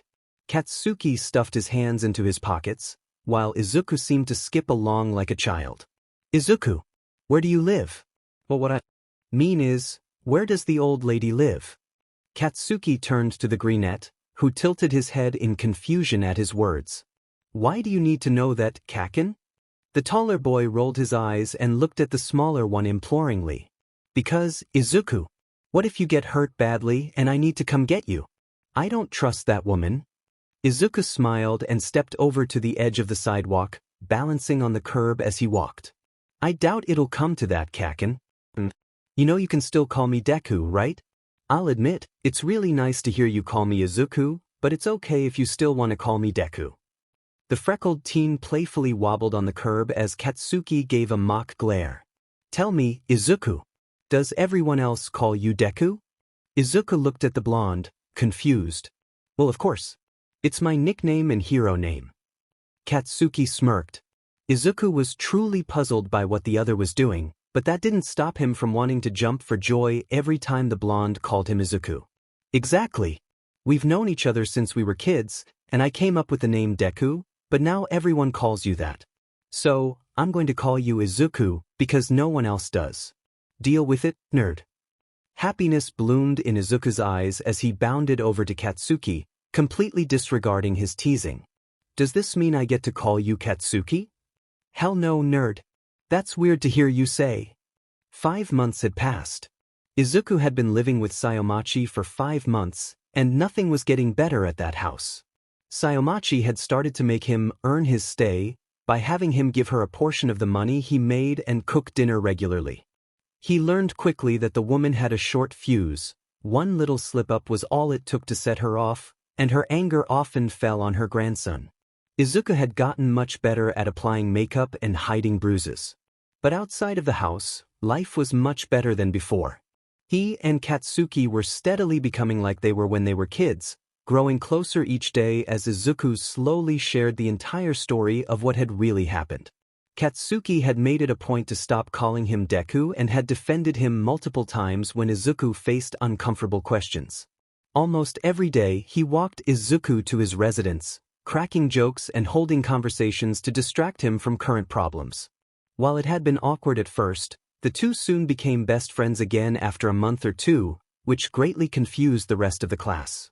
Izuku was currently in a cemetery, sitting in front of a simple but elegant gravestone. The carved stone read Izuku Midoriya, age June 22, 1992, November 12th, those were the only words on it, just simple bits of information. It was the middle of the night, a fat half-moon resting behind dark clouds, sending small beams of light through proud willow trees. It was a peaceful cemetery, calm and well-kept. Izuku hadn't bothered to pay for the gravestone, having carved the words himself as best he could. Katsuki Bakugo stood off to the side, looking at Izuku's stoic expression with concern. Izuku had slowly become closed off, never revealing his emotions and only engaging in small talk. At least, with everyone except Katsuki. The blonde had the ability to see through any mask Izuku tried to put on, so he didn't bother. Izuku told him everything, just as he promised, never sugarcoating it. It was refreshing, he thought, to not have to lie and say he was perfectly fine. In turn, Katsuki shared his own feelings and made him feel better with jokes or a light sparring match. "Hey, Izuku." Katsuki walked over to the boy on the ground and crouched down. The boy in question didn't bat an eye, keeping his gaze focused on the stone in front of him. There was practically zero emotion in his deep green eyes, except for a hint of regret. "You do know it's okay to cry about this, right? You're worrying me. I don't need you going crazy or hurting yourself again, so please, talk to me." After Katsuki had seen some of the recent marks on Izuku's wrist and chest, he had demanded to know where they came from. Izuku had told him about the incident, and Katsuki immediately felt a surge of anger. That anger quickly faded when he learned about the voices that haunted Izuku's mind, whispering that he should laugh instead of cry, that he should hurt himself instead of talk, screaming that he was worth nothing and everything was his fault. After a talk with Katsuki, Izuku was horrified to realize he was showing signs of struggling with his mental health. So Katsuki did everything he could to prevent Izuku from truly losing himself. "My grandmother doesn't like it when I cry. She says it makes me weak." "I'm not weak," Izuku mumbled bitterly, still not making eye contact. He continued to stare at the gravestone, regret and self-blame swirling in his eyes. Katsuki wrapped his arms around Izuku, pulling him into a hug, guiding the smaller boy's face into his chest, away from the gravestone, away from the world. "She's wrong. Crying doesn't make you weak, and you aren't. You're incredibly strong, and feeling sad about this won't change that. It's okay to let it all out, Izuku. If you bottle it up, those voices are going to come back. They're going to try and make you hurt yourself." Katsuki pulled away and held Izuku by his shoulders, looking deeply into his eyes. Izuku's chin trembled, a flicker of determination igniting within him. "Kaken. I can't cry anymore. The tears just won't come, no matter how much I want them to. Do I just not care anymore? I want to care, so why can't I?" Izuku searched Katsuki's gaze for answers. Bakugo shook his head and gently ran his fingers through Izuku's newly trimmed hair.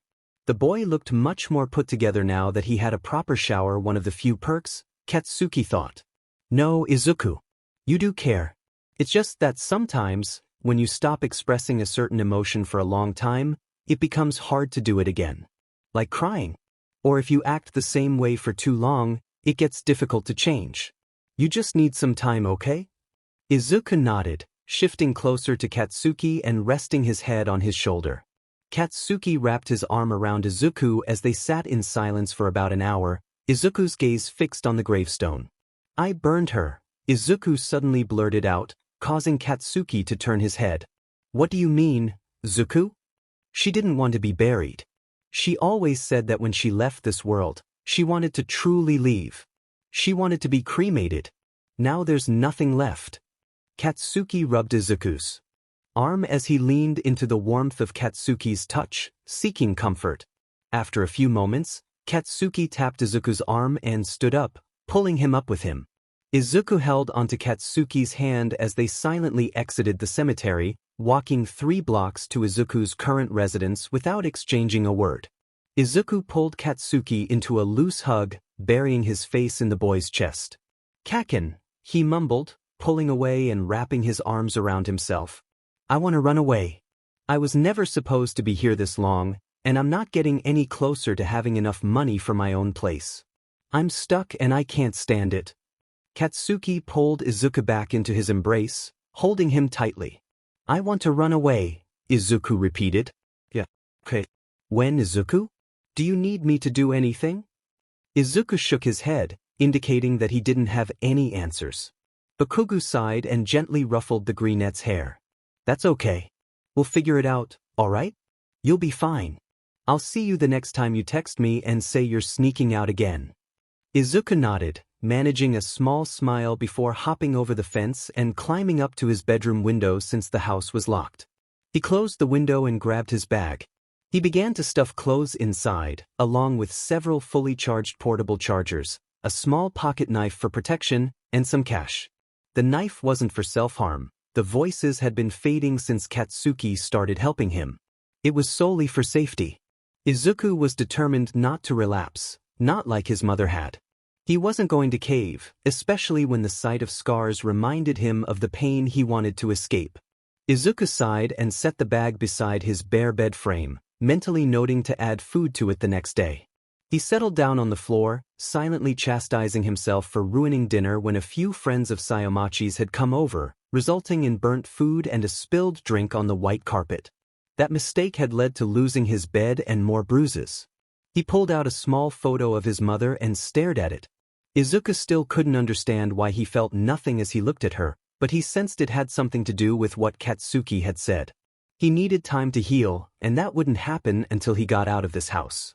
So, he picked himself up and grabbed a notebook and pen. He sighed, knowing he wouldn't get any sleep that night and would likely be scolded by Katsuki for it, and began to plan. Another month passed. Another month filled with suspicious looks from Aizawa, worried questions from Izuku's friends, and a panic attack that Katsuki had to calm him down from during a spar with Todoroki.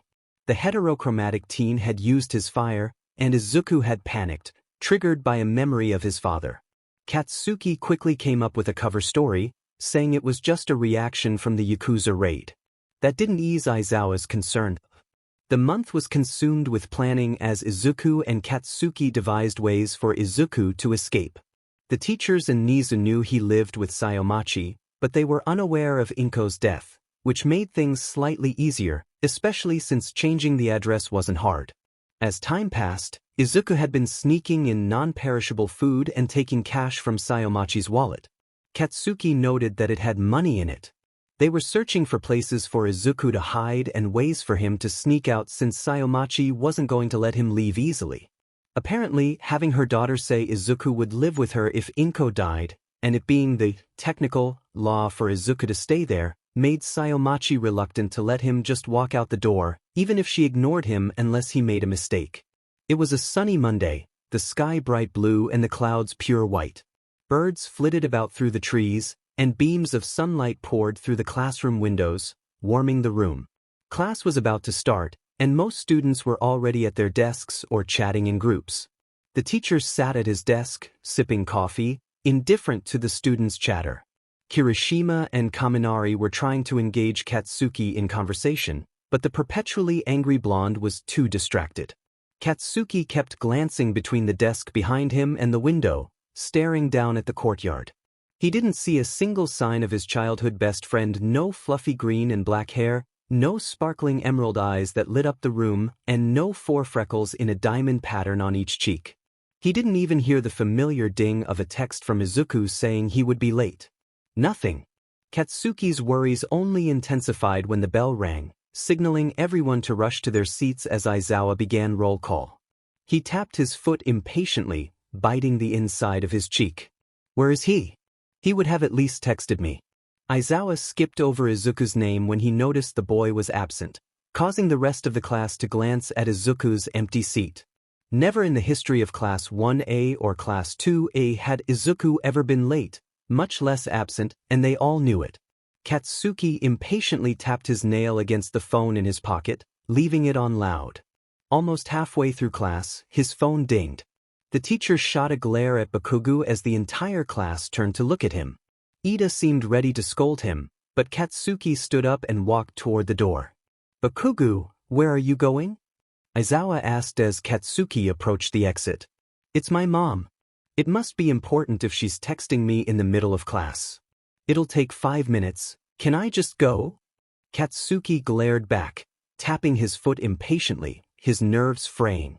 He knew it wasn't his mother. She rarely texted, preferring to call. It was Izuku, and he needed to respond. Aizawa sighed and waved him off. 5 minutes. If you take longer, you're on cleaning duty at the dorms, got it? Katsuki grunted in reply and slipped out of the classroom, immediately pulling out his phone to read the 2 texts he had received. Kaken, help, it's grandmother. Kaken, please, I think I'm going into a panic attack. Katsuki's eyes widened, and he sprinted to the bathroom, his own breath quickening. Forget 5 minutes. He would take an hour if Izuku needed it. He locked the door and sank to the floor, calling Izuku. The first time, he didn't pick up, and tears threatened to form. He wiped them away and called again. This time, Izuku answered, and Katsuki almost sobbed in relief. Kaken? Is that you? It's you, right? Izuku's voice was shaky, almost desperate. Katsuki ran a hand through his spiky hair. Yeah, it's me, Izuku. What happened? What did she do? Katsuki kept his voice steady, not wanting to give Izuku more reason to worry. Izuku let out a muffled sob on the other end, and Katsuki stiffened at the sound of a crash. Izuku, where are you? What's going on? Panic crept into his voice despite his efforts to remain calm. Kaken, she's so mad. I messed up so bad. Katsuki knew Izuku was crying and racked his brain for ways to calm him down. Hey, calm down, Izuku. Where are you, Izuku? You're not hurt, are you? Katsuki tugged at his hair, trying to ground himself. Izuku wouldn't calm down if Katsuki was panicking. I'm in my closet. It's dark, Kaken. She won't stop yelling. Kaken, I feel like I'm suffocating. The air is so thick, and all I can hear is explosions. Kaken, there's writing on the walls. It's the same words on my desk. Kaken, the walls are laughing at me.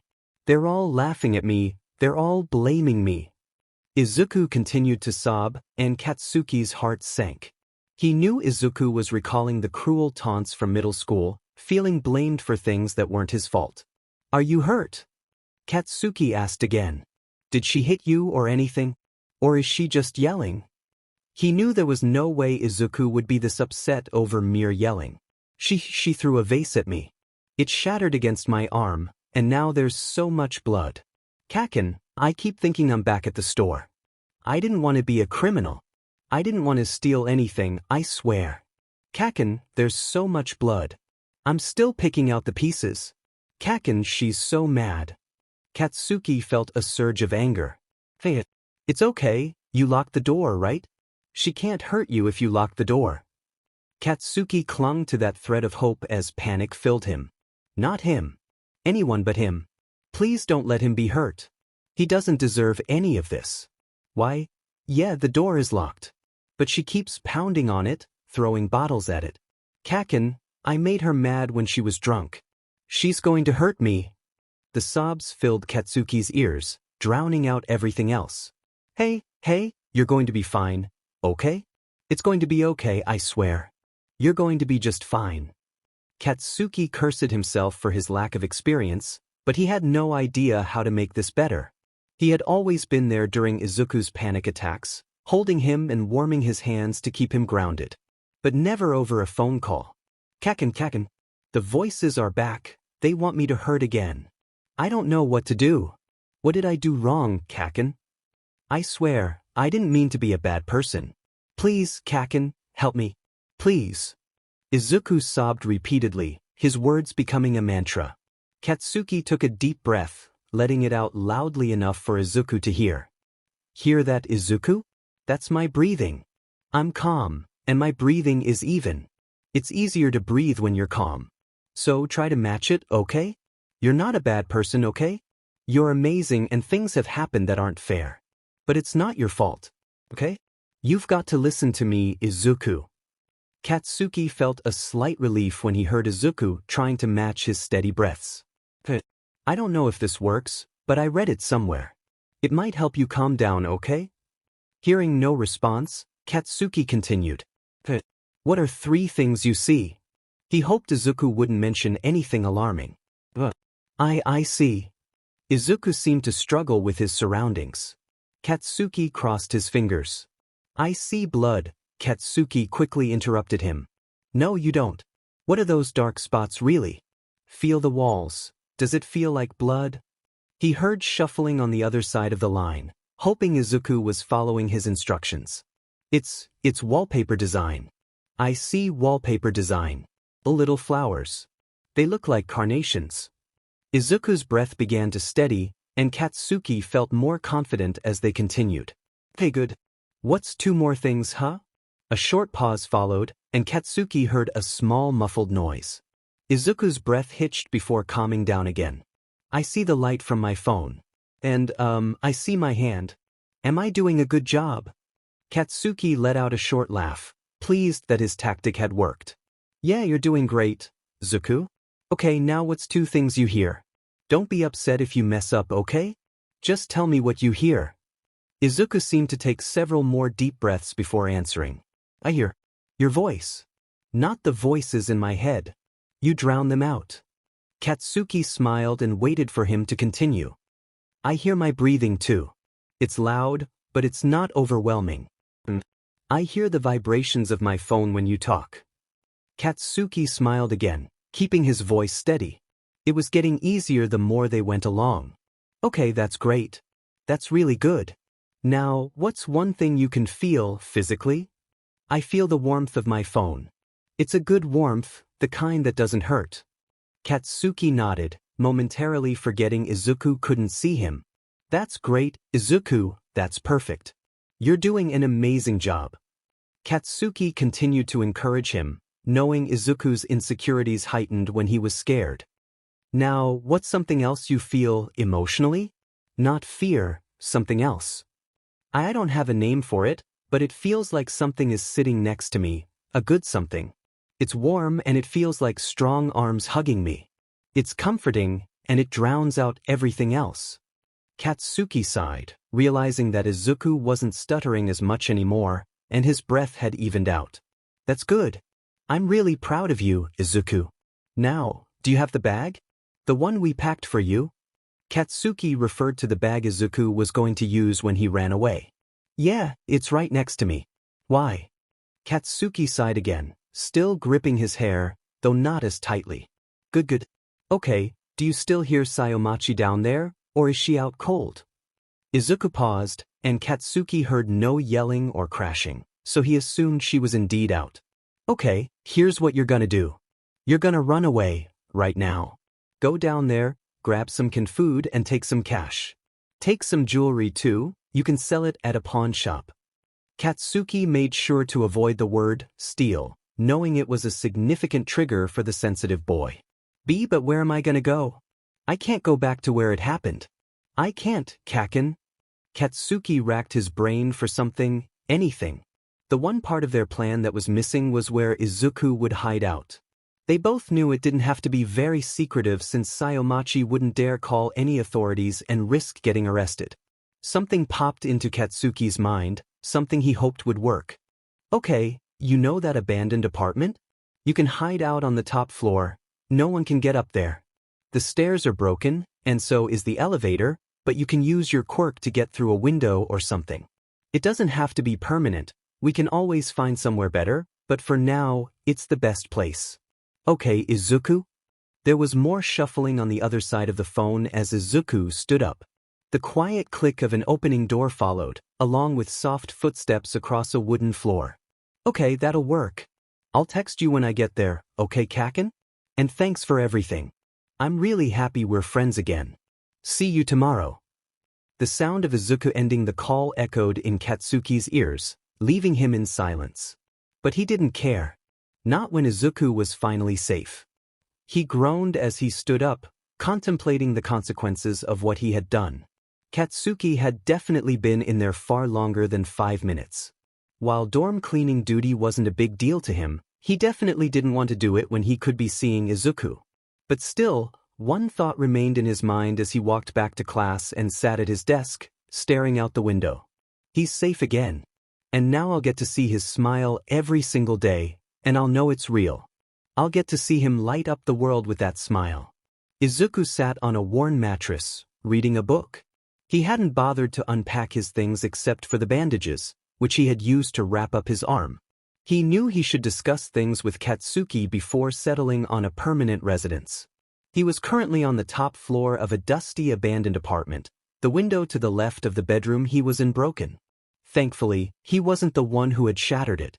He didn't really know why the place hadn't been torn down yet, but he was grateful either way. A sudden ding from his phone jolted Izuku from his thoughts as he received a text from Katsuki. Speak of the Pomeranian and he shall appear. He opened his phone and scrolled through the multiple texts Katsuki had sent at once. Some were humorous, some serious. Kaken sent a gif of a Karen. Where you nerd? Are you okay? Answer me or I will blow your butt up. Is Shuiwakuyu? Answer me. Nerd.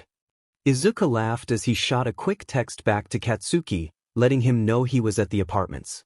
He laid back down on the mattress, staring up at the caving roof. There were dark spots wet with leaks and small holes that revealed the evidence of termites. It smelled of dust and decay, with a lingering scent of burnt wiring that had caused the place to shut down. Cockroaches darted between crevices and cracks. Izuku smiled. It was amazing. There were no prying questions, no screaming, no insults or people blaming him, nor were there people laughing at him. No mocking, no voices. Just silence and a destroyed room that was actually strangely beautiful. Beams of dusty light streamed through clouded windows and between boarded ones. The scuttling of small mice in the walls created a rhythmic pattering, always constant. The odd singing of multiple birds chirped into his ears, and Izuku liked to imagine they were having a conversation, talking to him. He replied back a few times, sometimes out loud, sometimes in his mind. They could hear him either way. Izuku kept on a soft smile, not for show or to convince himself of anything. It was just there, something he wasn't even aware of. He sat up and stretched a bit before grabbing an unused notebook, one he had planned on using for analysis. He decided that he didn't really need more analysis books, so he grabbed a pencil, walked over to a window, and began to sketch the vine growing up the side of the building. It was multiple shades of green, with white flowers blooming in the crevices and folds. The thorns were almost completely hidden by the flowers, with pale blue veins running through them. After about an hour, Izuku paused his sketch and checked his phone, scrolling through the more recent news. There was no word of his grandmother reporting his disappearance in the last few hours. Bet she's too scared to call the police. Izuku sighed, looking around for something to do. He really wished Katsuki hadn't made him skip out on school, but he knew he didn't have much of a choice in the matter. He grabbed his phone, powered up One for All, and jumped out a window, climbing down a nearby fire escape to a separate rooftop. From there, Izuku stuffed his hands into his pockets and walked down the road, quickly merging with the sea of foot traffic. Music played in his ears as he walked to school, waiting for Katsuki. He leaned against the security gate, mumbling lyrics under his breath. About 5 minutes later, the bell rang and students started to stream out of the building, heading to the dorms or off with friends. Izuku easily picked out the spiky blonde hair of his best friend and walked up to him. Sup, Kaken? Was school just completely miserable? Izuku teased, rocking back and forth on the ball of his feet. Katsuki glared at him, not at all amused. Don't sass me, you idiot. Why are you trying to brush off what just happened like it's nothing? We need to talk about this. Izuku cut him off, getting slightly irritated. He wasn't a baby, for crying out loud. Kaken, I'm fine. Besides, I'd rather not talk about the most serious panic attack I've had in the past 2 months. Can't we just hang out for today? The champagne blonde boy sighed, nodding his head. Izuku beamed and grabbed the taller boy's hand, leading him off to who knows where. I still don't know how in the world acid is supposed to evolve. Katsuki glared at Mina as if it were her fault they had no idea how to explain acid adaptation. The forever angry blonde seemed to curse a lot more when frustrated. Midoriya sighed and went back to his notes, combing through Mina's page. Again, there was nothing. It was actually impossible. Probably. Well, then maybe you should stop focusing on my quirk and do yours. I mean, I would love to know how your weird sweat would adapt. Mina shot back, her voice heavy with annoyance. Izuku rolled his eyes at their antics and turned to Gyre. Strangely, her face was a light dusted pink as she stared at Yaoyorozu. The black-haired girl paid no mind as Izuku came to a certain realization. Seriously, he might as well have had a light bulb over his head. Izuku's eyes darted between Katsuki and Mina before he pulled Jiraiya to the side. "What do you want?"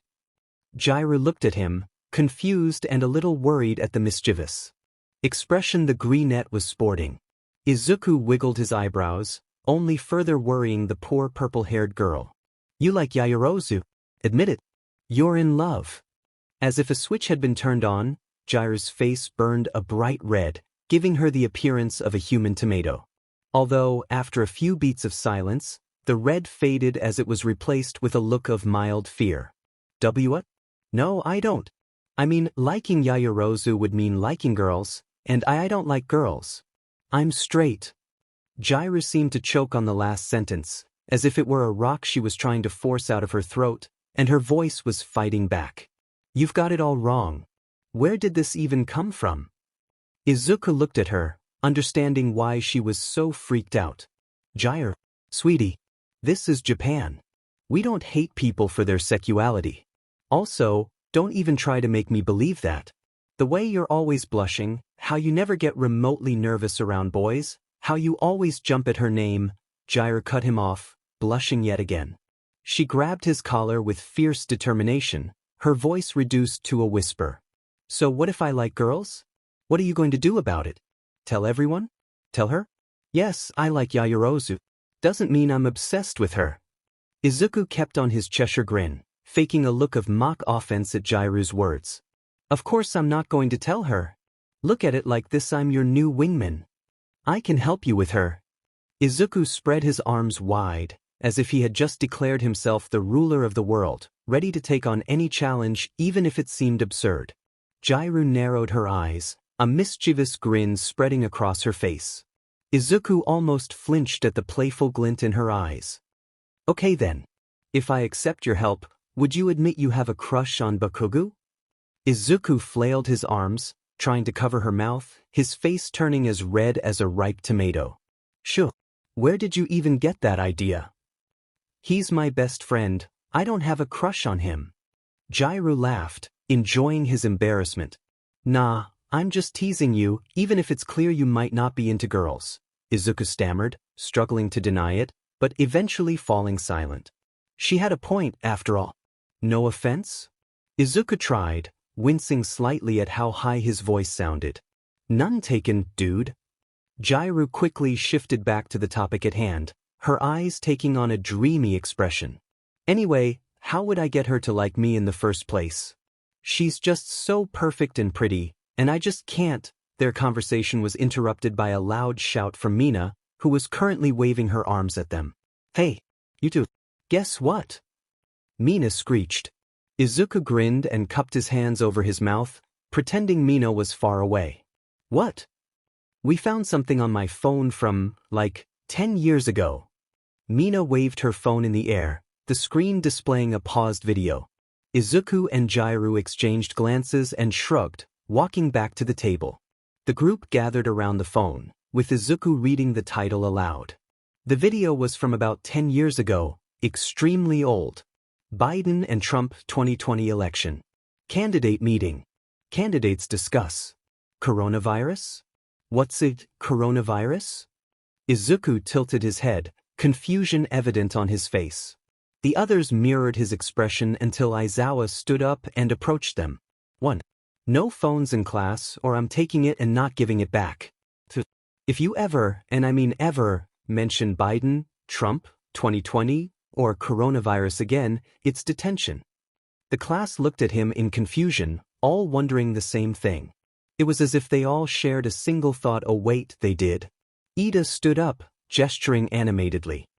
"Aizawa-sensei, if you don't mind me asking, what's so terrible about the year 2020? From what I've heard, it was a fine year, the start of a new decade. And what exactly is a coronavirus?" The class nodded in agreement as Aizawa sighed and returned to his desk, seemingly texting someone. In literally 2 seconds, Present Mike burst through the door, laughing. His face was flushed with amusement, his phone in hand displaying Aizawa's text. What's up, little listeners? So, what's going on? Shoyuta said you were asking about 2020?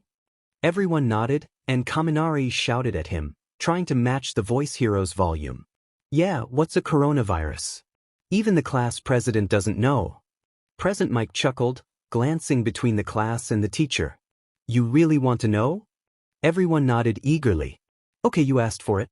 So, where to begin? 2020 was a tough year for humanity. Australia was on fire, strange hornets invaded America, and tensions were high around the world. What? But the worst part of that year was a pandemic called coronavirus, also known as COVID. I'm not sure how it started, but people began getting sick. It was a new disease, so there was no medicine at first. Initially, it was small, but people were still falling ill.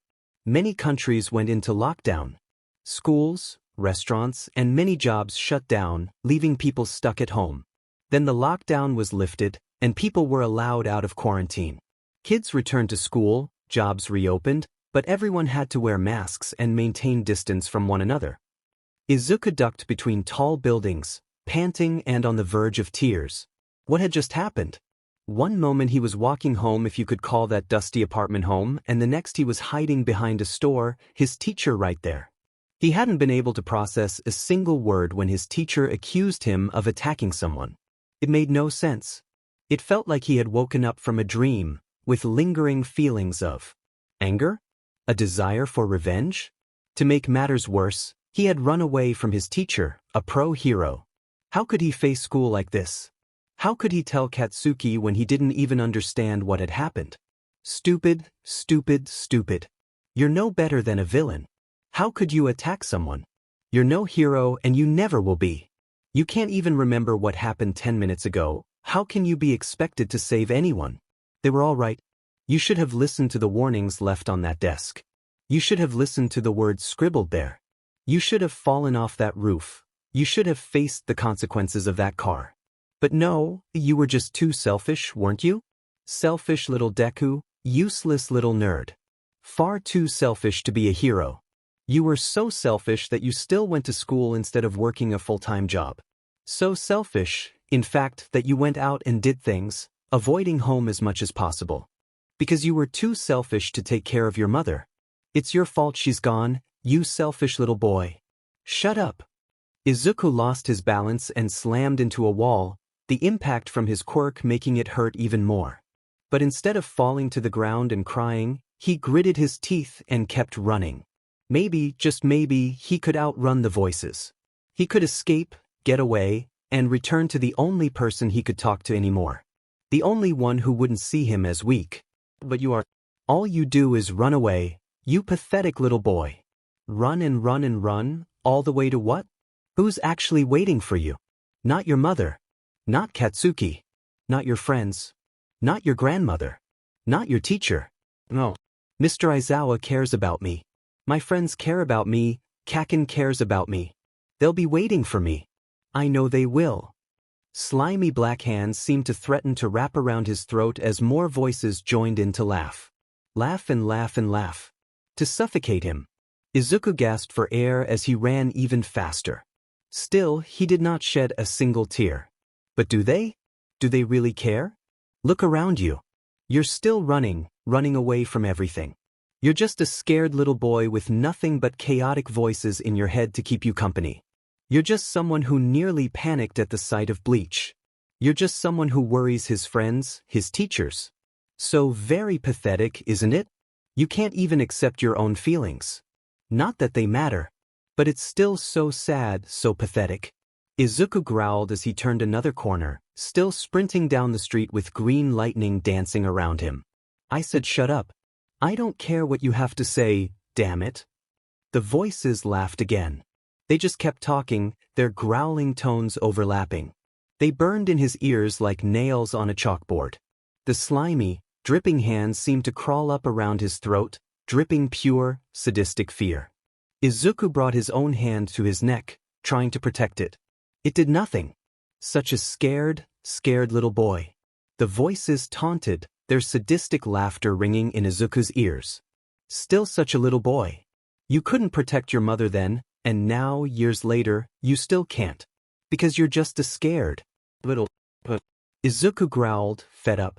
He slammed his back against a brick building, clutching at his head, pulling and tugging at his hair.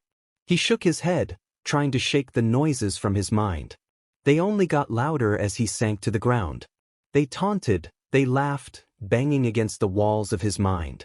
Izuku tried to breathe, to make them go away. He refused to cry.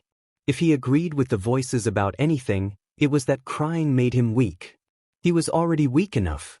The voices continued to taunt, ripping apart every insecurity and weakness Izuku had locked away in the jails of his heart and mind.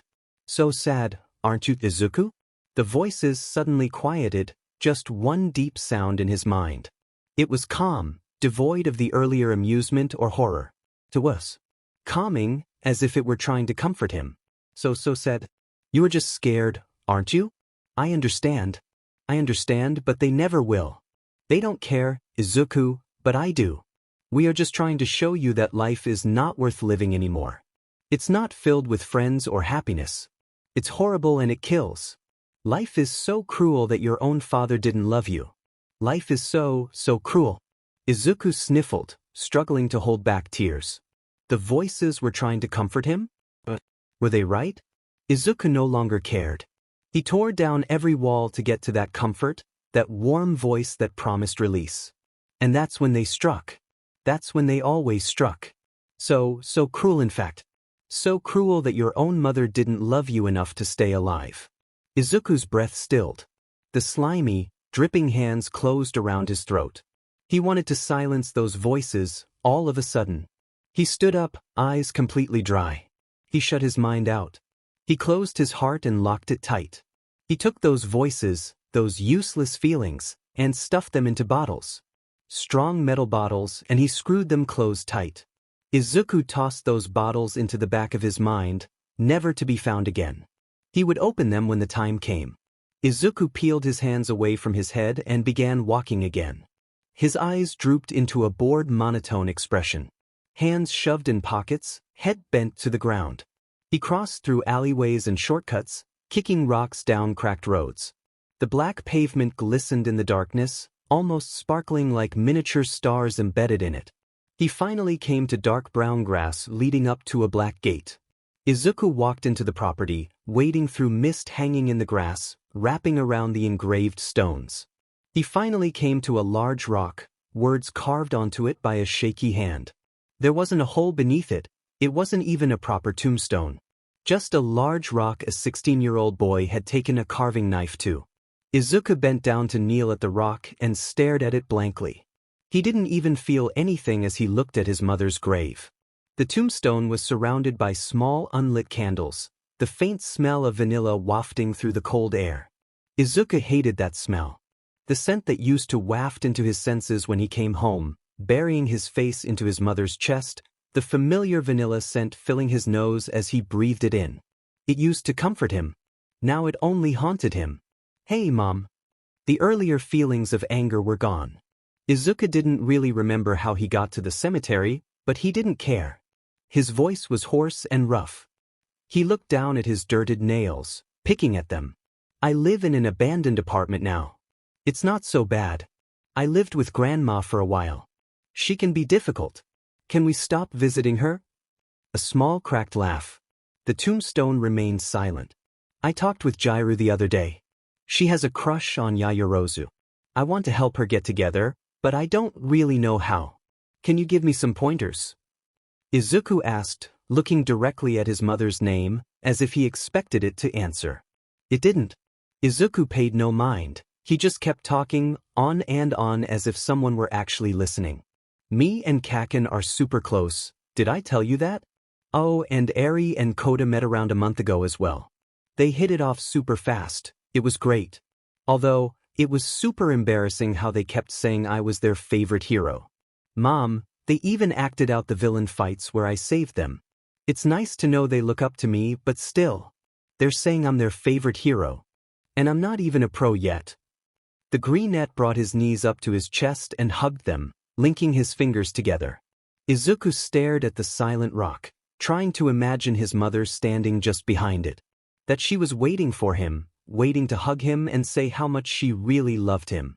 He would hug her and they would sit down and talk for hours. They'd discuss Izuku's training and Inko's job. She would make katsudon, and their smiles would never fade. Izuku was pulled from his daydream by a sudden gust of cold wind and the distant rumble of thunder. Leaves began to swirl around him, and the mist that gathered around his knees danced in time with the wind. Izuku stood up and brushed off his pants, sighing. A storm was approaching, and he really didn't want to be caught in it. The storm had seemed to recede as he made his way to the cemetery, but now it felt almost upon him. He glanced back at the jagged rock, his expression betraying none of the emotions he struggled to process. He tried to open the bottled feelings in his mind, but they remained sealed, as if to say, "You wanted this. You wanted these emotions gone, now deal with it." He simply stared at the makeshift tombstone, stoic. "I'm sorry you didn't love me enough to stay, Mom. I guess I'm just that pathetic, huh?" Izuku turned to leave, pushing away the image of his mother's suffering from his mind as he kicked the candles to the ground, letting dirt cover them. Cold. Windy. Cold, cold, cold. His breath hung in the air. Ice on the road. Mom on the couch. She heard me. She's crying. She thought it was her fault. Wake up. Please wake up.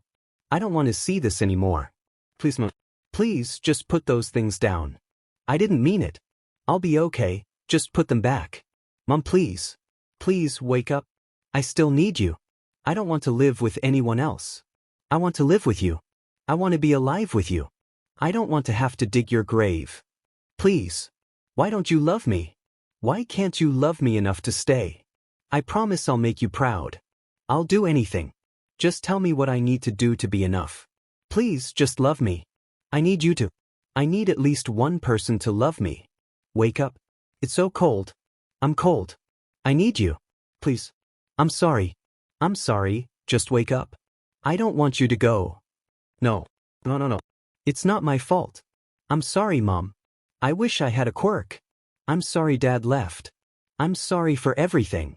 Please. I don't want to do that. I'm not going to fall off a roof. Why are you saying this, Mom? I said I was sorry. I'm so sick of this. So sick of trying.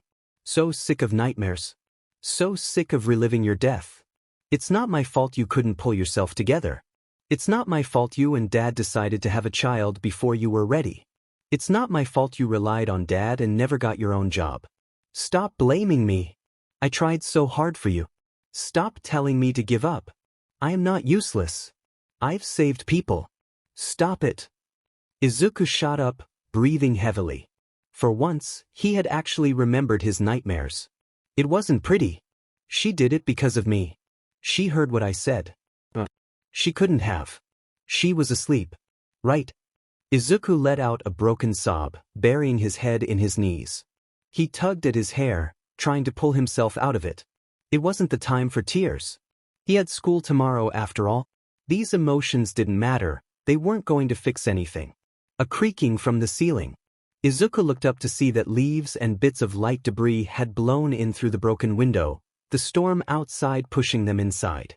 The cold wind whipped through his green curls and dried the moisture from his eyes and mouth. He blinked, searching for something to block the window from his spot in bed. A groaning from above. Izuku grumbled as he found nothing and pulled on his light blue jacket and blanket. He bundled up under the limited warmth, trying to ignore the cold air and howling wind as he shivered beneath the thin layers. He didn't get far in his attempt to sleep when a crack of lightning and a booming thunder made him sit up, breathing heavily. It was too similar to the theft he had committed, and there was no way he could sleep like this. He reached into his bag for his phone, opting instead to check the news. A dripping of water from the ceiling. Izuku looked at his hand as a single drop of cold water splashed onto it, creating a small puddle. It was soon followed by many more, splashing and dripping. Groaning and creaking filled his ears as Izuku looked around his bed. Water was pouring down onto the mattress, gradually getting faster. The creaking grew louder. The wind whistled through the cracks. A chunk of plaster from the ceiling. Izuku nearly jumped as a chunk of the roof fell right beside his bed. His body shook as he looked up. Wet spiderwebbed cracks ran across the plaster, rainwater streaming in their wake. The roof sagged as it creaked under the weight of the heavy storm. The rotting wood was finally showing its damage.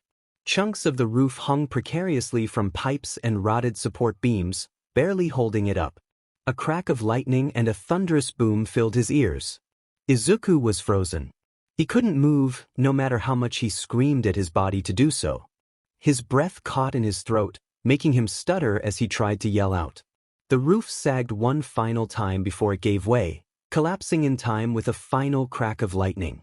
A booming thunder drowned out the sound of a terrified boy's scream. The ceiling fell.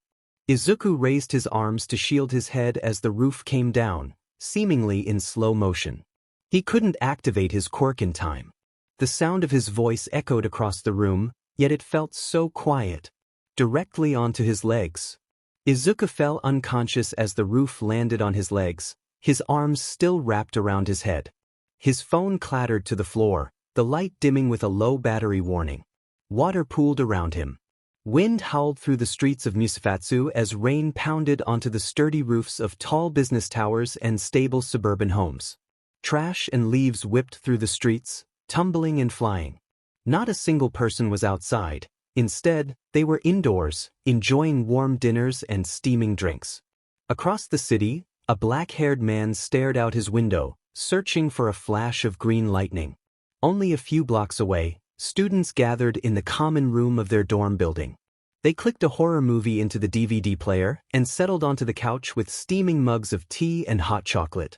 Girls shrieked and clung to their friends. As the movie played, filled with fake horror and nightmares. A champagne-blonde male with spiky hair and crimson-red eyes stared at his phone, shaking it and urging it to pick up. His worry grew as the movie's fake screams echoed around him, and he began to imagine his best friend in the protagonist's place. Katsuki Bakugo dashed out of the dorms and into the howling storm, ignoring the questions of his classmates. He ran as fast as he could to a graveyard, knowing Izuku had mentioned he would be visiting that night. He only paused when Kirishima caught up to him and tugged him back toward the dorms, offering words of comfort and reason. A deep sense of dread filled Katsuki's stomach as he looked out into the stormy night, the voices of his classmates swirling in his mind. They spoke of how it would be fun if Midoriya were there, his endless theorizing adding extra context to the movie. They had no idea that the very same boy was in a dire situation, lying on a torn mattress in an abandoned apartment, the weight of the roof above him pressing down on his wounds. Aizawa's POV.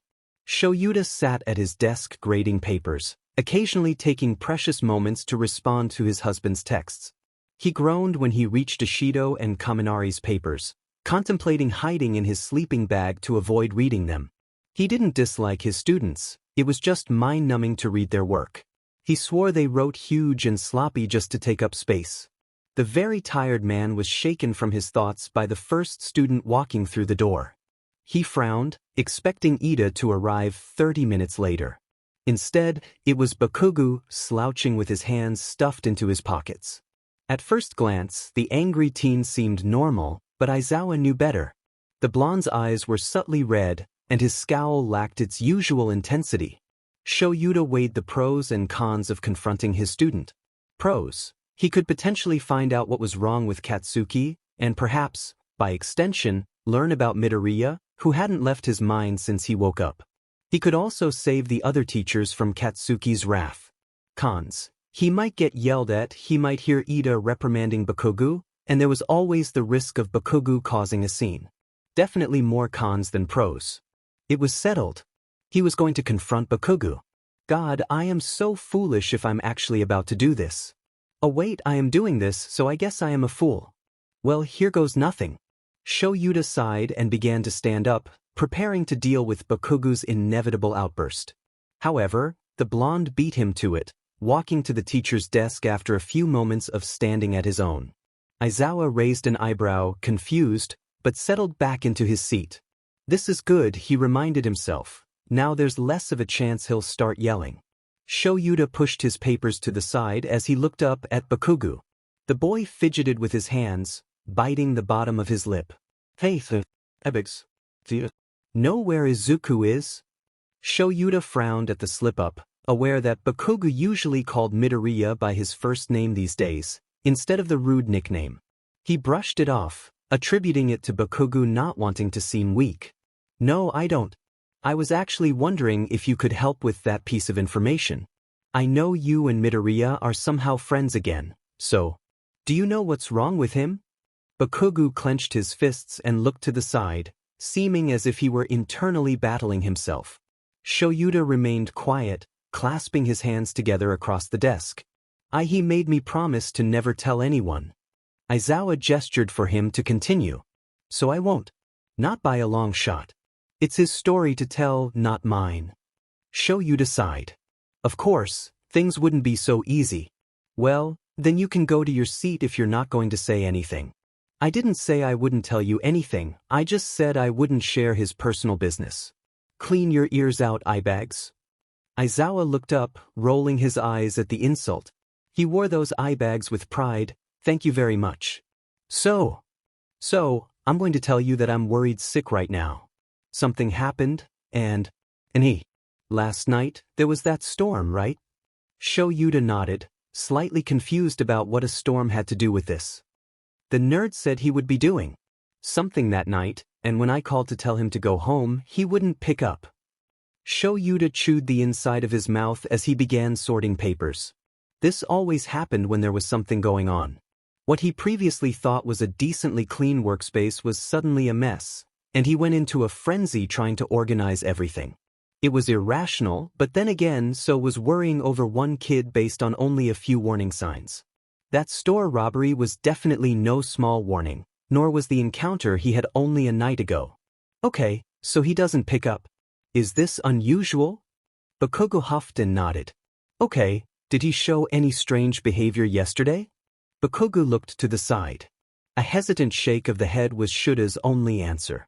Shoyuta sighed and pinched his nose. Bakugo, I can't help the kid if you don't tell me what's going on. I may be a pro hero and a teacher, but I assure you, I do not have the ability to read minds. Katsuki huffed. He seems sad, okay? But he's always sad. And I knew what he was doing last night, so I know that isn't the problem.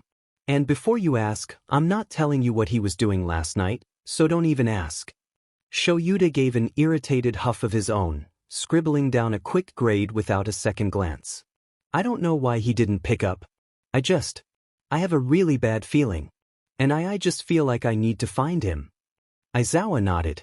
He knew that feeling all too well, the need to ensure everything was okay whenever something felt off. He jotted down another grade with his red pen and felt his stomach twist at the color. His mind quickly reverted to the previous night, and he offered something that would likely be shot down. How about I check up on him after school? I need to talk to Midoriya either way, and if you're this worried, then it can't hurt if I just talk to his mother or something. Katsuki flinched and bit his lip. Shoyuta furrowed his brows, his worry steadily rising. Bakugo was never this quiet. No. You don't need to know where he lives, Bakugo clammed up at his own words, his face suddenly growing a bit paler. Aizawa stood up and walked around his desk, coming to stand in front of his student. Bakugo, what aren't you telling me? I need to know these things. Is he not living at his grandmother's house? Shoyuta glanced at the clock hastily. At least 10 minutes before anyone came to class. Fine. I've been telling him he needs help ever since I found out anyways, and I'm not above getting it for him. Izuku doesn't live with Sayomachi anymore. He lives at that old abandoned apartment that was severely damaged by a hurricane. Don't ask me why, because this is for him to talk about when he's ready. But knowing him, he wouldn't ask for help until the last possible second, so I'm doing it for him. You're going to make sure he's okay, got it? No asking him annoying questions, got it? Bakugo was acting brash and bossy, but Aizawa knew how to read his students like a book. The usual malice wasn't present in the glare, nor was his right eyebrow furrowed, a sign of true anger. No, his eyes kept rising up from the floor to meet Shuta's before darting back down again, as if it were a challenge to call him weak. He only did that when he was worried or scared. Yes, even Katsuki gets scared at times.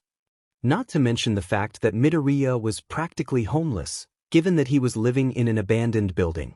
Shoyuta was starting to wish he had dragged the conversation from 5 months ago on a little longer. Alright, I'll just check on him. Although there's no guarantee I'm not finding him a proper home. Shoyuta sighed, exasperated at Bakugu's yell of protest. He's practically homeless, Bakugu. You can't expect me to just do nothing. Katsuki gave one more irritated huff before heading to his seat, as students began to trickle in, chatting happily. Kirishima, Kaminari, Ashido, and Siro obliviously ran up to Bakugu, joking around and screeching at his yells of annoyance. For a second, Katsuki seemed to forget about the conversation from just moments ago and appeared genuinely happy. Just for a split second. Class seemed to whip by faster than the clock could count and go slower than the speed of a 100-year-old tortoise divided by 10 at the same time. 7 hours sped by so fast Shoyuta feared he would get whiplash, all the events of the day going in one ear and out the other. At the same time, it felt like an eternity, as if he were trapped in one of Nizu's infamous lectures, the need to calm the bubbling anxiety in his stomach by ensuring his student was all right. Several classmates had begun to wonder about Izuku's absence. Some, like Jiru, Yaoyorozu, and Ida, assumed he was simply late and would arrive in a moment. Others, including Uraraka, Bakugu, and Aoyama, who was being rather dramatic, feared the worst. Uraraka threatened to, and I quote, make anyone who dared to harm her best friend regret it in the most imaginative ways possible. Surprisingly, Bakugu agreed with her for the first time, and together they concocted some rather creative plans. A few examples of their ideas left Shoyuta both impressed and bewildered. A scenario involving a dark room and a crate of rats, where the victim would be overwhelmed by the creatures. The outcome? A terrifying fate for the victim, who would be left to face the consequences of their actions. A plan involving a painful poison derived from rare plants, where the victim would be incapacitated in a vulnerable moment, leading to a slow and agonizing end. A more gruesome idea involving a meat grinder, where the victim would be subjected to a horrifying fate, leading to a tragic conclusion. A method inspired by ancient torture techniques, where the victim would face a combination of extreme heat and electrical shock, resulting in a dramatic and painful demise. Alright, that's enough, you two. What on earth? Your heroes in training, stop this. Shoyuta exclaimed, exasperated and slightly disturbed by their vivid imaginations. Uraraka pouted while Katsuki glared, challenging the teacher to intervene. But Aizawa-sensei, why? We're just trying to protect Deku-kun from whoever would dare to harm him. The planning is just part of the fun. Aizawa deadpanned, resisting the urge to facepalm. Ida stood up, gesturing emphatically. Uraraka, Bakugu. Well, I'm glad you two are bonding. This is inappropriate for heroes in training, not to mention illegal. The fact that you can come up with such ideas is concerning and could get you both in serious trouble. Katsuki growled, narrowing his eyes. And who are you to tell me I can't defend my best friend? I'll take on anyone who tries to stop me. Ida gasped, seemingly ready to escalate the argument. Uraraka subtly moved closer to Mina, who was munching on popcorn with Sato. Shoyuta wondered where they had gotten the popcorn. He found the chaos oddly amusing. Bakugu, as a student of UA and a hero in training, you shouldn't be using such language. Not to mention threatening your classmates. I'm sure Midoriya is fine, perhaps just a bit under the weather from last night's storm. There's no need to worry about him, and this goes for Uraraka and Aoyama as well. Katsuki looked ready to confront Ida, and Shoyuta felt a strange sense of relief. He could use the distraction from the anxiety building in his stomach. Fine. I'll do what I want, and if you think you can stop me from protecting Ida interrupted, sighing and pinching the bridge of his nose. Oh, then I must apologize, Bakugu. If someone actually harmed Midoriya, I wouldn't hesitate to provide an alibi for you too. Although Todoroki and Tokoyami would probably know how to handle any evidence, Katsuki blinked, unsure how to process this new information. Uraraka and Mina burst into laughter, while the rest of the class exchanged incredulous glances, trying to comprehend if their usually responsible class representative had just condoned such drastic measures. Aizawa resisted the urge to facepalm and settled for a tired groan. He was so done with this class. Did you just give me permission to take extreme actions? Am I dreaming? Has the world gone mad? Katsuki stood there, a wild light in his eyes as he tried to process the fact that no one was trying to stop him from taking action. Ida seemed to regret his words deeply. Wait, no, Bakugo, stop that, you're scaring everyone. Where is Midoriya when we need him? Ida wilted under the fierce grin Katsuki was wearing, and the rest of the class followed suit. That is, except for Tokoyami, Todoroki, and Uraraka, who was too excited about the prospect of getting revenge. Shinso was too busy sleeping to notice anything. Katsuki let out a laugh, his hands crackling with energy. I can take someone down. Alright, let's go find Izuku and deal with whoever is trying to hurt him. I have permission to take action. Half the class instinctively backed into a corner, unsure how to handle a cheerful and unpredictable Bakugo. They could manage a mad Katsuki, or even a livid one, as long as they didn't make direct eye contact. But a happy Katsuki? That was a whole different level of terrifying. They would face any villain just to avoid being around this version of him. Katsuki flashed another grin before bolting out of the classroom. Shoyuta sighed and unfurled his scarf, wrapping it around the boy. No one is taking anyone down. Come on, Ida. What made you think that was a good idea? Katsuki visibly deflated as Ida looked away. I apologize, sensei. Well, I don't. I want to take action. I swear, if Izuku is hurt and you all don't let me find him, I'll unleash my fury on every single one of you. Except for Pink Cheeks, I guess, since Izuku likes her so much. Uraraka beamed, then processed his words. Hey, I helped with the plans too. Are you not going to give me credit for that? Uraraka exclaimed indignantly. No. How rude. Shoyuta sighed, realizing it would be impossible to teach today. He decided to let the other teachers handle the chaos. He was smart enough to let them burn off their energy. Except for Kaminari, everyone would end up at Recovery Girl if he let that happen. He grabbed his sleeping bag as the class continued to shout, thinking it was a good time to fall asleep to cat videos. Of course, the universe had other plans. A sudden ding interrupted his quest for silly cat videos, and he sighed. I swear, if Hisashi starts spamming me. However, when he opened his texts, the message was from an unknown number.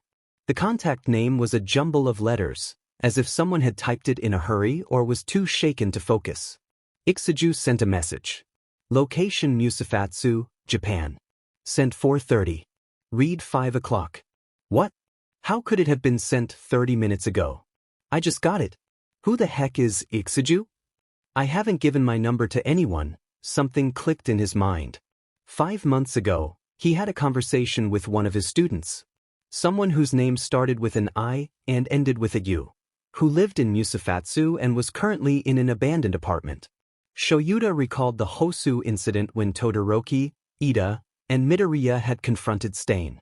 How Todoroki had saved Midoriya's life because the boy had sent him a text, revealing his location. Midoriya would never send such a cryptic message unless something was very wrong. Aizawa's eyes widened in realization as he quickly dialed his husband. Pick up. Come on, please. Aizawa sighed in relief when the call connected. Hey babe, why are you calling? Don't you have a class right now? Hisashi, I need you to watch the class. I don't have time to explain, but I need to leave.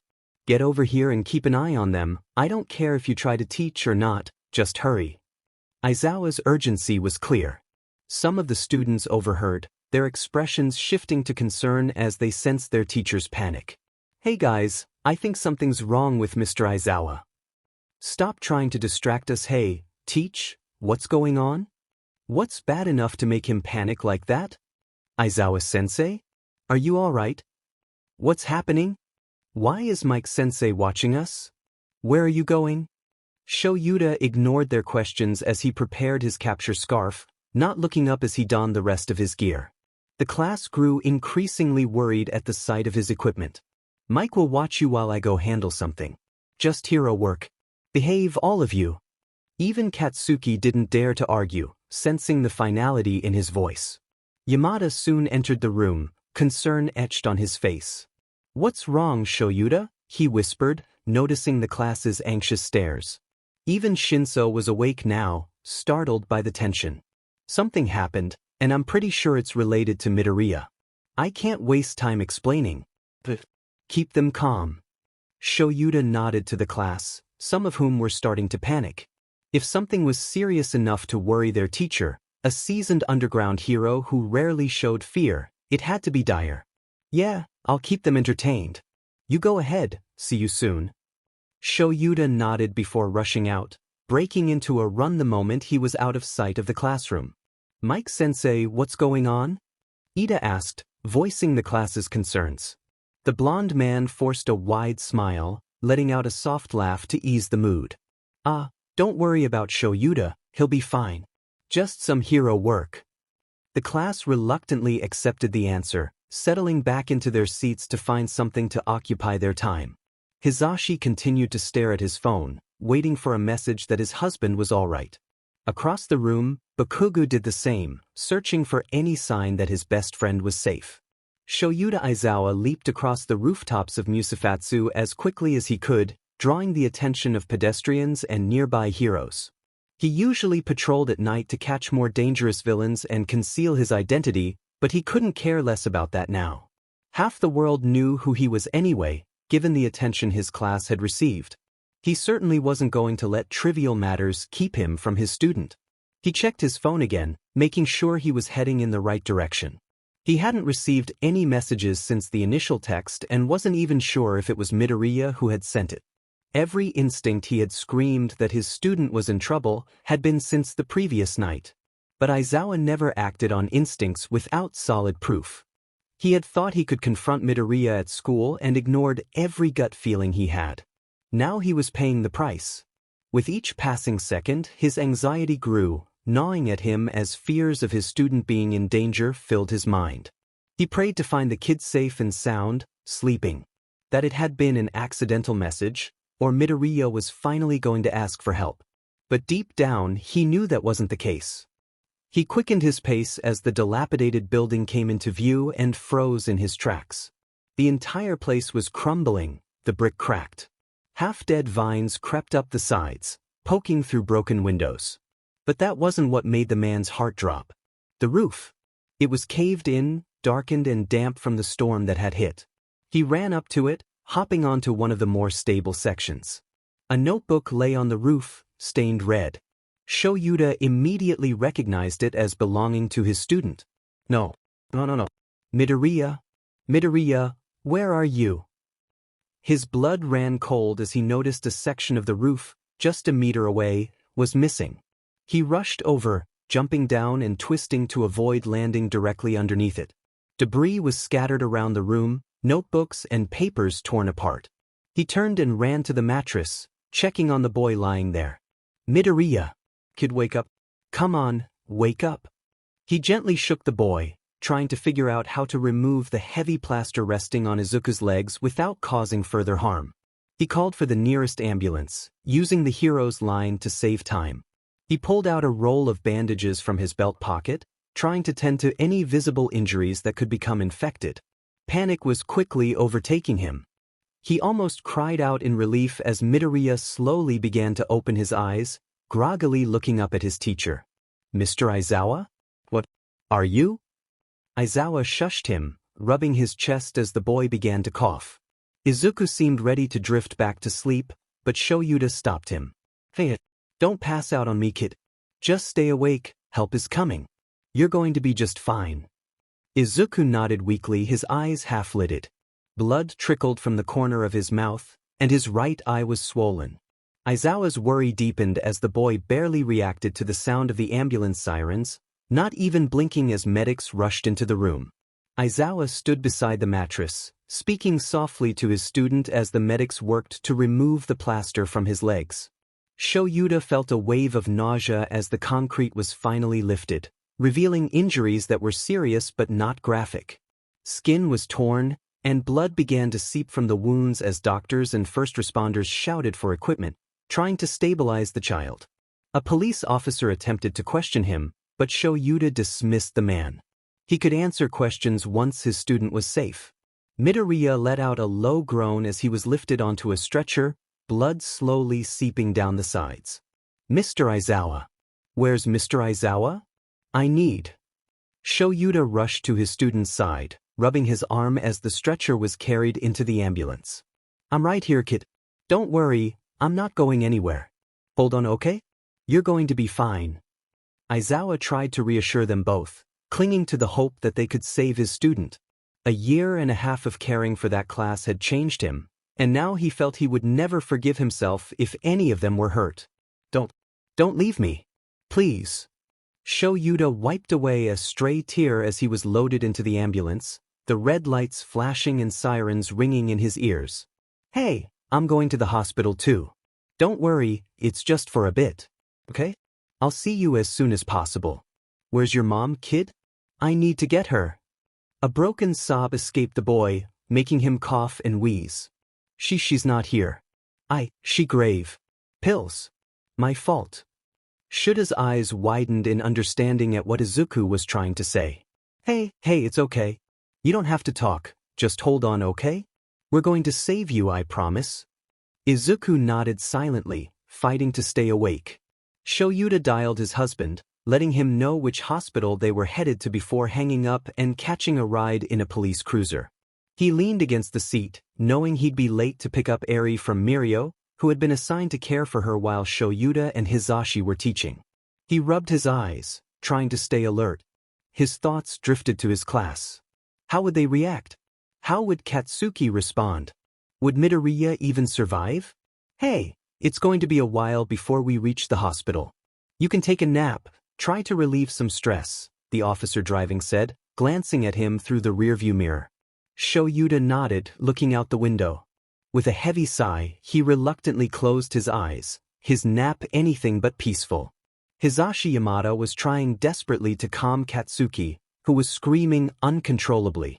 He really didn't want to yell at him, fearing it would make the class go deaf, but he was growing tired of the noise. So that's how everyone feels when he starts talking. He finally gave up and walked to the front desk, pulling out his phone for the umpteenth time. This time, however, he actually had a message from Shoyuta. Kat, going to the hospital. Midoriya was severely injured, and I'm going to wait for him there. He's already on the way to the hospital. I don't care if you let them go to the library or study hall for the PRD. I'll be late to pick up Eri too. Hizashi immediately freaked out. He looked around to ensure no one was watching before quickly texting back. Kakatu, what? Is he okay? Wait. No, that's a dumb question. I'm coming over. I'll tell Mirio he might have to have a sleepover. Handing the kids over to Nemi, is that cool? Which hospital?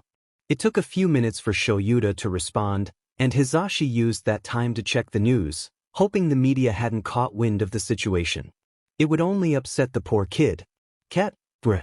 And yeah, go ahead and hand them over to Nemi, let her deal with it.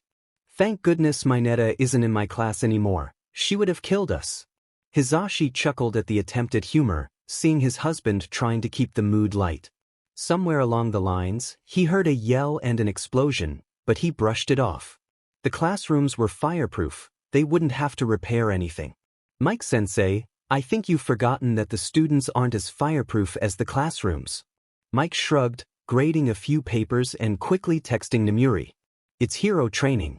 I'll give you all extra credit if you manage to survive until midnight gets here.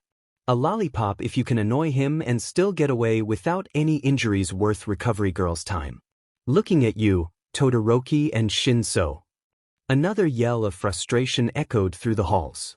Yamada chuckled and read his previous texts as the commotion resumed. Hey, are you already at the hospital? Nemi is going to take a moment to get over here. She's on a call with someone. I'm in the waiting room, just arrived. The kids can handle themselves for a few minutes until Nemuri gets here. We need to talk. Yeah, by the way, where's his mom? Totally slipped my mind. Not something you can explain over a text. Hizashi frowned, going to Mirio's contacts to let him know he'd have to babysit a bit longer. He grabbed his keys just as Nemuri walked into the room. Hey Mirio. We can't pick up Eri today, something came up. Can you take care of her for the night? We'll pay you. Yeah, sure. Eri's first sleepover. I'm going to put on Rapunzel. And no. Need to pay me. Okay, cool. Tell us how it goes. Bye. Hey, what's up? Nemuri asked, her phone in hand. The screen showed the text Yamada had sent. You said you had to meet up with Shoyuta. Is something wrong? Yamada sighed, chewing his lip. Something happened. It's not exactly the best thing ever. Can you watch the kids? Kiyama nodded, a stack of papers in her other hand. She gave a slightly mischievous grin, making Hisashi shudder. Well, I didn't bring all these worksheets for nothing. You go deal with your husband, I've got this. Hisashi nodded a quick thanks before rushing out of the classroom to his car, leaving behind 18 confused students and one frustrated Bakugo. Yamada jumped into his car, tossing his glasses and support equipment into the back seat, ruffling his hair. He really didn't want people recognizing him and asking for autographs or knowing about his relationship with Shoyuta, as villains loved to take advantage of heroes by targeting their loved ones. He knew Shoyuta could take care of himself, but there was no room for risk. He hurried into the building, heading straight to the waiting room and scanning the quiet space. Spotting his husband, he walked up to the seat beside him. Shoyuta was anxiously tapping his phone against his knee, biting his lip and frequently glancing at the door. Hisashi looked at him with concern as the black-haired man didn't react to his presence. Hey Sho, you okay? Hisashi placed his hand on Shuta's shoulder, leaning forward into his line of sight. Shoyuta looked at him before sighing and putting his phone away. If I'm being honest, no. Not really. Yamada hugged him as Shoyuta buried his head in his hands, gripping his black hair. Yamada smiled as Shoyuta leaned into him, returning the embrace before pulling away. You want to talk about it? Just because I yell doesn't mean I'm not a great listener. What happened back there? Where's his mom? Shoyuta shook his head, staring at the floor. His hands slowly curled into fists, knuckles turning white. Yamada gently uncurled his hands, worry etched on his face. Where do I even start? This entire situation is so messed up, and I failed to notice everything. I feel like this is my fault. It is. I could have stopped this. No, you couldn't. If you could, you would have. The kid didn't want anyone to know what happened. He's selfless and would rather endure pain than bother someone with his insignificant problems. Yamada made air quotes around bother and insignificant, his tone dripping with sarcasm. Shoyuta looked away, unconvinced by his husband's words. Yamada sighed, frustrated that Shoyuta was so intent on blaming himself. Then just tell me what's going on. I want to know where his mother is. Hisashi said, oblivious to the weight of the situation. Shoyuta knew this and refrained from getting angry at the accusatory tone. His mom. I was trying to ask him that when they wheeled him into the ambulance, but he could barely talk. All I got were some jumbled words, but from what I could gather. Shoyuta sighed, struggling to compose himself. He feared that if he spoke even part of what happened, it would become real. He mentioned something that sounded like suicide, pills, and grave. His mom is most likely gone. Yamada's eyes widened, a hand flying to cover his mouth. Oh my God. I am so sorry. But what kind of person does this to their child? Do you know when it happened? Shoyuta shook his head, searching his memories. Most likely around the time he started living with his grandmother. I'm guessing he ran away because I found him in an abandoned apartment. It looked like he lived there. All his belongings were scattered around, along with a lot of canned food. He might have been a bit, well, naive, not telling anyone, but he is definitely not dumb. Yamada nodded, biting his lip. He suddenly had a million more questions, but he would let Shoyuta finish. And I have no idea why she would do it. As for why he's in the emergency room in the first place, I'm going out on a limb here, but here's what I think happened. He was on the top floor. Last night there was a storm. When I got there, part of the roof was missing right above where I found him on his mattress. There was a lot of debris on his legs and it was pretty bad. Hisashi bit his lip as Shoyuta fell silent, leaving them in an uncomfortable quiet. Shoyuta took out his phone, showing Hisashi a text from an unknown number. Ixiju sent a message. Location Musafatsu, Japan. Sent for, read 5 o'clock. Shoyuta turned off his phone, staring at the ground. He sighed, rubbing his temples. The only reason he's alive is that he sent me his location. I have never been more relieved about giving out my phone number. Something clicked in Hisashi's mind, and a small grin appeared on his face. Wow. That kid is pretty smart, huh? Remember how you told me he sent Todoroki his location during their fight with Stain? He must have known you'd know he was in trouble. Shoyuta chuckled, a small smile appearing on his face as he looked at his phone. Maybe. Or he passed out before he could text a help. He couldn't even type his name correctly. Fair point. The two fell into a comfortable silence, Shoyuta leaning against his husband's shoulder. I'm taking a nap. Let me know when the nurse arrives. Hisashi nodded, a fond smile on his face. He leaned back, his gaze wandering around the waiting room. He noticed a middle-aged couple across from them, fast asleep. On the other side of the room, closest to the door, sat 4 teenagers, 3 girls and 1 boy who looked to be around 14 or 15. They had an unusual appearance, with scars on 3 of their faces, and one of the girls had dark liquid trickling from her eyes. The boy had messy blue and black hair, with dark brown antlers protruding from his head. His clothes were tattered, and a scar ran from his right eye to his mouth. One girl had green hair that resembled the vines of Shiozaki from Class 2B, appearing almost alive as they drifted around her. She wore a black eye patch adorned with a red rose over her right eye. Another girl, who was quite small, hovered in the air, her colors a mix of black and yellow. The last girl, with the dark liquid from her eyes, had orange and black hair tied in a messy ponytail, her clothes just as ragged, and Hisashi felt a twinge of concern at her lack of shoes. The life of a pro hero could be tough. A nurse entered quietly, causing everyone to perk up. Shoyuta woke with a start, looking at the nurse expectantly. Mr. and Mrs. Toriko? Your son is in room 163. The couple across from them stood up, rushing out the door with hurried thanks. Shoyuta slumped back into his seat, groaning. Hey, it's okay. I'm sure they're just finishing up and will be called back in a few minutes. Shoyuta nodded, closing his eyes again. Across the room, Hisashi noticed the 4 teenagers slumping back into their seats as well. Another 30 minutes passed, with nurses occasionally calling in different families. The kids across the room weren't called either, and they eventually fell asleep. As Hisashi's adrenaline began to fade, he felt ready to doze off when another nurse entered. He sighed, not really expecting her to call on them. Is there anyone here for Izuku Midoriya? Shoyuta and Hisashi immediately shot up, rushing to the nurse. They both missed the way the 4 children also perked up, relief shining in their eyes. Yes, we're right here. Which room is he in? Hisashi replied, a smile on his face. Shoyuta stood behind him, trying to keep his expression neutral. The nurse looked at them skeptically, frowning at their lack of resemblance to Midoriya. Are you his relatives? Shoyuta nearly growled as Hisashi struggled to maintain his smile. But we're related to each other, if that helps. He pointed to himself and Shoyuta, still smiling. The nurse offered a sympathetic smile. I'm sorry, but only family is allowed in right now. I can't help you. This time, Shoyuta actually growled, his protective nature surfacing.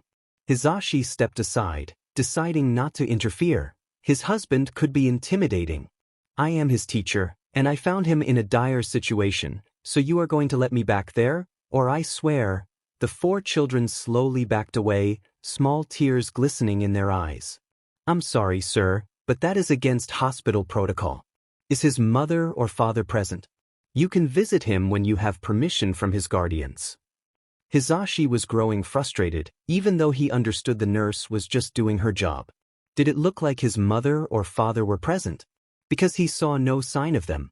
Hisashi was ready to pull out the hero card, but Shoyuta beat him to it. Okay then, that's fine and dandy. His mother is no longer with us, his father is absent, and his grandmother doesn't care about him. Now, I'll go ahead and sit back down with my husband and call Nizu, the principal of UA, to see if he can help us out. Oh, and did I mention we're pro heroes? You want to see our licenses? Because, as pro heroes, we have the right to visit the patient if there is an investigation underway, and there is. I need to check on that boy, my student, so you're going to let us through. Is that clear? His tone was icy, and Hisashi shuddered. The nurse swallowed and stepped aside, glancing at her clipboard. Our room 116, sir. I apologize. Shoyuta huffed and quickly walked out of the room, Hisashi following closely behind, offering a stream of apologies. Sorry, he's really protective of his students. Please don't sue us, okay? Thank you. Wait up, Shoyuta. Shoyuta headed for the stairs, with Hisashi running to catch up. Shoyuta, the elevator is that way. He pointed behind them, finally managing to catch up to his husband. Shoyuta scowled, continuing up the stairs. I'm not waiting for some metal box to carry us up there. It's too risky.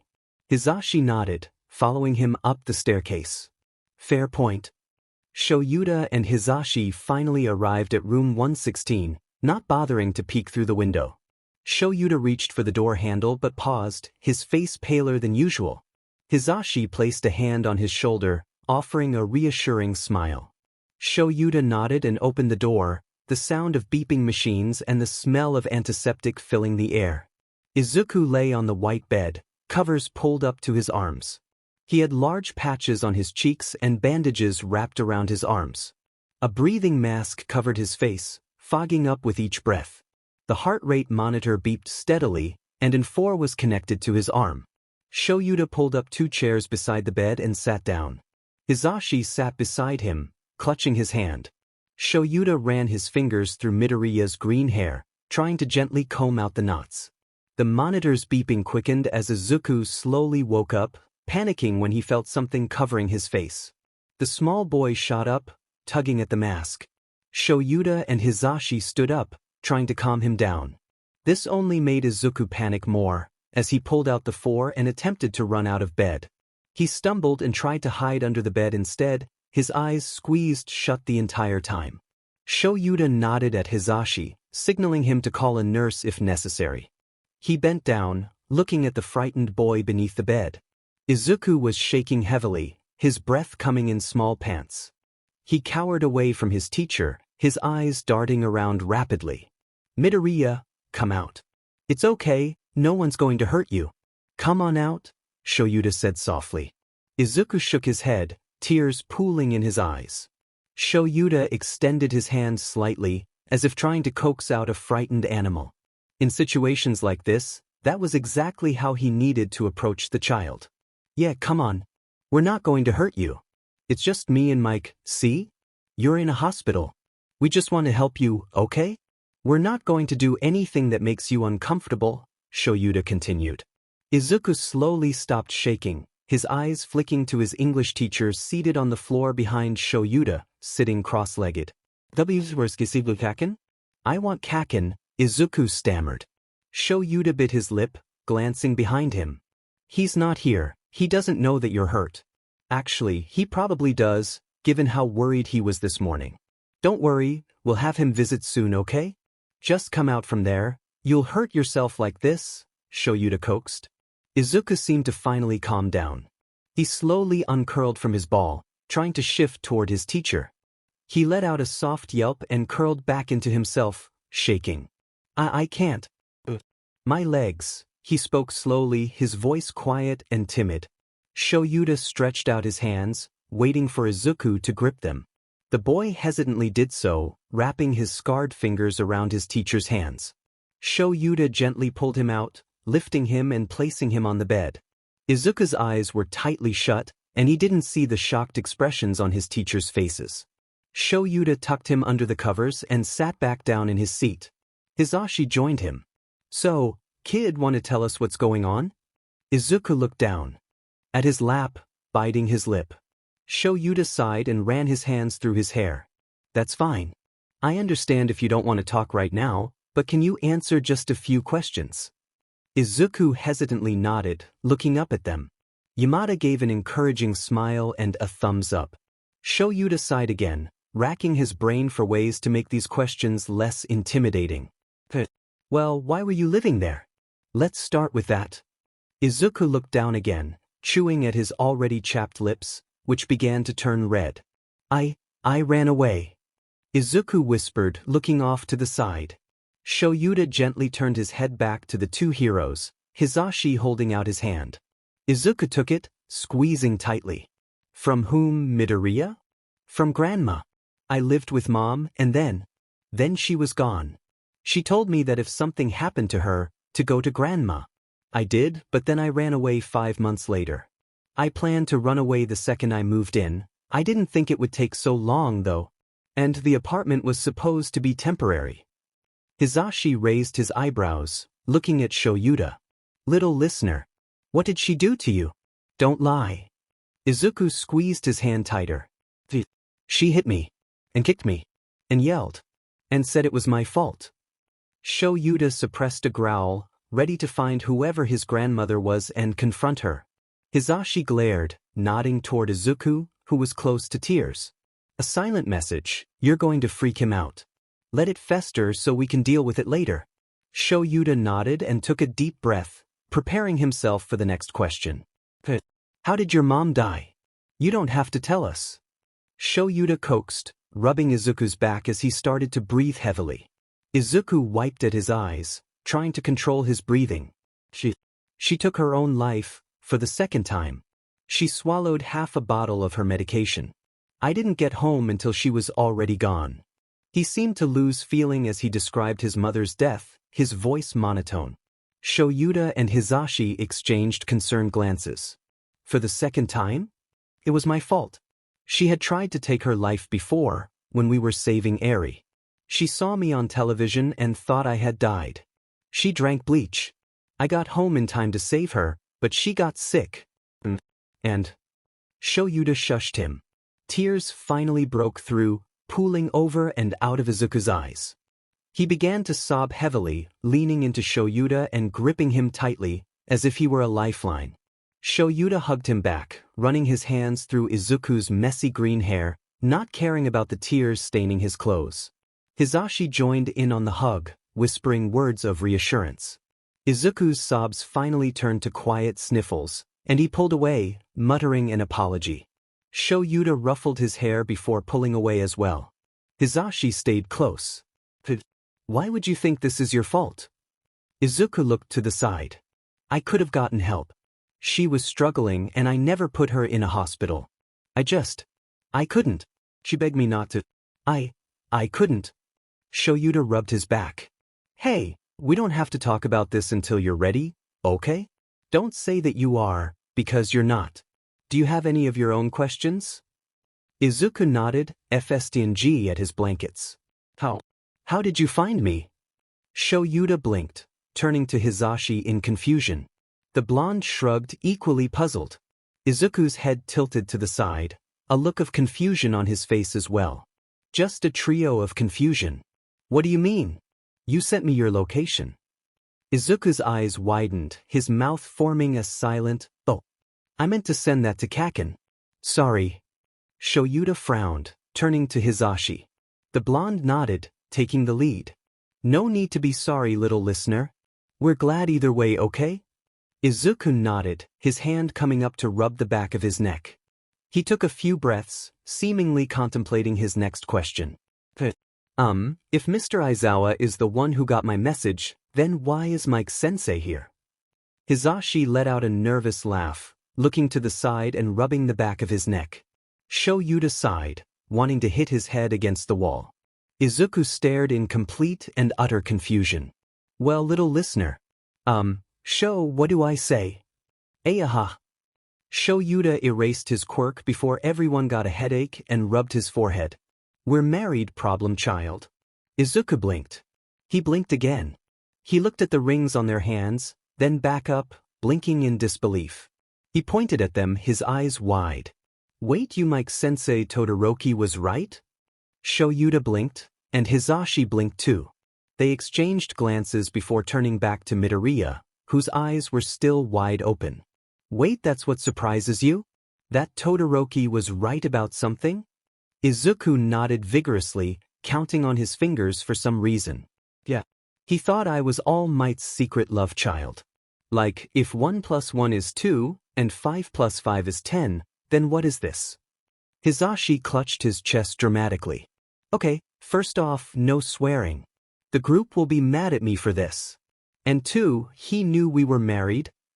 Shoyuta stared at him before lightly tapping the back of his blonde head. Okay, what? A group? And 2, you forgot we were married last week, so don't sound so surprised. What they say about blondes is true. Yamada pouted, crossing his arms like a child. I was drunk. That's the only reason. It was Namuri's fault. And I'm not dumb, I'm eccentric. Shoyuta looked at him skeptically. Yeah, sure. Shoyuta. A small giggle broke through the silence, and they turned to see Izuku laughing, his eyes closed. Hisashi looked at his husband, nodding toward Izuku. This is my group. And All Might is part of it, and I don't want to face the consequences, so don't tell him Midoriya swore when I was around. Hisashi whispered. Shoyuta rolled his eyes. Okay, enough of that. Sorry kid. Anyway, we're married. Don't tell Todoroki he was right or he'll come up with even more conspiracy theories. Any more questions? Izuku looked up at them and gave a small nod. Hisashi turned as well, smiling encouragingly. Yeah, just one more. I've been too scared to really look at them, and I guess I just want you guys to tell me it's okay. Mr. Aizawa, Mike-sensei. Why can't I feel my legs? Dadzawa's POV. Why can't I feel my legs? Shoyuta se in his breath, internally groaning. Mike sat on the bed beside him, a nervous smile on his face as he looked to the side. Izuku shifted his gaze between the two, confused and slightly worried. The only break in the long silence was the constant beeping of machines and monitors. After a long moment, Shoyuta steeled his nerves, trying to find a way to make it all just a little less daunting. Of course, that wasn't very easy. Izuku was the first to speak. His voice was slightly raspy from a lack of water, coming out accusatory and defensive, almost frightened. There's something wrong with me, isn't there? That's why I fell down earlier. There's something wrong with my legs. It was not a question but a statement. He knew something was amiss. Hisashi snapped to attention, plastering on a calming smile. He shook his hands back and forth, his eyes closed. No. There's nothing wrong with you, little listener. I meant physically, not mentally. Oh. Well, given the fact that we're in a hospital. Shoyuta elbowed his husband in the arm, shooting him a warning glare. The man flicked his eyes to the child sitting on the bed, arms crossed and bandaged. Helping. He rubbed his temples, his other hand tapping on his knee. How about we just wait until a doctor gets in here to explain, yeah? Izuku's eyes widened as he glared, practically shouting. The heart monitor picked up slightly, although not enough to cause alarm. I knew it. There's something wrong with my legs, isn't there? What happened? What's wrong with them? Stop dodging the question. Izuku clutched the blanket, lifting it to look underneath. Hisashi quickly reached out his hand to push the blanket back down, gently prying Izuku's hands off of it. Hey, let's wait until we get a doctor in here, okay? They can explain it. We have no idea what's going on down there either, kid. Yamada waved his hands at the blanket, indicating where Izuku's legs should be. The greenette sighed, leaning over to the side of the bed to raise the mattress and lean back against it. He sat back with a scowl, arms crossed. Shoyuta tugged at his shirt nervously. Okay, so he has an attitude. To be expected. How to distract him? Hisashi fixed that little problem, albeit poorly. The blonde's face lit up as he leaned forward, sporting a mischievous expression. Hey, little listener. How about we play a game to distract you, huh? Shoyuta face-bombed. He leaned over to lightly smack the back of his husband's head, eliciting an ow from the blonde. Shoyuta tightly gripped his arm, a patronizing expression taking place. Hisashi, he spoke as if the man were a small child, slowly and clearly. When we are trying to use means to distract a traumatized person, we do not outright tell them we are trying to distract them. We are subtle and deliberate. Understand? Yamada nervously smiled, rubbing the back of his neck as he nodded. A small thumbs up was the only response Shoyuta received. Well, the only response from Hisashi. A small giggle escaped from the side, the green-haired child sporting a small smile. His eyes were closed, unaware of the two adults staring at him in mild relief. Izuku straightened up, a small gleam in his eye. If we're going to play a game, Can I choose? Shoyuta looked to Hizashi, who shrugged his shoulders. Shoyuta turned back to Izuku, nodding. Sure kid. What game? Izuku smiled excitedly, waving his arms about as he explained the rules. The only thought on the two adults' minds was the fact that he could still act like a child instead of being scared to even talk. It's called May I Ask. Basically, you take turns asking each other questions, but you have to begin with the sentence, May I ask, or you forfeit a turn. You have to tell the truth, no negotiations. Got it? Izuku looked between the two, eyes gleaming with a childish light. Hizashi smiled brightly with a thumbs up as Shoyuta gave a curt nod. His face was straight, but if you looked closely, you would see a glimmer of fondness. Izuku smiled, apparently trying to rival Hizashi, as he sat up straight, careful not to aggravate any wounds. All right, I go first, then it's present Mike-sensei, then Mr. Aizawa. He pointed to each person as he listed them. May I ask, who popped the question? Shoyuta choked on thin air as Hizashi coughed, a bright red creeping onto his face. When Shoyuta finally came up for air after he recovered, he elbowed Hizashi's side. You're answering this one. Hizashi pouted, before a smirk crept onto his mischievous face. Shoyuta internally groaned as Mike leaned forward, poking Shuta's chest playfully. Are you embarrassed, Shoyuta? A light shade of red crept onto the tired man's face as he pushed his husband away, scowling slightly. He crossed his arms and looked the other way, refusing to answer. Hizashi laughed as he turned back to the eagerly waiting child. His voice gained a dramatic lilt as he whispered out his answer. Oh, it was totally me. Shoyuta is way too shy for that. Shoyuta slapped his husband, earning a laugh from the blonde. What? It's true. I will strangle you with this scarf, try me. Scary.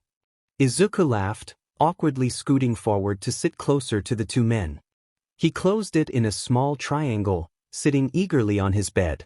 He pointed to his English teacher. Okay, it's present Mick's turn. Ask a question. Hizashi tapped his chin, appearing to be deep in thought. Aizawa smiled fondly as he looked between the two.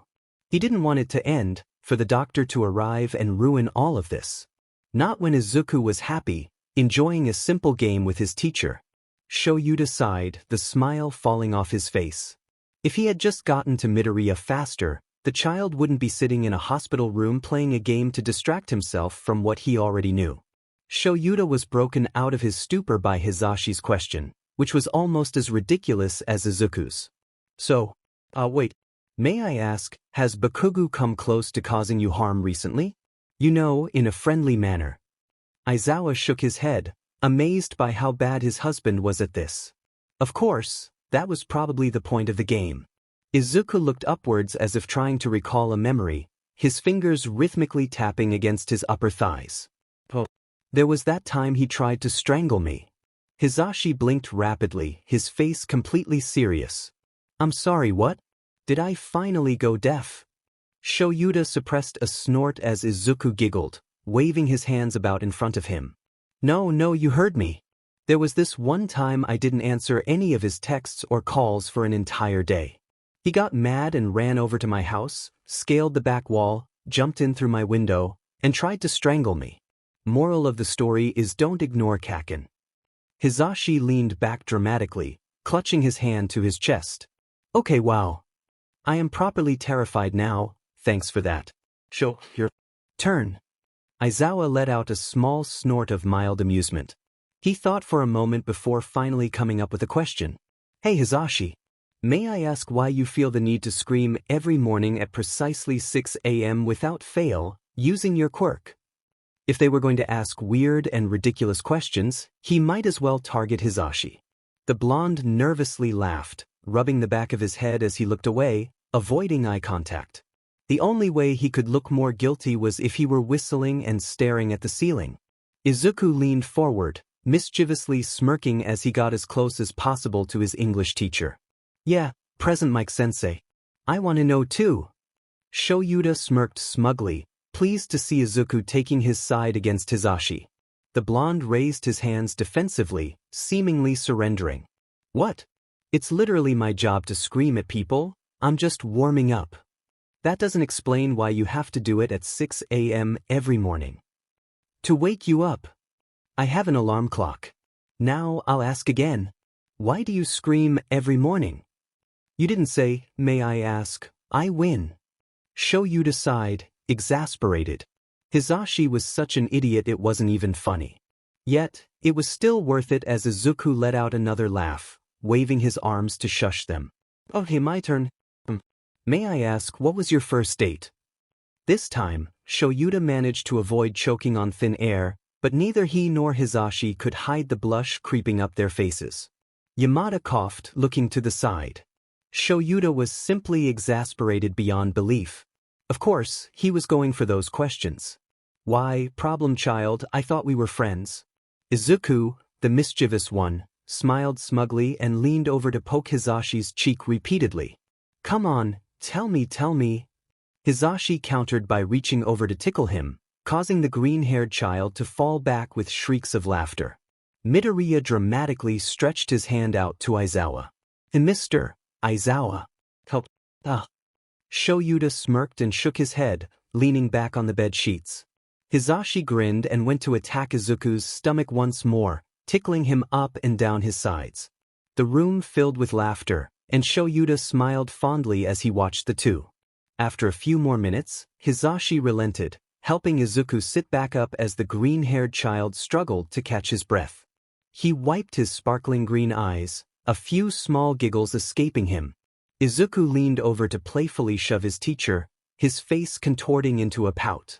You still have to answer the question, he said, pointing an accusing finger at his teachers. Hizashi dramatically sighed as Shoyuta gently pushed his arm. You're answering this one. Shuta's words elicited a pained yell from Hizashi. Why me? Because I said so. Izuku grinned, leaning forward even further. His eyes sparkled with mischief and curiosity, gleaming with a childish light. He was obviously enjoying this more than the two teachers.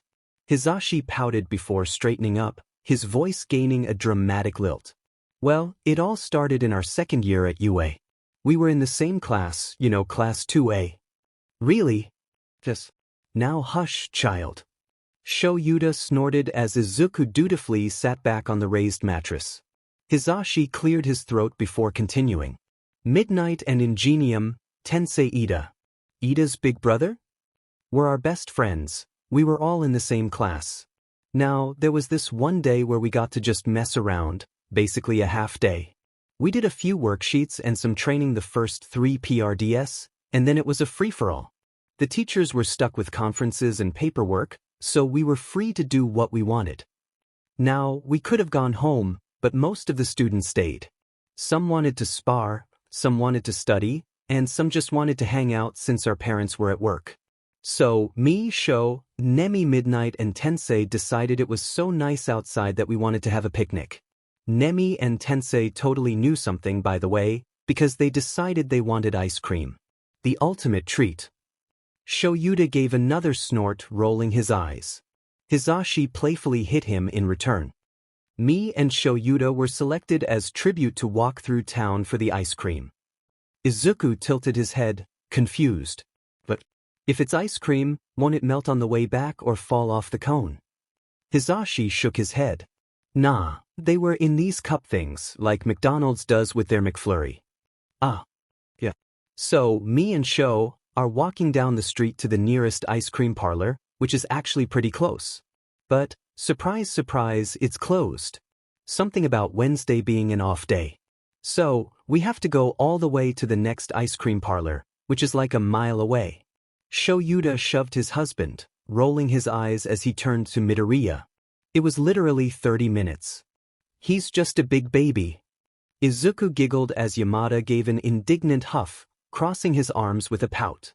Shoyuta gave a sadistic grin in the blonde's direction, causing him to shudder. Anyways, so we're walking down the street, and it's so far away that we start window shopping. You started window shopping.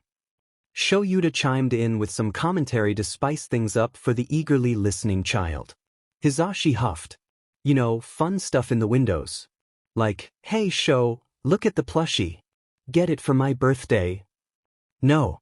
Hisashi grinned and turned to Shoyuta, scratching his head as if confused. Wow, you do a great imitation of my husband, sir. You're hired. Shoyuta shot back with a sarcastic grin, his savagery at full peak. Because we all know the only imitation you can do is of a cockatoo. Hisashi dramatically clutched his hand to his chest, looking as if Aizawa had just kicked his puppy. I'm hurt. That's my job. Anyways, we're window shopping. I'm trying to get Sho to accept a cat onesie for his birthday. Absolutely not. And we finally get to the ice cream shop. I get banana, Tensei wants blueberry, Nemi wants whatever that purple stuff was, and Sho here gets chocolate. Izuku laughed, looking at his homeroom teacher in disbelief. Shoyuta sighed, preparing for the onslaught of questions. Never pegged you for a chocolate person, Mr. Aizawa. Is that really your favorite flavor? Hisashi chuckled mischievously, drumming his fingers together in a rather concerning manner. Shoyuta resisted the urge to groan aloud. Actually, his favorite is some sort of black licorice abomination. Izuku looked at Shoyuta in horror, as if the man had just kicked yet another puppy. Hisashi chuckled at Shuta's expression, concealing a playful smile behind his hand. Shoyuta shot him a glare as his husband murmured a soft, sorry. Shoyuta glared even harder. He only chose that because, and I quote, it's the closest thing to black. You should have seen him back in our UA days, he was such a drama king. Shoyuta sent a strand of his scarf to playfully flick Hisashi in the face, prompting a surprised yelp. Hisashi rubbed his cheek and continued the story. So we head back to school, and may I just say, it's a beautiful day outside. The sky is a perfect blue, with fluffy white clouds drifting across the bright expanse. Who knew you were so poetic? Not me. We did some more window shopping, and I tried to convince Shoyuta to get a cat sleeping bag. Absolutely not. We went into a music store for some supplies. Shoyuta really enjoys certain types of rock music, you know. I do not. Until we finally made our way back to school. We trudged up to the little grassy area where Nemi and Tensei were supposed to be waiting for us. But, surprise, surprise, they were gone. They definitely had something to do with the date. So you admit it was a date. We were sitting there under a big shady tree on the most perfect day. Except you screamed that morning and woke me up. You forget we were neighbors. Izuku laughed, tapping his hands against the blanket impatiently. Shoyuta had almost forgotten they were in a hospital. Yeah, so we're sitting there under a big shady tree. Oh, I already said that. Anyway. Izuku snorted, earning a small smile from Shoyuta. Hisashi grinned, playfully nudging Izuku. Their banter nearly drowned out the sound of the monitors. We were enjoying our ice cream, which, mind you, was enormous. Like this big. He stretched out his hands to indicate the size, leaning back as if it were too much to handle. Shoyuta rolled his eyes and leaned over to whisper in Izuku's ear. Psst, hey kid. Yeah, you with the face. Let me tell you something. He's exaggerating. Izuku laughed again, his voice gradually losing its raspiness. Hisashi pouted, crossing his arms and slumping his shoulders like a child. Shoyuta rolled his eyes again and turned to his husband. Would you like me to finish the story? Absolutely not. Now, we've been there about 20 minutes, just enjoying ice cream. And out of nowhere, get this. His voice dropped to a dramatic whisper, causing Izuku to lean forward. He goes and kisses me. Hisashi exclaimed, spreading his hands wide. A wave of red flushed Shuta's face, prompting him to hide his face in his scarf. Izuku's eyes widened, a huge grin lighting up his face. Seriously, the son was getting jealous. Did not. He kissed me. Hisashi smirked, turning to Izuku with a knowing look. He scooted closer to Shoyuta, giving a quirky smile. But yeah, quiet. He kissed me, case closed. No, I did not, case closed. Would I lie to you? Izuku scratched the back of his head, looking to the side sheepishly. He gave a small grimace-like smile, drawing out his reply. Williel. Shoyuta gave a betrayed look and huffed, crossing his arms. Hisashi laughed, his face lighting up with a closed-eye smile. The blonde pointed at his husband smugly, reveling in his victory. I win. That's your fault for all those logical ruses. Anyway, my turn. Hisashi sang, his voice annoyingly high-pitched. Shoyuta suppressed another groan as he buried his face back into his scarf. Hisashi tapped his chin thoughtfully, causing Izuku to lean back with a groan of boredom. Okay. May I ask, what are your favorite songs, Midoriya? Artists and all, because this is totally not a reason for me to subtly share my taste in music. Izuku tilted his head, confusion evident on his face. Hisashi replied, blinking a few times. Shoyuta adjusted his scarf further up his face, warily eyeing the two. They were catching the Aoyama disease with all this author nonsense and breaking the fourth wall. It was strange. Izuku looked upwards as if it would help jog his memory, his hands absently fiddling with his hospital gown. Yes, they were still in a hospital. There's Heather by Conan Gray. Oh, and Young Volcanoes by Fallout Boy.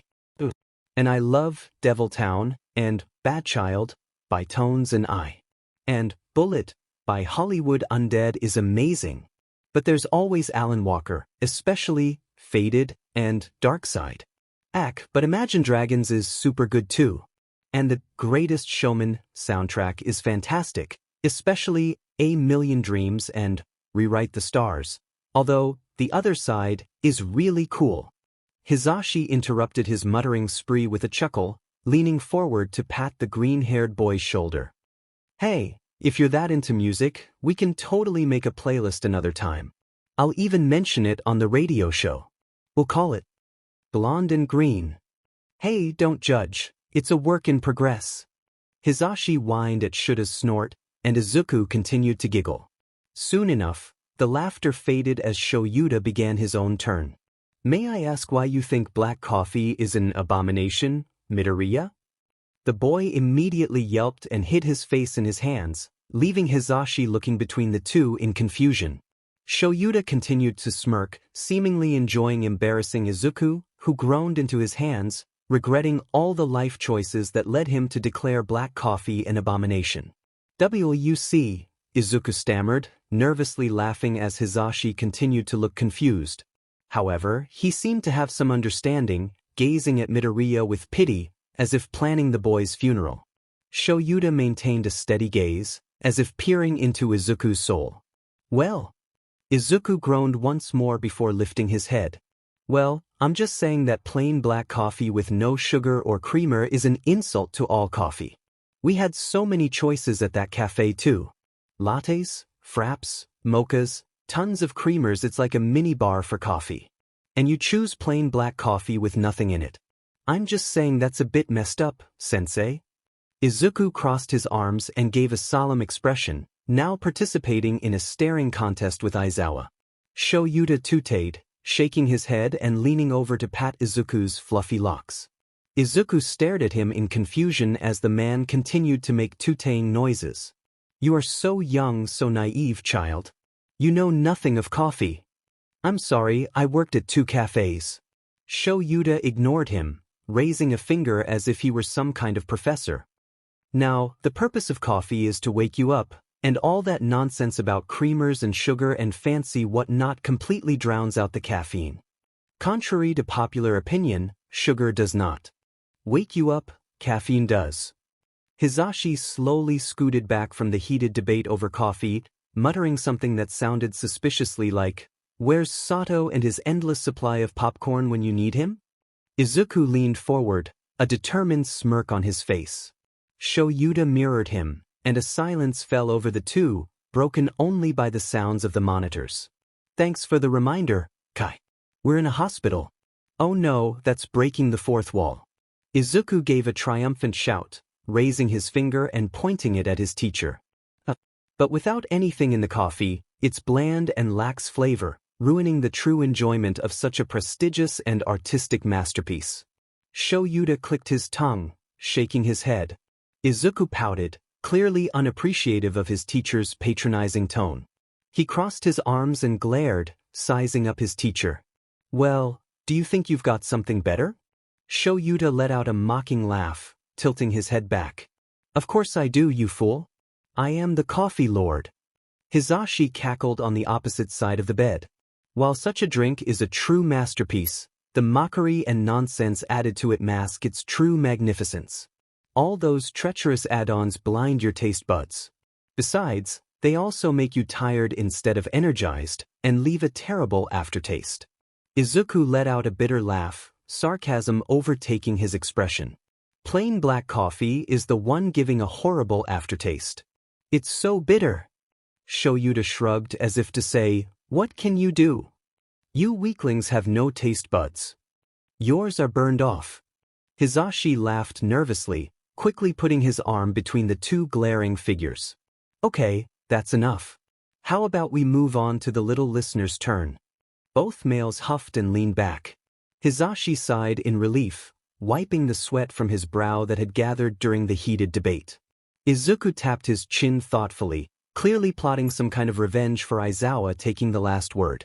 A gleam shone in his eyes, vengeance clearly on his mind. Shoyuta was confident he would regret every life choice that led him to order that black coffee. That was a lot of life choices. Mr. Aizawa. May I ask, how long have you two been married? Hizashi yelled dramatically, falling onto the bed and rolling off it. He shrieked as Shoyuta facepalmed. Why must I be surrounded by idiots? And why is Problem Child looking at me like that? Izuku wore a mischievous smile, which looked more like he was baring his teeth. Shoyuta shuddered. He was pretty sure Hizashi did too from his defeated slump on the floor. After a staring contest with Izuku, Shoyuta sighed and rubbed his temples, trying to ease the headache forming.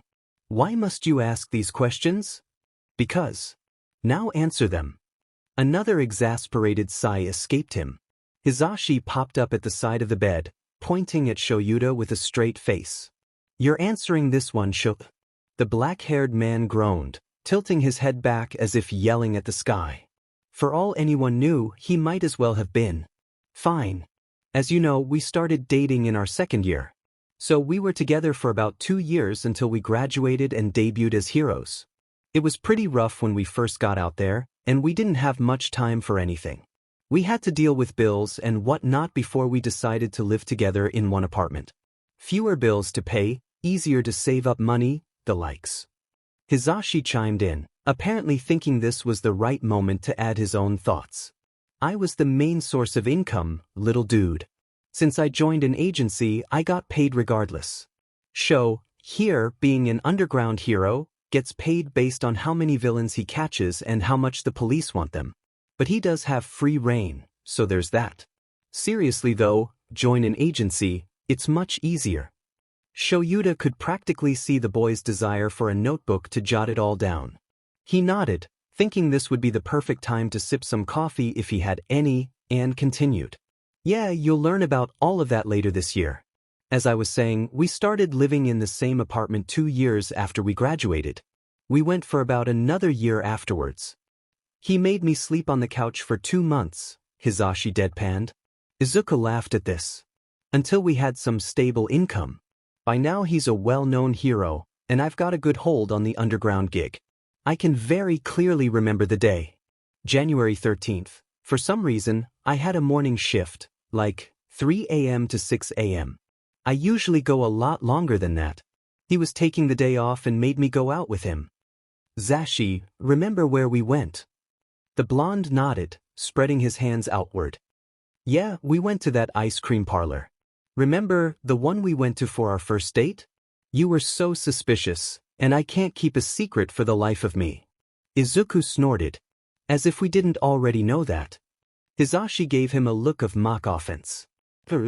So he confronts me in the middle of the date and goes, and I quote, "What are you hiding?" Shoyuta nodded. So I'm basically pressured into asking him to marry me. Weirdest thing ever, I know. They both looked up to see Midoriya staring at them with wide, unblinking green eyes. He had a V-shaped smile on his face, looking suspiciously like Aoyama. His scarred hands pressed into the mattress in front of him, making him lean forward. He resembled a child waiting for story time if it weren't so subtly unsettling. Hizashi let out a short wheeze before pressing his hands into the boy's forehead, playfully pushing him backward. Izuku let out a playful yell as his eyes shut, falling backward. Shoyuta smiled fondly as he leaned back. He lifted his foot to nudge his husband, signaling it was his turn. Hisashi straightened up, giving one more pinch to Izuku's cheek. The boy let out an irritated yell, pushing his hand away. Arfg no. Hisashi stuck his tongue out. Okay, let's see. May I ask? A sudden knock came at the door, drawing the attention of everyone in the room. Shoyuta called for the person to come in, shifting to sit back in the chair instead of on the bed. Hisashi mirrored him, crossing his leg over the other.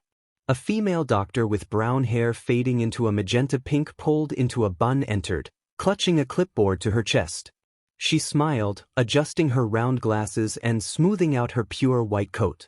She approached the bed, her heels clicking on the floor as she stood in front of the hospital cot. Shoyuta scowled as Izuku seemed to shrink in the presence of a new person, any previous playfulness or happiness evaporating. The doctor was oblivious to this, smiling as she took an extra chair.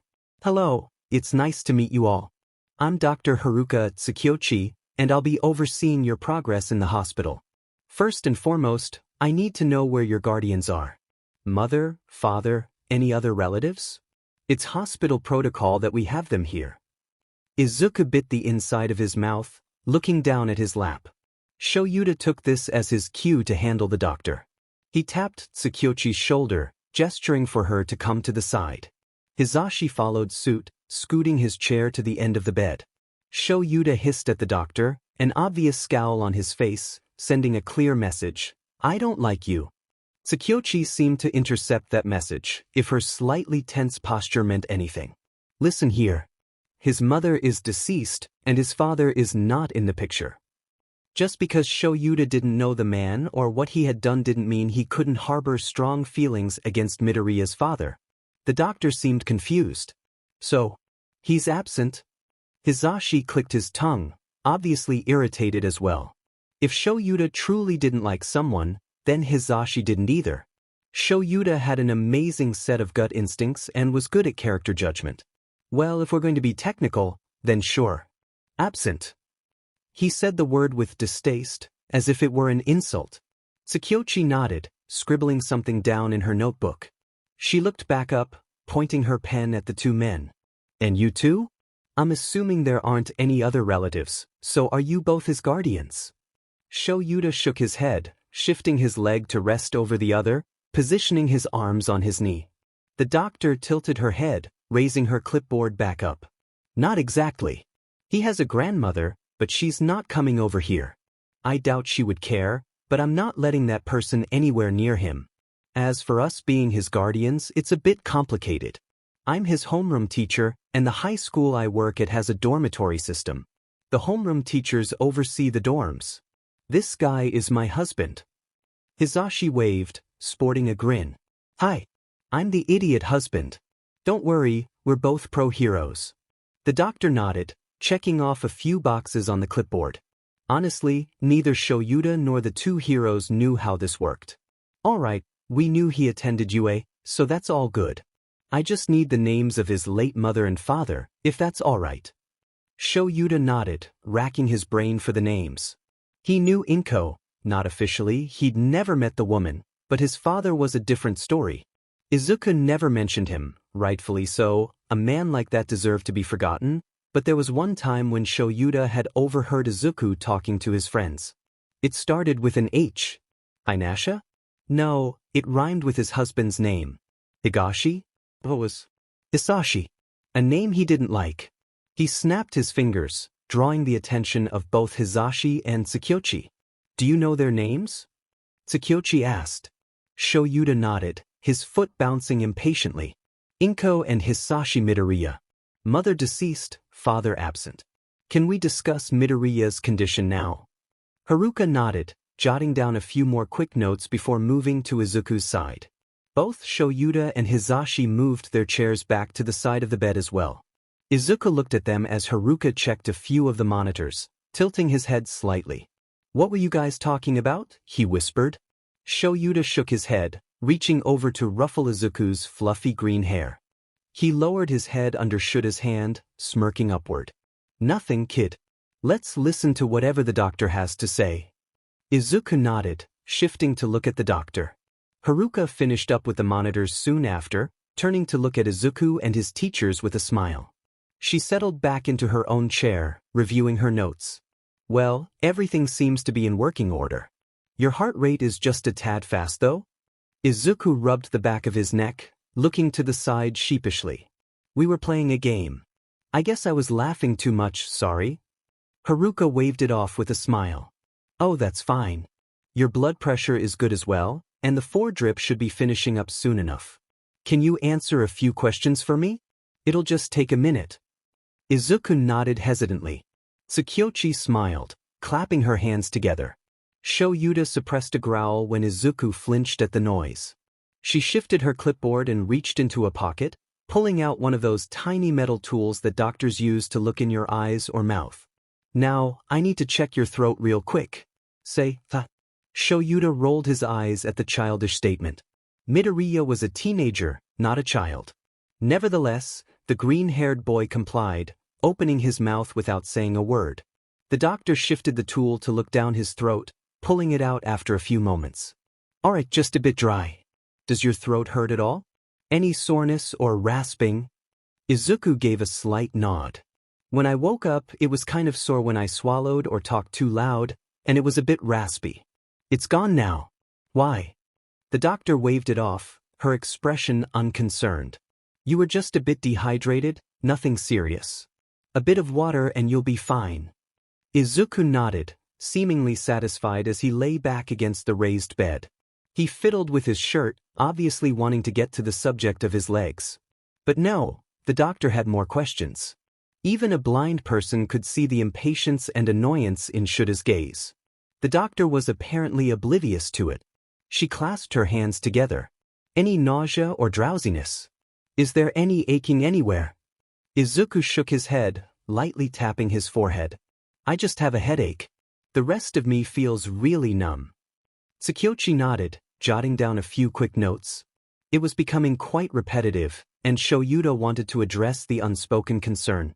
Izuku's legs. Midoriya seemed to share the same worries, as indicated by his fingers drumming nervously on his arm. That means the painkillers are working, so no worries. You seem to be perfectly healthy, but I'm sure you have some questions. I've got good news and bad news. Which one do you want first? Izuku bit his lip, and Shoyuta could see the gears turning in his head. On one hand, asking for the good news first would soften the impact of the bad news. On the other hand, starting with the bad news might make the good news feel like a pleasant surprise. Perhaps he should just go with the good news first, like a normal person. Shoyuta subconsciously clutched Hizashi's hand, not wanting to face the blow he knew the doctor's words would have on Midoriya. Hizashi squeezed it back, offering an encouraging smile that masked his own anxiety. Regardless, Shoyuta tried to find comfort in it. Izuku took a deep breath, making his decision. Good news first, please. The doctor smiled sympathetically and nodded. She turned back to her clipboard, flipping the paper over. Oh, you're healthy for one. The machines have been transferring plenty of nutrients into your bloodstream, and your heart is strong and pumping well. If all goes smoothly, you should be cleared for discharge in about a week. Shoyuta exhaled in relief, releasing a breath he didn't realize he had been holding. Hizashi grinned, shaking their intertwined hands happily. Hey, don't look so down. This is good. He's healthy and strong. The little listener is going to be okay. Shoyuta managed a bittersweet smile at his husband's reassuring whispers, turning to see Izuku's eyes light up as he engaged in conversation with the doctor about when he could leave. Dr. Tsukiyoshi seemed a bit taken aback by his enthusiasm but responded as best she could. Izuku continued to smile, but it felt like a knife twisting in Shuta's chest. He knew that smile would soon be replaced with tears when the reality set in. He dreaded the moment when the light in Izuku's eyes would dim, and he wondered where his usual detached professionalism had gone. What happened to simply being a teacher, focused on training heroes? Yet, Shoyuta wasn't sure he preferred that role. If he had remained just a teacher, who would have questioned Midoriya when he came to school with that unusual artificial light in his eyes? Who would have given him his phone number, offering him a chance at salvation? Who would be sitting in a hospital chair, ready to support him through the weight of the news he was about to receive? When did he start referring to his student by his first name? Finally, Tsukuyoshi let out a heavy sigh, looking at the now confused teenager with a sad smile. Next to Shoyuta, Hisashi stiffened, a light sheen of nervous sweat forming on his brow. Shoyuta squeezed his hand. Neither wanted to hear what was coming. If it was said, it would become real. Neither wanted to see Izuku's bright smile fade into tears. Izuku tilted his head at the somber expressions on his teachers' faces and the bittersweet smile on the doctor's. His eyes darted to where there should be 2 lumps beneath the blanket, and his breath caught. He knew, deep down, but he wouldn't admit it. Dr. Tsukuyoshi hesitated before placing a gentle hand on Izuku's arm, her touch hesitant yet comforting. Small premature tears pooled in his emerald eyes, reflecting the harsh fluorescent lights and making his dulling gaze shimmer with false hope. It was unsettling how the most terrible things could somehow appear beautiful. What's wrong? What's the bad news? Izuku stammered, breaking the silence in the room. Shoyuta nodded to Hisashi, and the 2 men moved to sit beside him on the bed. Izuku's concern deepened, and Shoyuta could see alarm bells ringing in his mind, warning him that something was very wrong. The doctor took a deep breath before speaking, her voice soft and soothing. Now, there is some bad news. When the roof fell on your legs, there were significant injuries. She adjusted her clipboard, flipping to a page that detailed Izuku's condition. The boy instinctively reached out to grip Aizawa's arm, the fabric bunching in his fingers. Hisashi wrapped an arm around Midoriya's shoulders, rubbing his arm gently. You suffered multiple injuries, including a pressurized injury, since the plaster fell at high speed and was quite heavy. There was significant blood loss, as well as torn muscles and damaged skin. Your legs were severely affected, and an infection developed due to the plaster being left on for almost a day, along with bacteria in the area. You were also running a high fever and were malnourished and dehydrated. You're fortunate that your legs were the only major injuries. The rest of your body, mostly your upper thighs and lower abdomen, only had a few cuts and bruises. Thankfully, you seem to have only suffered a mild concussion, which you appear to have slept off. As she spoke, Izuku's face drained of color, fear, and what looked suspiciously like shame overtaking his expression. He lowered his head, letting his arms hang loosely at his sides as his lip trembled. But the doctor wasn't finished. While Hisashi moved to comfort Midoriya, Shoyuta focused on suppressing his growing anger and frustration. He knew it was irrational and immature to feel frustrated with the doctor for doing her job and providing them with the information they needed, but he couldn't help it. Just because Midoriya was training to be a hero didn't mean he was there yet. He wasn't an adult or a seasoned hero like All Might or even Shoyuta himself, who had his own share of injuries, not counting the time he ended up in the hospital with 2 broken arms and multiple seizures due to muscular. He was just a 16-year-old kid who shouldn't have to deal with all this stress. But it felt like some unseen force was determined to make this poor kid's life as difficult as possible.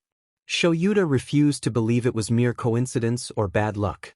There was something out there that thrived on chaos and was intent on making Izuku's life miserable. The point was, this doctor could have been a bit gentler in her approach. Midoriya, you're fortunate to be alive right now. We truly did everything we could. But given the extent of your injuries, we had no choice but to make a difficult decision. It was either this or a life of severe limitations. Shoyuta fought the urge to express his frustration at her calm demeanor, which lacked any real empathy. She could have shown a little more compassion. Midoriya, on the other hand, was clearly on the verge of panic. Shoyuta was determined to prevent that from escalating. Hisashi was also focused on keeping Izuku calm, gently rubbing his back and whispering soothing words. Haruka paused, giving the child a moment to collect himself. After a few moments, Izuku hurriedly wiped the tears from his eyes. He didn't want to appear weak. Shoyuta could see that thought clearly reflected in Midoriya's eyes.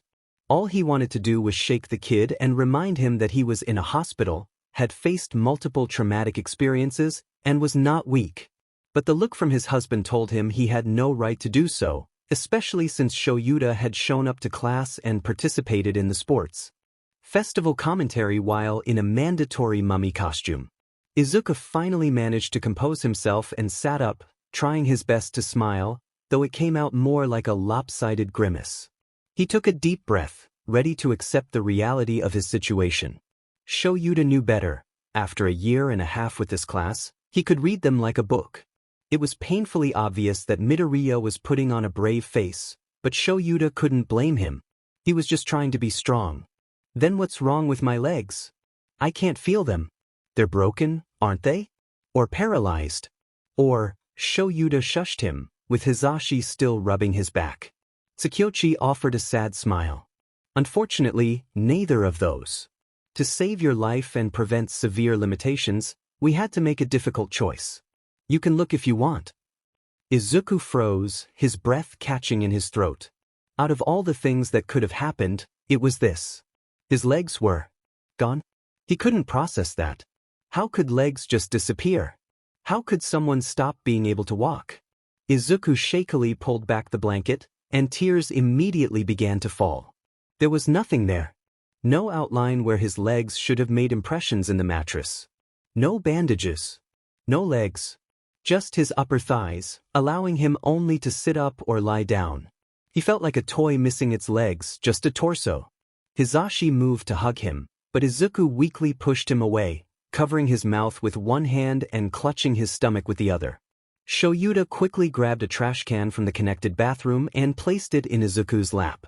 The green-haired teen clutched the sides and retched. Tears blurred his vision, and he struggled to breathe before emptying the contents of his stomach.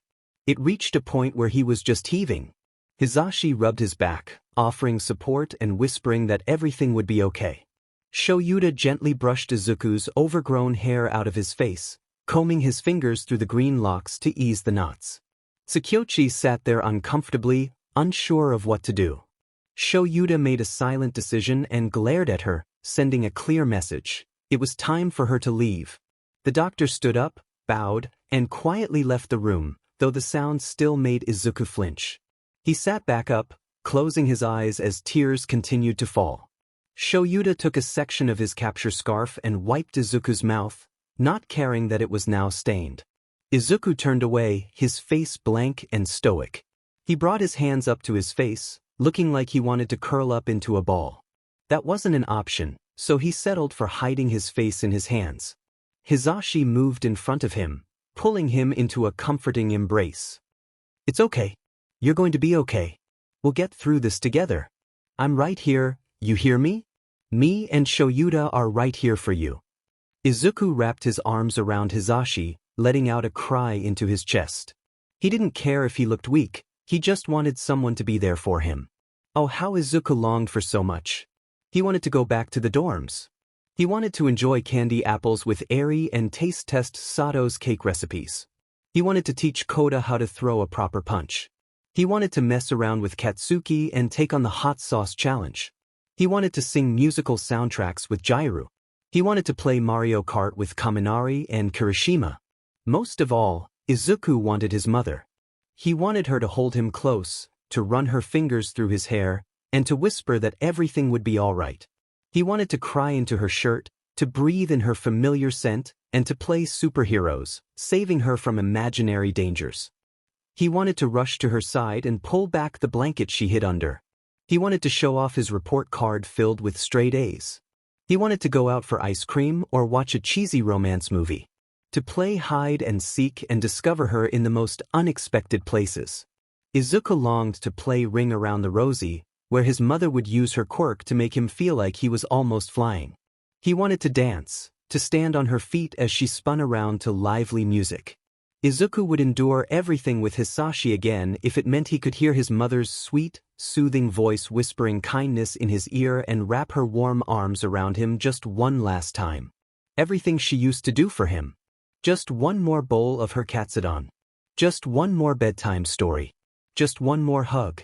Just one more kiss. Just one more adventure. Just one more day.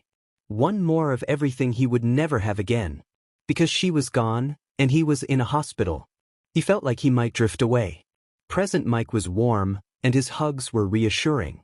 Mr. Aizawa running his hand through Izuku's hair was calming. But Izuku had to stay awake. He couldn't just drift off. It felt disrespectful. Yet at the same time, he never wanted to pull away from this comforting embrace. This warm, reassuring hug. Because he felt safe here. Present Mike-sensei, Mr. Aizawa. Can I still be a hero? Izuku mumbled, and Shoyuta felt a surge of frustration. Almost. It was silly that his first thought was about being a hero. It made sense, of course. Being a hero was Izuku's dream, and losing the use of his legs seemed to shatter that dream. But Shoyuta would rather spend a day with Ms. Joke than tell Izuku he couldn't be a hero. Hey, of course you can. This is just a setback, okay? Hisashi nodded, even though Izuku couldn't see him with his face still pressed into Hisashi's chest. The boy sniffled, still gripping his English teacher tightly. Shoyuta continued to comb his hair as he searched for anything that people did before healing and regeneration quirks. Before quirks, this kind of thing wasn't that uncommon. Sure, it didn't happen all the time, but they didn't have quirks to fix it either. Some people, instead of being confined to a wheelchair, got prosthetics or even robotic limbs. Izuku pulled away slightly at this new information, staring at his teacher in disbelief. A glimmer of hope shone in his eyes. What? I could get things like that? Shoyuta nodded as Hisashi enthusiastically did the same. Yeah, little listener. I mean, you attend UA. We're not the top hero school in Japan for nothing, you know. I bet our support course could whip something up, huh? You'll be back on your feet in no time. Izuku laughed, his voice shaky but filled with joy. As long as he was smiling, Shoyuta would be happy to listen to his husband's bad jokes for hours. As long as Midoriya had some form of hope that things would improve, they would. What was happening to him? Shoyuta felt himself softening. He would blame it on Eri. Still, Shoyuta nodded along. Yeah, did you think it was because Nizu blackmailed the Hero Commission? That's only half the reason. The rest is that we have incredibly high standards and an impressive budget. I'm sure Hatsum will be thrilled to design something. Shoyuta deadpanned at the last part, cracking his infamous grin at Izuku's exaggerated shudder. Oh no. Knowing Mei, she'll put rocket boosters in it and send me flying through the ceiling. Hisashi shook with suppressed laughter, while Shoyuta found the situation increasingly strange. A short teenager with bandages on his arms and cheeks, hair tangled and overgrown, face tear-stained and eyes bloodshot, throat raw from earlier, making jokes about his own situation and laughing heartily. If Izuku was anything, it was optimistic. But sadly, the rational side of things took over. Hey, don't get your hopes too high. When quirks started appearing, and individuals with healing quirks were sought out as emergency responders, a lot of those technological advancements were nearly forgotten. Sure, they were at the peak of robotic limbs and prosthetics, but healing quirks surpassed those by miles, and there was little need for those advancements anymore. It's been a while since the last amputee. Izuku's expression fell, and Hisashi glared. Shoyuta raised his hands defensively. The black-haired man sighed, resting a large hand on Izuku's shoulder. The short boy looked up, a flicker of hope shining in his eyes. That doesn't mean it's impossible. They did halt many advancements, but not all of them. Some doctors and scientists even studied how to integrate quirks into robotics. And our support course is nothing if not up to date with science. I'm sure they can create something. For now, we may have to settle for standard prosthetics, but I bet a gallon or two of coffee will get them motivated. Hisashi playfully swatted Shuta's shoulder as Izuku giggled, his challenge to the sun of a smile shining brightly on his face. Shoyuta, no corrupting students with coffee. How many times have I told you? 2856, Shoyuta replied, his face completely stoic and his voice monotone. Izuku cackled as Hisashi groaned at Shuta's smug expression. Why do you have no life?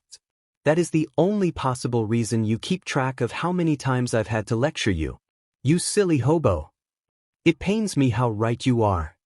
It was only 30 minutes, but it felt like an eternity to Shoyuta. A 30-minute eternity of random banter, Hisashi falling off his chair, and a clear insult to the sun. Multiple times, Hizashi told Izuku to apologize to the ball of gas in the sky, much to Izuku's confusion and Shura's amusement. But good things don't last forever, or at least that's what they say. Shoyuta wanted to find whoever made that up and punch them for jinxing everyone. Alas, they were already gone. Shoyuta hoped it was from something dramatic, maybe someone got to them before he did. At least it didn't have to end on a bad note. Izuku was currently laughing at something random Hizashi said before it was interrupted by a large yawn. Shoyuta noticed the drooping of his, concerning, dull green eyes, sighing as Izuku tiredly rubbed at his eyes. Hizashi chuckled warmly and lightly nudged his student. Come on, go to bed. I won't have you ending up like Shoyuta here. Izuku pouted before another yawn escaped him. Shoyuta thought he was pretty cool, thank you very much. Badass ninja guy and stuff. Yeah, I may be gay, but I ain't no hobo. Hizashi choked on thin air with laughter. Shoyuta was personally quite offended. The black-haired man retaliated by suddenly pressing the button on the side of the bed, making the raised mattress lower back down. Izuku shrieked as he lost his balance and fell backward.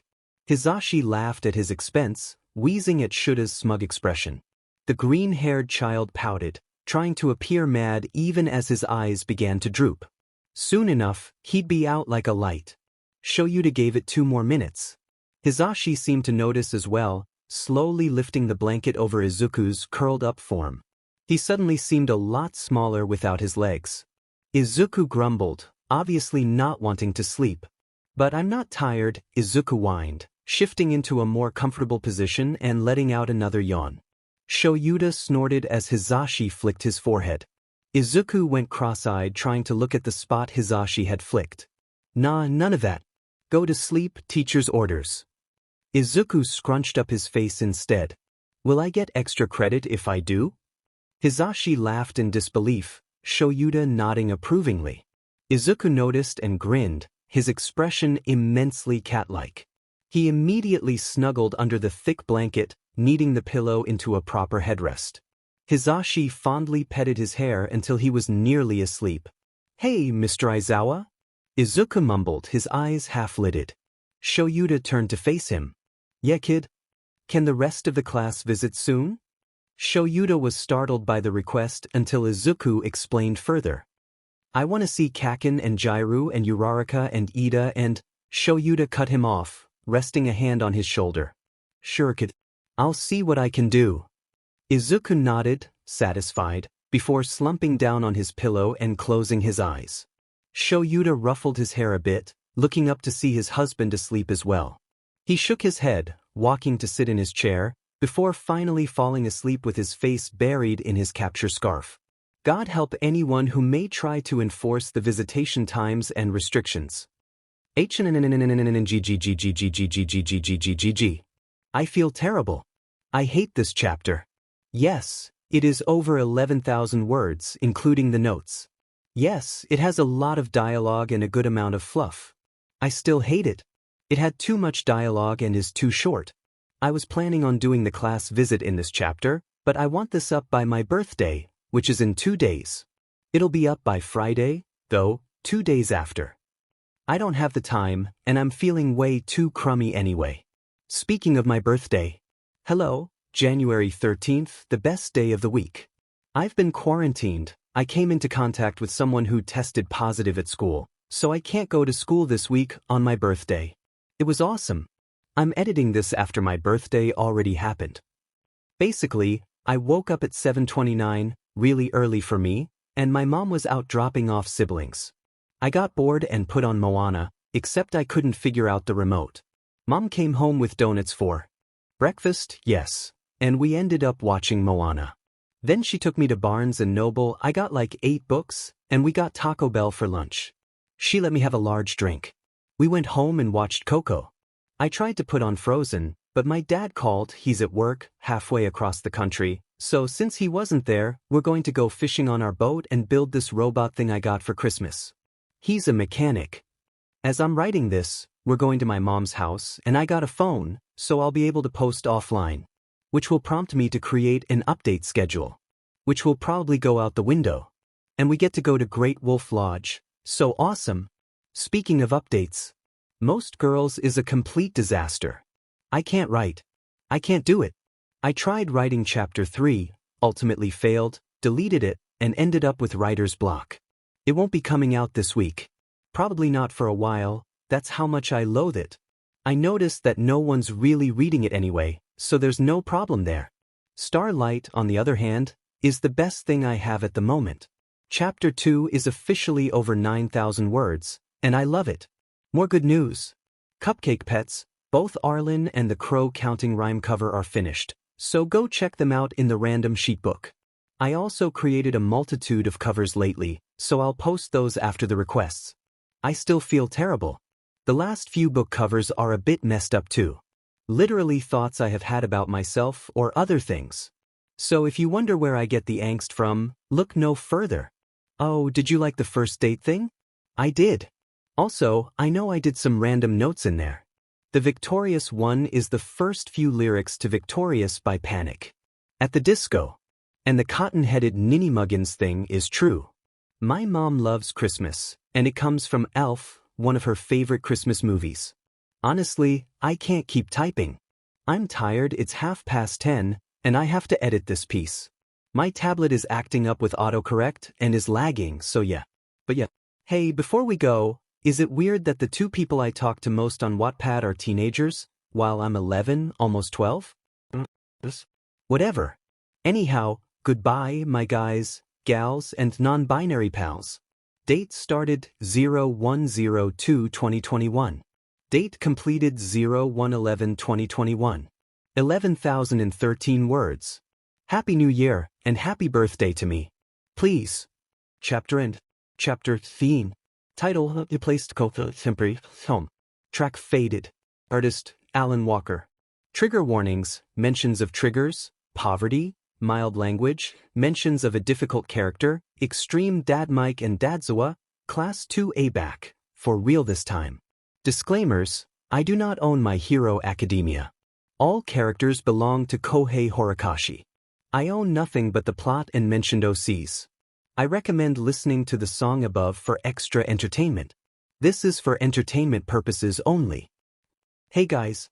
I'm gonna do this because I can. It's fun.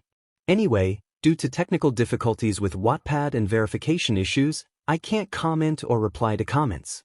I can write and publish though, so yay. Anyway, I'm going to respond to some comments here. I don't remember usernames and am too lazy to go look them up, so you know who you are. Thank you to all the people who said happy birthday in chapter 12. It means a lot. Oh, that's funny. I turned 12, and it was chapter I would love to be your music friend. All the way. Cupcakes, since I know you. Izuku stared out the window next to his bed, watching the birds in the tree almost directly in front of him. It was so different from what he usually saw looking out his window. Then again, this was a hospital, not an abandoned apartment or neighborhood. A small nest woven from twigs and mud housed a single blue bird, its beak a light gray and feathers a mix of pale and dark blue. An untouched plate of hospital food sat on the bedside table, and the television played some cartoon that Izuku wasn't paying attention to. Nothing mattered right now. Stop thinking like that, he scolded himself. But it wasn't like he was happy. All Izuku wanted was to return to the apartment building and ignore the world around him, including his problems. He wished he could put on a smile and forget about the graveyard only a mile and a half away, text his best friend, and feel happy even if it wasn't real. Now, that thought felt distant and unappealing. Izuku sighed and looked down at his thighs. Gone were his legs, reduced to stubs just above where his knees should be. He stared at them, feeling as if they were staring back. Beeping filled the room, and white static crackled in his ears. His eyes blurred, but they remained dry. The cold air blew against his lips, cracking the skin. Bandages felt like they were slowly peeling off his face and arms. His head throbbed, and the smell of antiseptic and chemicals overwhelmed his senses. And the nurses thought he would want to touch the unappetizing food that looked like it had come from a dog food processor? He didn't care if he was malnourished. Izuku wasn't touching that. He leaned back with another sigh and forced his gaze away from his stubs. The door was the only other thing to focus on. The bedside table held food and a vase of nearly dead flowers that present Mike had left. He didn't want to look at them. So, he continued to stare at the door that refused to open. The noise of beeping and the TV faded into a background hum, like the chatter in a cafeteria where everything blurs together into gibberish. That's how his entire brain felt. Izuku continued to stare at the door for what felt like an eternity, though in reality, it was only about an hour. Time faded in and out. Colors blurred. His mouth was dry, but he didn't want the water on the table.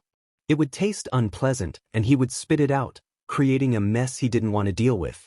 Exactly 5 minutes after 9 a.m., the door opened to reveal Shoyuta Aizawa walking in, his form slouched and hands stuffed into his pockets.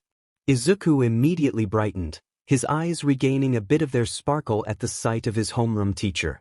Aizawa offered a slight smile and sat down in one of the 2 chairs that had been there since day one. Izuku shyly waved his bandaged hand at the black-haired man. "Hi, Mr. Aizawa. Where's Present Mike?" Shoyuta shrugged, grunting in response. "Downstairs getting snacks.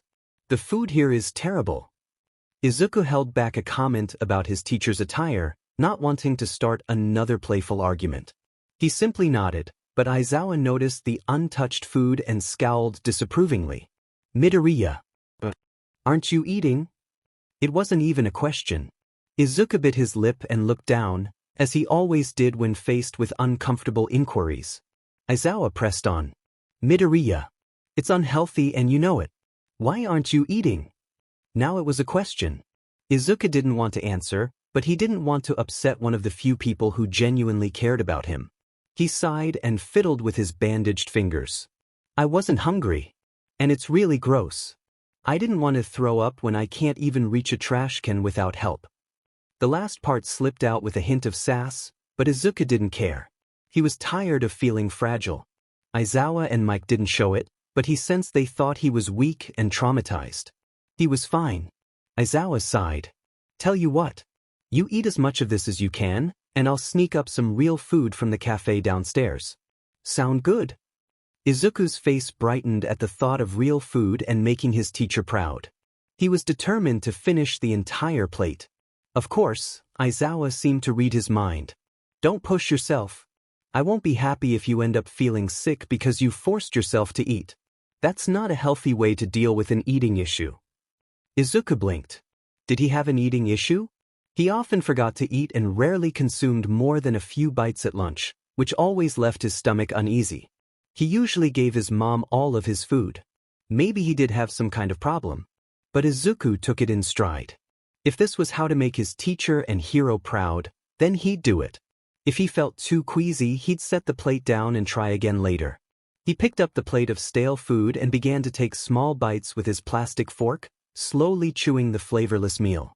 Aizawa passed the time with random questions, to which Izuku responded with enthusiasm. After finishing about a quarter of the small plate, Izuku felt his stomach churn and rumble. It cramped slightly, prompting him to set the plate down on his lap. Shoyuta took the hint and placed the food back on the bedside table. He patted Izuku's arm. "Good job, kid. That's probably more than you've eaten in a while." When Izuku glanced at the food, he realized it was the most he'd eaten in a single sitting since. A few months ago?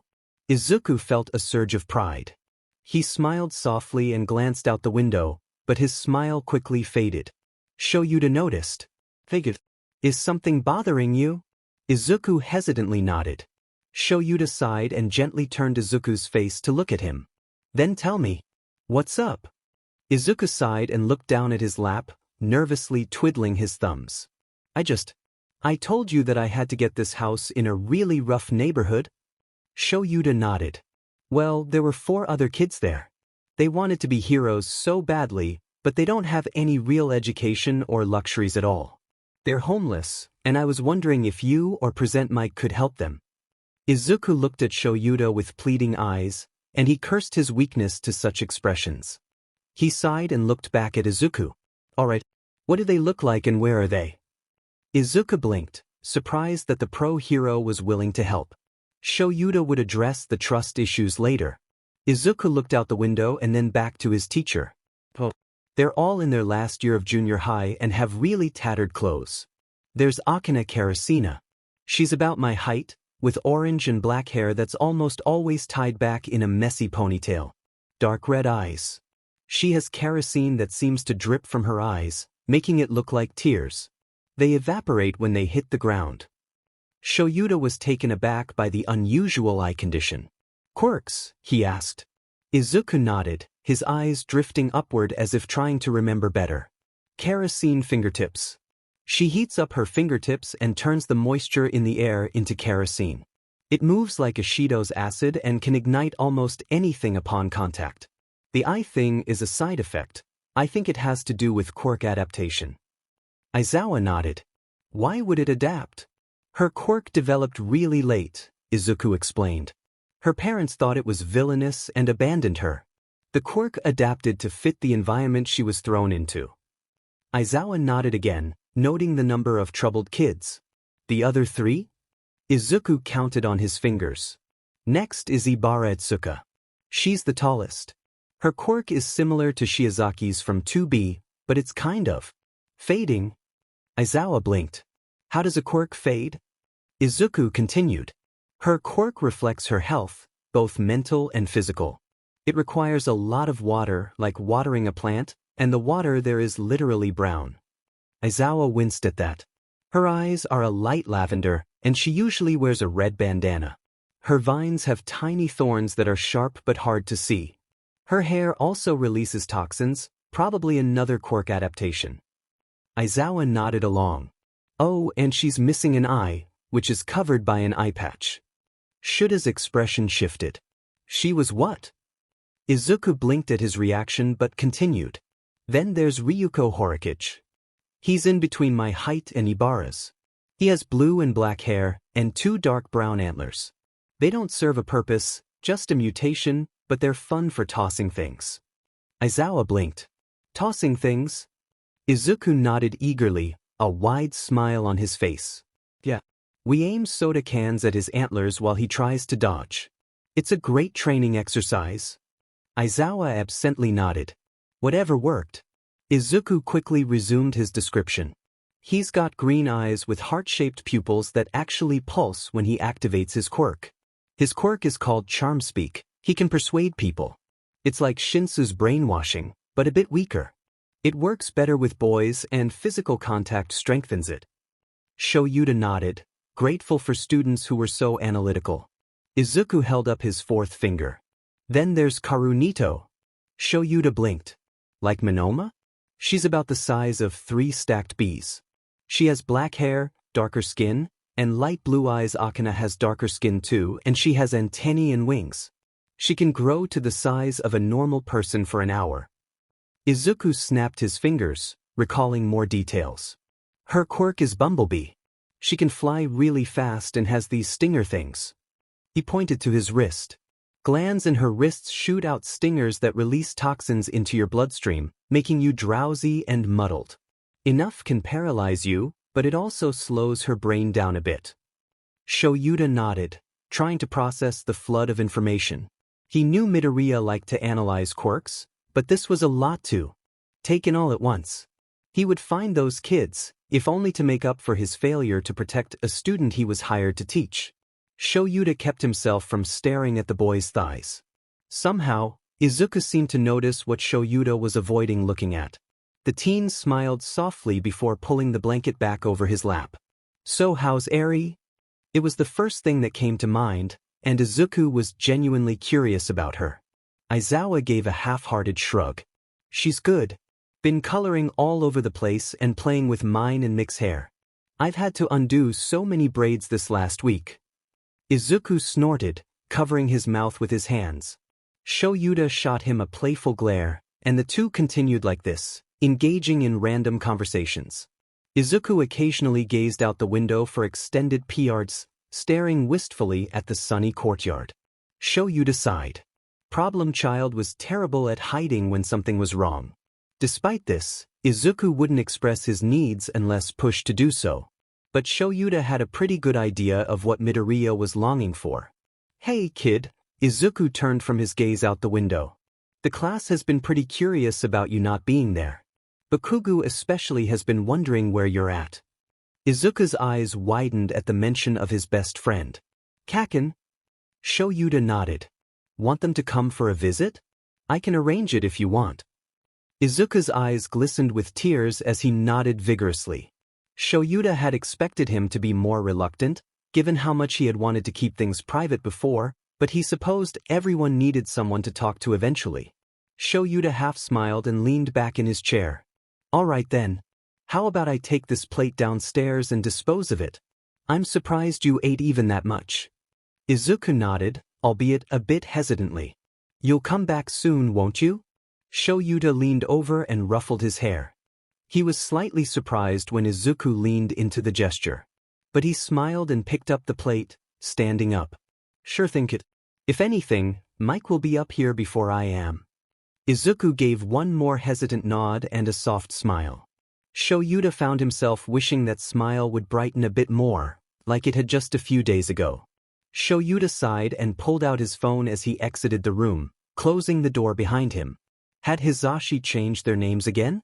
Well, his name was associated with coffee, he could live with that. The coffee god. Where are you? I just left to throw out that terrible food they call dinner. Screech Beach. Brutal. The vending machine was acting up, but I got the snacks. Heading up now. The coffee god. Did you get one for Midoriya? Screech Beach. What do you think I am? Of course, I got snacks for the kid. Shoyuta rolled his eyes at the nickname. Hizashi could be such a mother hen at times.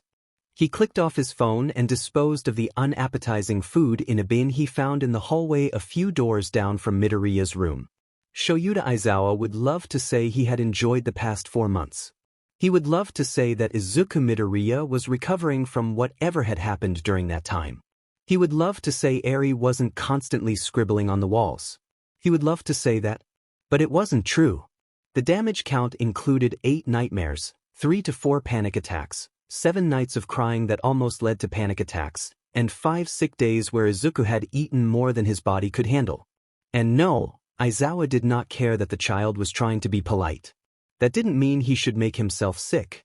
Oh, and Izuku rarely made it to the bathroom. But right now, the man was focused on trying to get the kid to react to anything.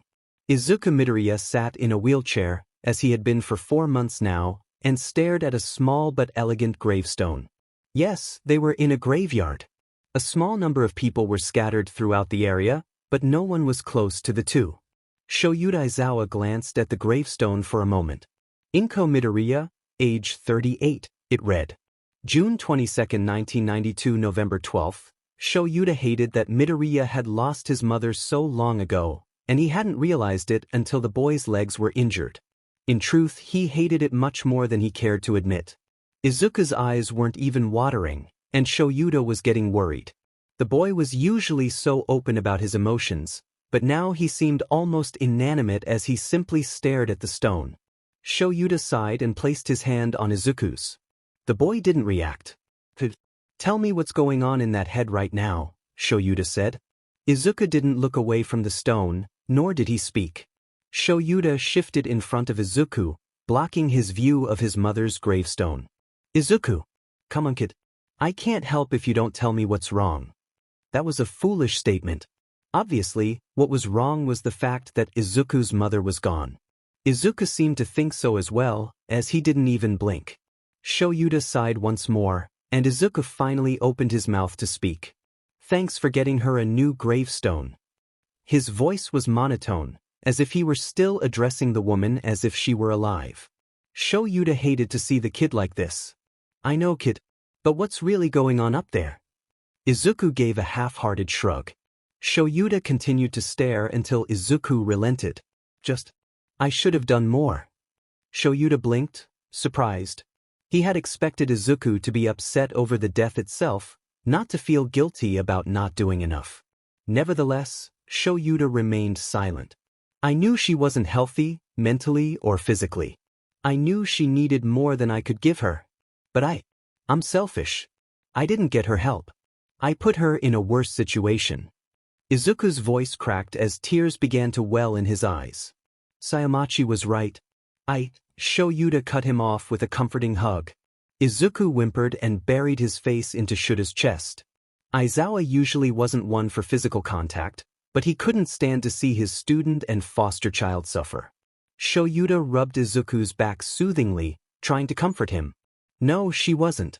You did everything you could. Things happened. It's no one's fault, kid. Shoyuta felt tears soak into his shirt, yet he didn't pull away. He didn't care about the shirt, he had plenty of identical ones. And Izuku was holding on too tightly. But Izuku stammered through his tears. I could have helped. She needed a hospital. I could have, Shoyuta interrupted again.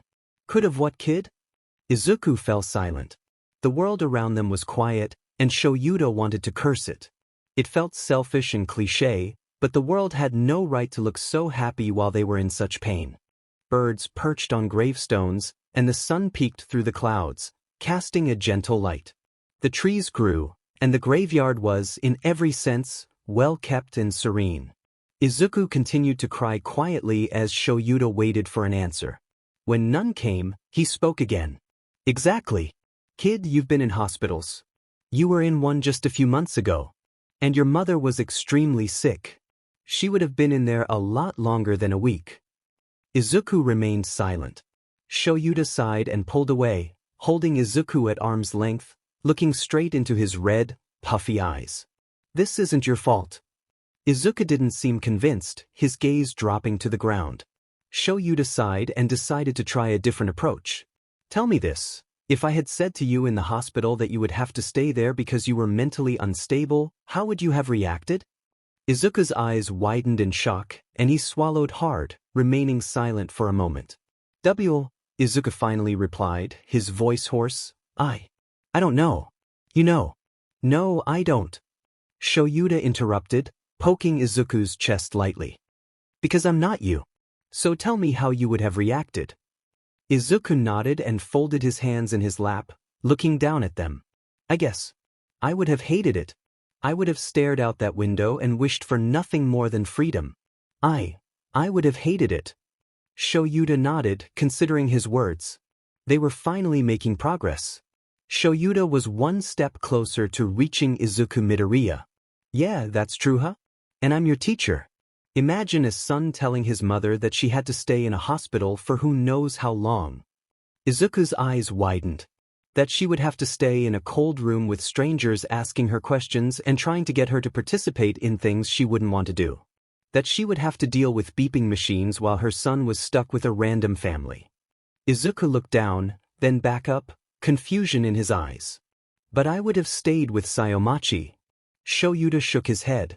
Kid, child services wouldn't qualify that woman in a million years. Izuku shrugged and looked down again. Shoyuta sighed once more. Isn't Todoroki's mother in a hospital? Izuku looked up, puzzled. How do you know that? UA makes it their business to know about their students, Shoyuta replied. Anyway, I'm pretty sure the kid isn't going on about how much his mother loves it there, is he? Izuku shook his head. Thought so. Shoyuta thought for a moment. So yes, maybe you could have put your mother in a mental hospital and gone to live with a foster family. Yes, Inko Midoriya would have been well fed and taken care of. You would have been well fed and taken care of. Izuku's lip quivered as he looked down at his hands. He felt he had made a mistake, that he should have done more. But, Shoyuta said, staring Izuku directly in the eye, you both would have been miserable. She would have had to deal with more bills, and you two would be right back at square one. You would have been with a random family trying to make you open up when you just didn't want to. Shoyuta wiped away a stray tear from Izuku's face. Tell me this, Shoyuta repeated, were you two happy? Izuku stared at him as if he had two heads. Why would they have been happy? Did your mother smile when you came home? Did you laugh and talk while eating whatever food you had? Did you take care of each other? Did you play with those kids? Izuku looked down, reflecting. Yes, he had smiled when his mom smiled. She did laugh and try to joke around at dinner. The lively four kids were a lot of fun, and he had played multiple games of basketball with them. Karasina had once created a fire, and Izuku had brought his mother out on a good day, and they had enjoyed a bag of esmores he managed to get. Ibara had once asked for his help starting a garden, and he had gone to his mother for advice. They spent all day talking about it. Ryuko had once played a prank on Ibara with him. Nito had once taken honey from a hive and made tea with his mother. There were many moments when he felt upset and depressed. But there were so many moments when he was happy. Izuku nodded slowly, his eyes finally drying. Shoyuta gave a half-smile. So what if Izuku had experienced multiple panic attacks? So what if he had kept asking to do chores and once tried to make breakfast because that was what he was used to, taking care of others? So what if he ate too much because it was an average amount and he wanted to be polite? So what if there were nightmares, nights of endless crying, and days of trying to crack him out of a shell that just wouldn't break? Shoyuta Aizawa loved this kid. He was a kind boy who wanted to do everything in his power to help others. He played endless games with Eri and read her stories before bed. He let Eri decorate his wheelchair once and had made coffee for Shoyuta on multiple occasions. He listened to music and watched movies with Hisashi while still interacting with his class regularly. Izuku stayed on top of his grades and worked on upper body strength during school, never losing hope that he would be able to become a hero, whether on the front lines or as an analytical hero in the office. Shoyuta admired that. He also knew that one could only work so hard without getting anything in return, and Shoyuta Aizawa was determined to give him that something. "You would have liked Mom," Izuku spoke up. It was the first time in at least a week that he had spoken first and smiled as well. Shoyuta was proud of this kid. "I'm sure I would have," Aizawa replied. Izuku smiled once more, tracing his mother's name on the grave. "She made the best katsudon. And she gave the best hugs. When I was sad, she'd put on music and dance with me. She'd throw all my birthday parties and go out of her way to get me a good cake. She always made sure I had everything I wanted." Izuku spoke with a sad smile, now tracing the dates on the grave. "I wish I could return it all." Shoyuta smiled a bit as well.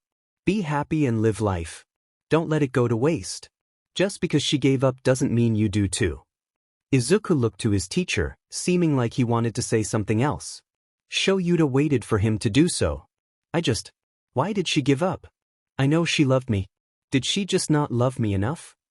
Shoyuta shook his head, trying to find the right words to reassure the boy. A lot of the time, people who take that final step do it because they think it will benefit others. They believe they're hurting their loved ones. Your mother did love you. She loved you so much. Never believe that she didn't, okay, kid? Izuku sniffled and rubbed at his nose, nodding.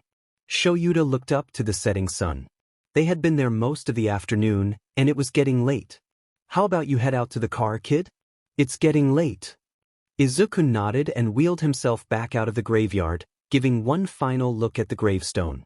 He didn't question why Shoyuta stayed behind, most likely calling someone. Which was technically true. Shoyuta just wasn't using a phone.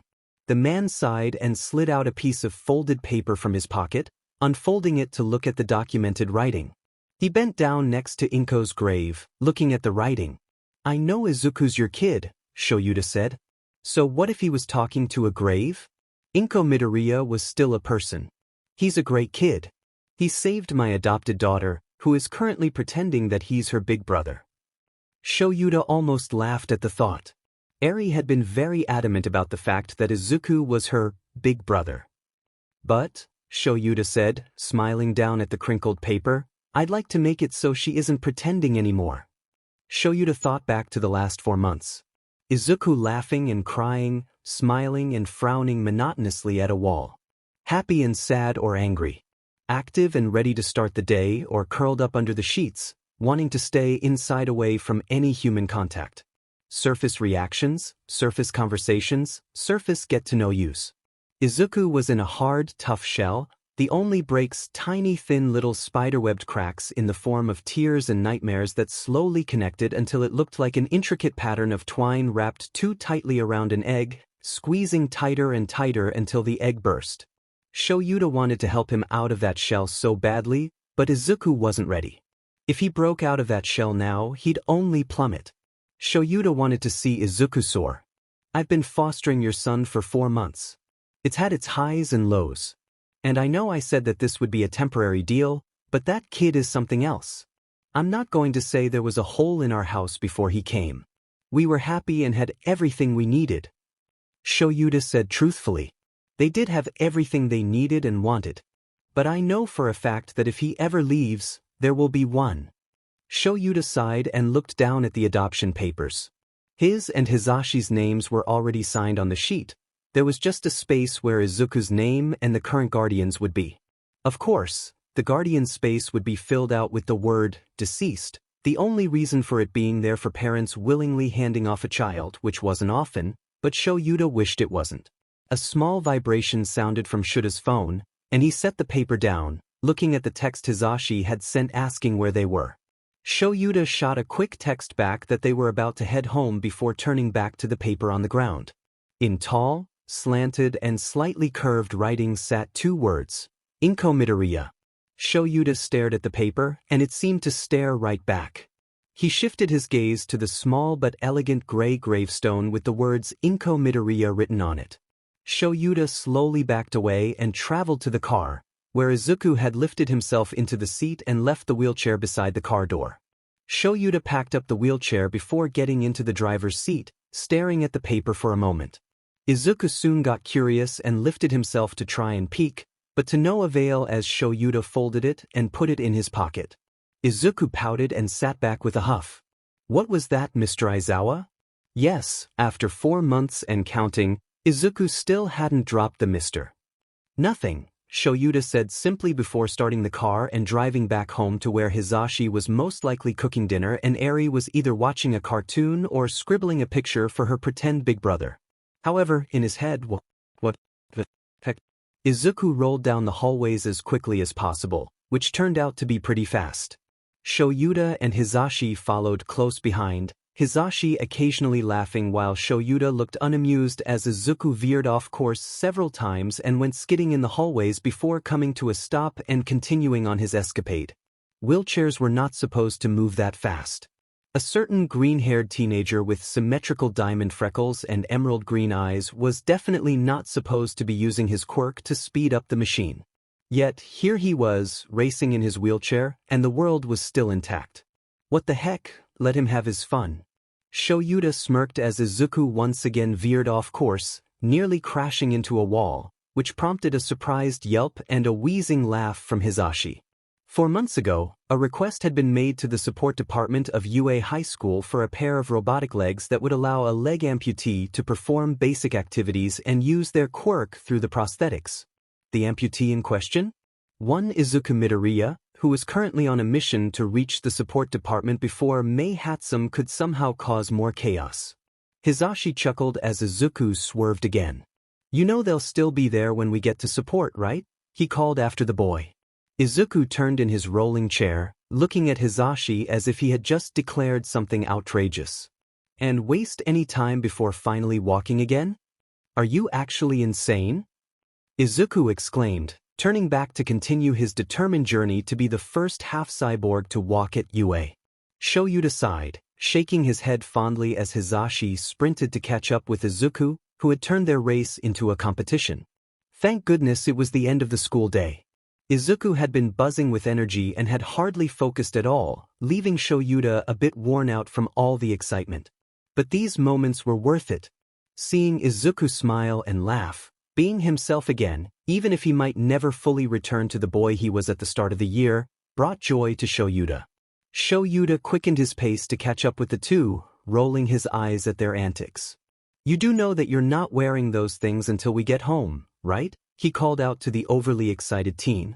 Izuku turned around in shock, clearly offended. But why? Izuku stretched out the word dramatically, throwing his head back. Shoyuta finally caught up, walking past the overly dramatic Izuku and the still laughing Hizashi. Because you're basically a newborn right now. You haven't walked in months, Shoyuta replied, smirking at the offended gasp he heard behind. Izuku grumbled but rolled up to match Shuta's pace. Suddenly, Shoyuta felt a tingle in his head and quickly wrapped his capture weapon around Izuku, pulling him back just as an explosion sounded and a plume of smoke billowed out from the door. The trio halted in their tracks, staring at the pink-haired girl with goggles perched on her head and singed marks peeking out from behind the door. She laughed and beckoned them inside, her workstation a chaotic mix of burn marks and scattered metal parts. Don't worry, it wasn't the legs. This time. Hatsum muttered the last part, But Izuku still heard and gasped, rolling inside to check on his new prosthetics. Shoyuta and Hizashi exchanged glances before stepping into the whirlwind that was Hatsum Mei's lair. So, that little mishap you saw was just baby number 364. Nothing to worry about. But baby number 366. You're lucky she stayed intact this time. 5 versions until I got her right. Look at her! Hatsum exclaimed, gesturing to a pair of robotic legs that were about the size of Izuku's original ones.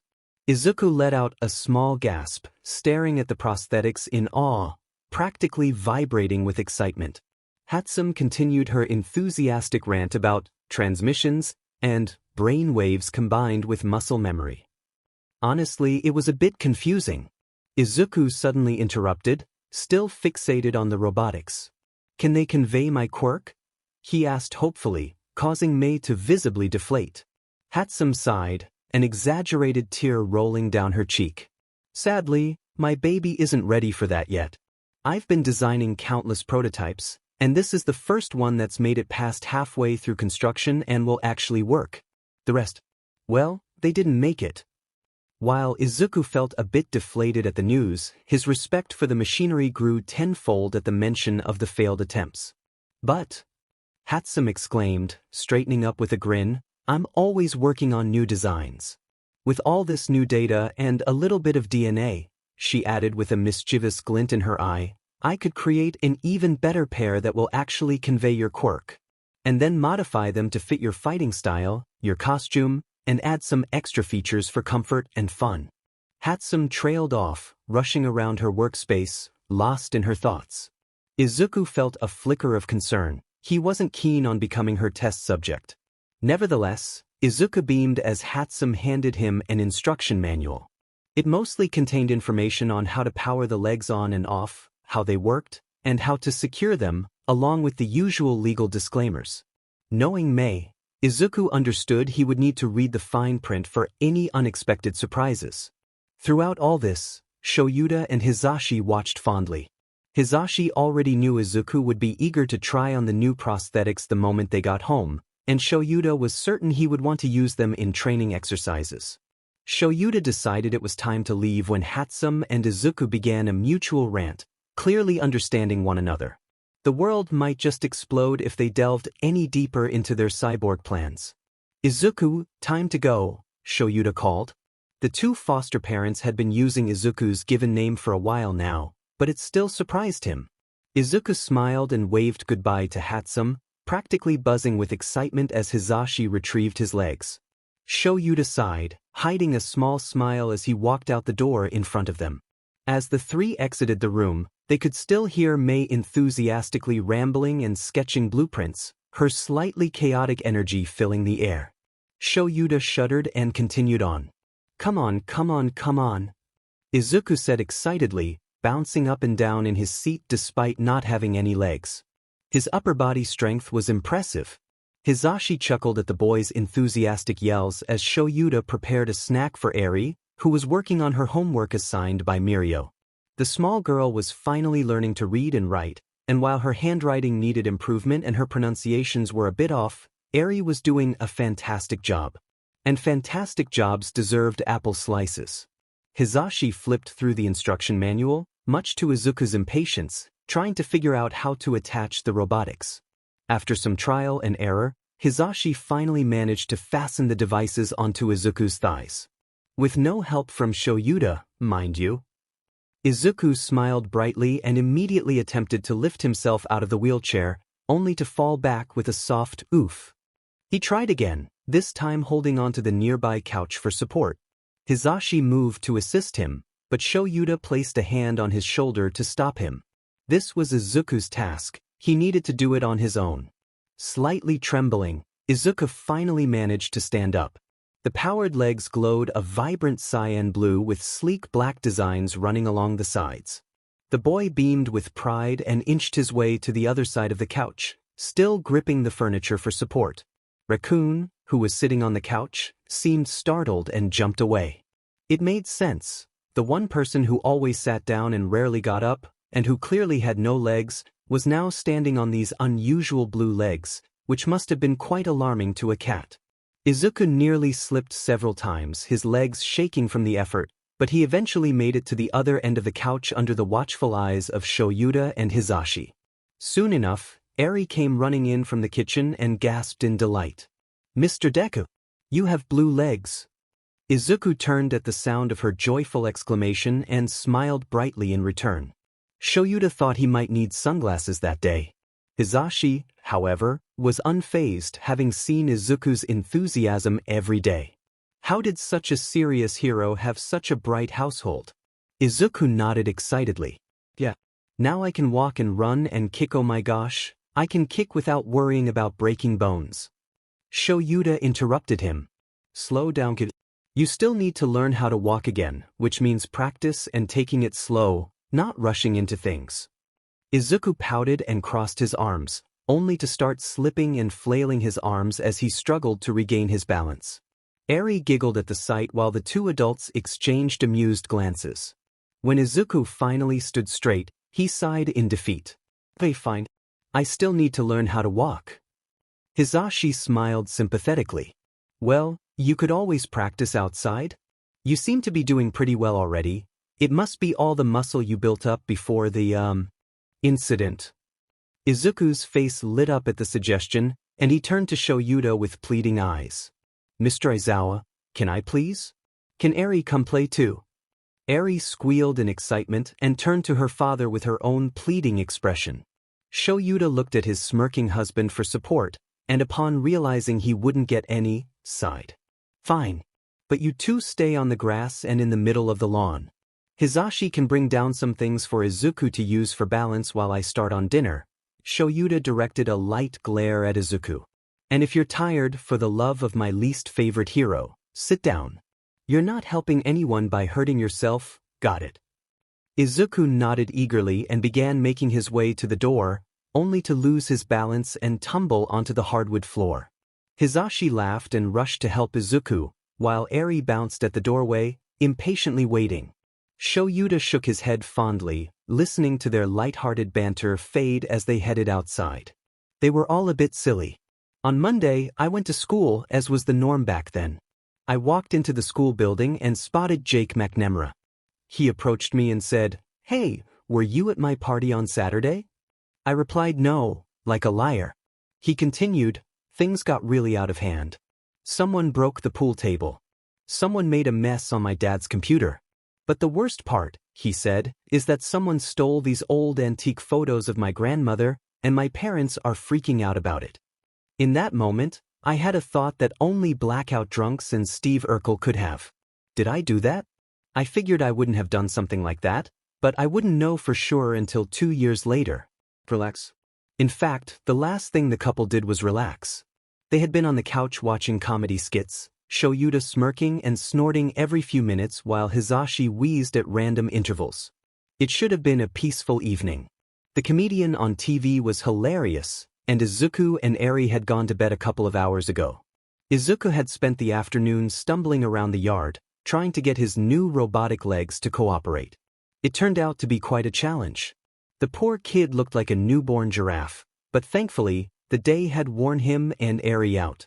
He should be peacefully asleep tonight. Or so they thought. A loud clanking filled the hallway as a green and black-haired force barreled into Shoyuta. Both adults jumped up, Hisashi quickly turning off the TV and moving to help Shoyuta console the sobbing child who had buried his face in the man's chest. Shoyuta shifted Izuku between them, allowing both to comfort the small boy. Physical affection was a highly effective way to calm Izuku down before he could spiral into a panic attack. Izuku continued to sob and tremble, but after a few minutes, his cries dwindled to sniffles and hiccups. When Shoyuta deemed Izuku calm enough to talk, he began with the usual questions. Izuku had plenty of nightmares, but it was becoming easier to manage them. Figured, "What's wrong? Did you have a nightmare?" While a nightmare was the most likely cause, Izuku sometimes stayed up late due to insomnia or simply because he couldn't sleep. Since Izuku had a tendency to ramble, it made sense that his thoughts moved at an even faster and more unstable pace, far quicker than anyone could calm him down from. Most of Izuku's usual muttering sprees, which no one could decipher, were the slowed-down version, while the faster ones stayed in his head most of the time. The boy would lie awake at night, his thoughts wandering until they reached dangerous territory, escalating to the point where he would pull at his hair and sob. It was an unfortunate situation, as Izuku was mostly conscious during these episodes and would restrain himself from calling for Shoyuta or Hizashi. But Izuku nodded into Shuta's chest at the question, confirming that it was indeed a nightmare. Hizashi kept rubbing his back, running a hand through Izuku's curly green locks. Shoyuta asked the next question. Was it about your mom? It made sense, considering they had just visited the graveyard that week. Shoyuta was still trying to figure out what had happened and if he had hallucinated when the signature disappeared from the papers. Izuku shook his head, still trembling in Shuta's warm grip. His fingers dug into the man's shirt as he tried to catch his breath and calm his racing heart. Hizashi looked down at Izuku's metal legs, which emitted a dim blue glow. Why do you still have your legs on, kiddo? Izuku looked sheepish as he answered with a stutter. I didn't want to take them off. Shoyuta rubbed his back soothingly. And that's okay, Hizashi replied with a smile, cutting off the conversation. Shoyuta was grateful that Hizashi understood how to comfort children. So, what was it about? Do you want to talk about it? Izuku gave a slight but evident nod, his hands still gripping Shuta's shirt. The roof, Izuku answered, still shaking. Hizashi looked around for a blanket and draped it over Izuku, who tried to cocoon himself in it. It was cracking. Water kept leaking down from it and I saw it. I tried to move but I couldn't and I watched it fall. It was so slow, and I woke up as soon as it hit my legs. Izuku cut himself off, trying to take in deep, shuddering breaths. The two men listened intently, both still trying to console him. Hizashi got up to warm some milk, something Izuku liked after a nightmare. The boy preferred warm things in general after a nightmare, probably because of the cold area he once lived in. After a few more minutes of silence with Izuku sitting between the two with a cup of warm milk, Shoyuta decided to break the silence. It felt like the right time. Izuku, he started. The boy looked up sleepily, and Shoyuta suddenly began to rethink everything. Yes, he wanted to adopt Izuku, but he wasn't sure if that was what Izuku himself wanted. Hizashi seemed to read his mind and smiled encouragingly. Shoyuta took a deep breath and pulled out the folded paper from his pocket, where it had stayed all day, all week even. We've been thinking, Hizashi and I know we said that you'd stay here until you recovered, and now that you've got those new legs. Are you making me leave? Izuku said suddenly, his eyes wide and filled with fear. Hizashi was quick to reassure him, confirming that they were not making Izuku leave. Shoyuta simply shook his head, unfolding the papers. Not at all, kid. Quite the opposite, actually. The man took another deep breath as Hizashi decided to cut in. You know, you're a good kid. Izuku. A great kid, in fact. You've saved 2 little kids from dangerous villains, defeated hero killer Stain, and survived 2 villain attacks in only your first year, Hizashi spoke with a chuckle. Izuku brightened slightly as he spoke. You went really far in the sports festival. You saved so many people. One of the kids you saved, no, both of them, actually look at you like a big brother. You're a great kid, Izuku Midoriya. Shoyuta held out the paper on the coffee table, spreading it out for Izuku's widened eyes to see. But we'd love it if you'd become a great kid named Izuku Midoriyazawa. Izuku gasped and looked between the two in disbelief, snatching up the paper when they only smiled. Izuku's eyes scanned the papers, taking in every little detail and stopping for a moment to absorb their signatures. He struggled to speak, words refusing to form. Why? You want to adopt me? Really? Shoyuta and Hizashi nodded, the latter grinning widely. Izuku's eyes widened even more, tears brimming in his eyes. I would be your son? Shoyuta nodded. And we would be your dads, the black-haired man responded. Hizashi placed a hand on Izuku's shoulder, smiling softly. Don't feel pressured to do this. It's your choice. We would always love you either way, okay, Izuku? Izuku numbly nodded, his eyes never leaving the sight of his foster parents' signatures. How does it work? I sign and I'm your son. Shoyuta noticed the way he said, I sign, not if I sign. It meant that Izuku was considering it. The man nodded, pointing to a dotted line. By law, you'd be our legal child as soon as the papers go through the court and everything. But technically, you're ours as soon as your name is on that dotted line. Izuku could only nod numbly, unable to speak. Hisashi smiled nervously. So, if you need some time to think about it, then of course. We did kind of spring this on. Izuku cut him off with a tight hug, pressing his face into the man's shoulder. Yes, he whispered, only loud enough for the two to hear. Please. I want to be your son. I want to live here forever. I want to stay here and eat dinner every night.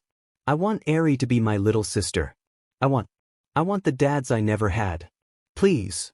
Shoyuta smiled, yes, smiled and hugged the two fiercely. It was like adopting Eri all over again, the exhilarating rush they felt as they realized they were parents. Sure, they were already parents now. But now they had a son. Almost. Can I have a pen? Izuku whispered, his voice raw and emotional from crying. Shoyuta practically sprinted to the kitchen to get one, handing it to a still crying Izuku. Hisashi wiped away his tears, even as a few stray ones of his own trailed down his cheeks. Izuku bent over the paper and hesitated, looking back at the two. This means I'm your son. You'll take care of me and we'll have dinner every night and breakfast. I'll still go to school like normal and train and learn. Both men nodded, smiling at the boy. Although you'll have to cut the sensei at the house, Shoyuta added. Izuku nodded and looked back at the paper, taking a deep breath. He would have two dads. They would be nothing like Hisashi. They would take care of him and he would never be hurt by them. Maybe they weren't anywhere near a normal family. Two married men and an adopted daughter who had been through difficult experiences, along with another adopted son who also carried his own burdens. But at this point, Izuku didn't want normal. Izuku was happy with his foster parents, soon-to-be adoptive parents. He was happy with his soon-to-be little sister. He was happy with his classmates and best friends. And believe it or not, he was even happy with those robotic prosthetics. There would always be things he'd regret. His mother's struggles with her mental health. Her seemingly endless sickness. The harsh words and actions from Sayomachi. His mother's second attempt at taking her own life, which was tragically successful. His legs being taken from him. But there were good moments in all of them. The way he met Karasina, Ibara, Nito, and Ryuko wasn't ideal, sure, but the love he felt for them was indescribable. His mother had good days through it all. She smiled and laughed and still tried her hardest to care for her child, even through her sickness. During the difficult times with Sayomachi, Katsuki had been there. The blonde had supported him and taken care of him, becoming his best friend once again. And even through losing his legs, Izuku had Hisashi and Aizawa. The two had stayed with him every step of the way. The class hadn't treated him any differently, still interacting with him as normal, despite Izuku being in a wheelchair. And now those same men were offering to adopt him. Maybe it was true that bad things happen to good people. Maybe it was true that things happened that he didn't deserve. And maybe it was true that someone's world can spiral out of control so fast they can't breathe. But it was also true that the darker, the harsher, the more painful the hell, the brighter the light at the end of that hell was. For Izuku, this moment was his light. Izuku took one more deep breath and signed his name in tall, slanted, and almost curvy writing. He had never noticed how much it resembled his mother's. Izuku turned to his fathers with a watery smile and barreled into them, gripping them in a tight hug. The two hugged back, squeezing tightly as if Izuku would disappear if they ever let go. So they never did. I love you, Izuku. I love you so much, Shoyuta whispered, and Izuku echoed the sentiment. He smiled his watery and bright, finally happy smile and gripped them tighter. I love you too, dads. I love you too, Izuku. But that was rough. When did I start this, actually? 1 second. The 15th, it turns out. So 2 days. Not bad. Actually, is it 1, since it's only the 17th because I stayed up past midnight? I finished it in 2 days, I guess. 1 day? Whatever. So, you're not getting an explanation. Fun little idea that I had, and I'm never explaining Inko to you. Deal with it. But I did more of the skit, The one thing you can't replace. It's pretty funny, and there's a My Hero Academia animated skit for it on YouTube. It's pretty fun. Anyways, I finally had Izuku adopted. Remember that it had been several months, okay? And yes, Izuku did go back to school in between the time skip. Even if someone is in a wheelchair, they can still work on upper body strength. Sorry that Eri wasn't included too much. I do have a hard time writing more than 2 people at once, since I sometimes forget about the third person and then have them randomly react somehow. But I do think I did a good job on the adoption scene. You know, I actually got this whole robotic prosthetics idea from an animated story on TikTok, where Izuku and Katsuki were in an explosion and Izuku lost an arm and leg. Mei made robotic prosthetics and they were pretty cool. So credit where credit is due. I don't even know anymore. I feel like my writing is way better now, but I don't know. What do you guys think? Has my writing gotten better since the first chapters? And wow, this book has gone by so fast. Only one more chapter to go. I'll be sad to see Nada completed, but I'll definitely keep on writing with my other 2 books. But back to the chapter. Did you guys catch the reference to the description? I had that planned out for such a long time. Don't ask me to explain the legs. I don't know, man. It's crazy. Just let it make sense. Hatsum designed it after all. Deal with it, please. I added him in on a whim. Did you know that a cat bringing you a dead animal is the most love and affection they can give? They do it because they've deemed you an incapable hunter and are providing for you. How sweet. Anyways, I don't think there's anything else to cover. Remember to comment various times and thus give me motivation. But first, which book should update next? Starlight, Starbright, the first time I've seen the stars in all my life. Most girls. You people decide. Adios, my guys, gals, and non-binary pals. There's also a gender-fluid Izuku Midoriya one-shot. Without further ado, for the last time, let's get on with the action. Izuku kicked the robot right in its head, shattering the machinery into chunks of metal with his powered-up attack. A large and bright smile adorned his face, and although he was breathing heavily from the exertion, he was ecstatic. Mr. Aizawa, did you see what I did? Izuku shouted up at the teachers supervising the training exercise from above. Midnight, Vlad King, Yamada, and Aizawa sat in a spectator's box, making small talk. Well, Midnight, Vlad, and Yamada made small talk. Aizawa focused on his student. Yeah, I saw. Shoyuta shouted down at Izuku, who beamed up at him. Vlad sipped on his drink, leaning over to Yamada. That's your kid? Yamada beamed and nodded, smiling down proudly at Izuku, who was now shouting up at Aizawa about who knows what. And I think I've finally started to make a dent in that insomnia too. Aizawa snorted as both he and Izuku turned to look at the blonde hero. Not a chance. Both Aizawa and Izuku said simultaneously before returning to their conversation. Hizashi visibly slumped at the words, crossing his arms with a pout. Vlad seemed confused. But wasn't he your student? And when did he become a half-cyborg? Aizawa turned with a disbelieving stare. You are oblivious. My God, try checking in with the teacher's lounge gossip for once. Vlad blinked as Shoyuta turned back to Izuku, yelling at the green-haired boy. Hey, Izuku, you better start stomping on that eye. I think it's starting to power up again. Izuku blinked and looked down at the three-pointer he had been attacking, glaring heavily as he saw that the red eye was indeed glowing yet again. Oh, come on. Seriously, Hatsum? You know the price for cursing. Shoyuta shouted down at the boy, who was now vigorously stomping on the robot's eye. Midnight snickered and turned to Vlad. What is it, a quarter? Yeah, I'll eat my vegetables. Izuku shouted back nonchalantly, still focused on defeating the robot. Vlad promptly spat out the water he had been drinking, choking on it, while Midnight choked on air as well. Yamada simply scrolled through his phone as if it were the most normal thing in the universe. Darn right you'll eat your vegetables. Shoyuta muttered under his breath. Upon hearing this, Kayama burst into laughter, her eyes beginning to water. Vlad shook his head and pointed to the door. I'm going to go get Midnight some water and myself some aspirin. Don't expect me to come back too fast. This only made Midnight wheeze harder, placing a hand on Yamada's shoulder. Seriously, this is your kid? Midnight asked, Vlad already gone.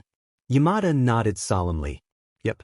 Sho and I agreed that if we ever have to split for some reason, I get the kids and he gets the cat. Sho Yuta whipped around with a pointed glare, narrowing his eyes at his husband. Izuku was now attempting to fight the resurrected three-pointer with his cyborg legs, which now held his quirk. How it was possible, Izuku had no clue. What did you just say? Sho Yuta hissed. You have to eat your vegetables now. Izuku shouted from the ground, laughing wildly as he kicked the robot yet again. Sho Yuta gave some kind of unintelligible shout back before turning back to the two teachers. He's lying. I get the kids and the cat. Mike gasped indignantly, Aizawa erasing his quirk before the blonde could start yelling. Nah. Sho Yuta rolled his eyes as Midnight watched with a grin, sipping on a glass of what seemed to be juice. Where she got it, no one knew. Fine. I get Izuku and the cat, you can have Eri. Yamada laughed darkly. Didn't know you would leave Eri so easily. I wouldn't. But if she spends too much time around me without you, her smile is going to start looking like mine. Izuku is already too far gone down the coffee abyss, so I'm keeping him. Sho Yuta responded coolly, as if he did not just admit to picking a favorite child. In truth, he didn't have one.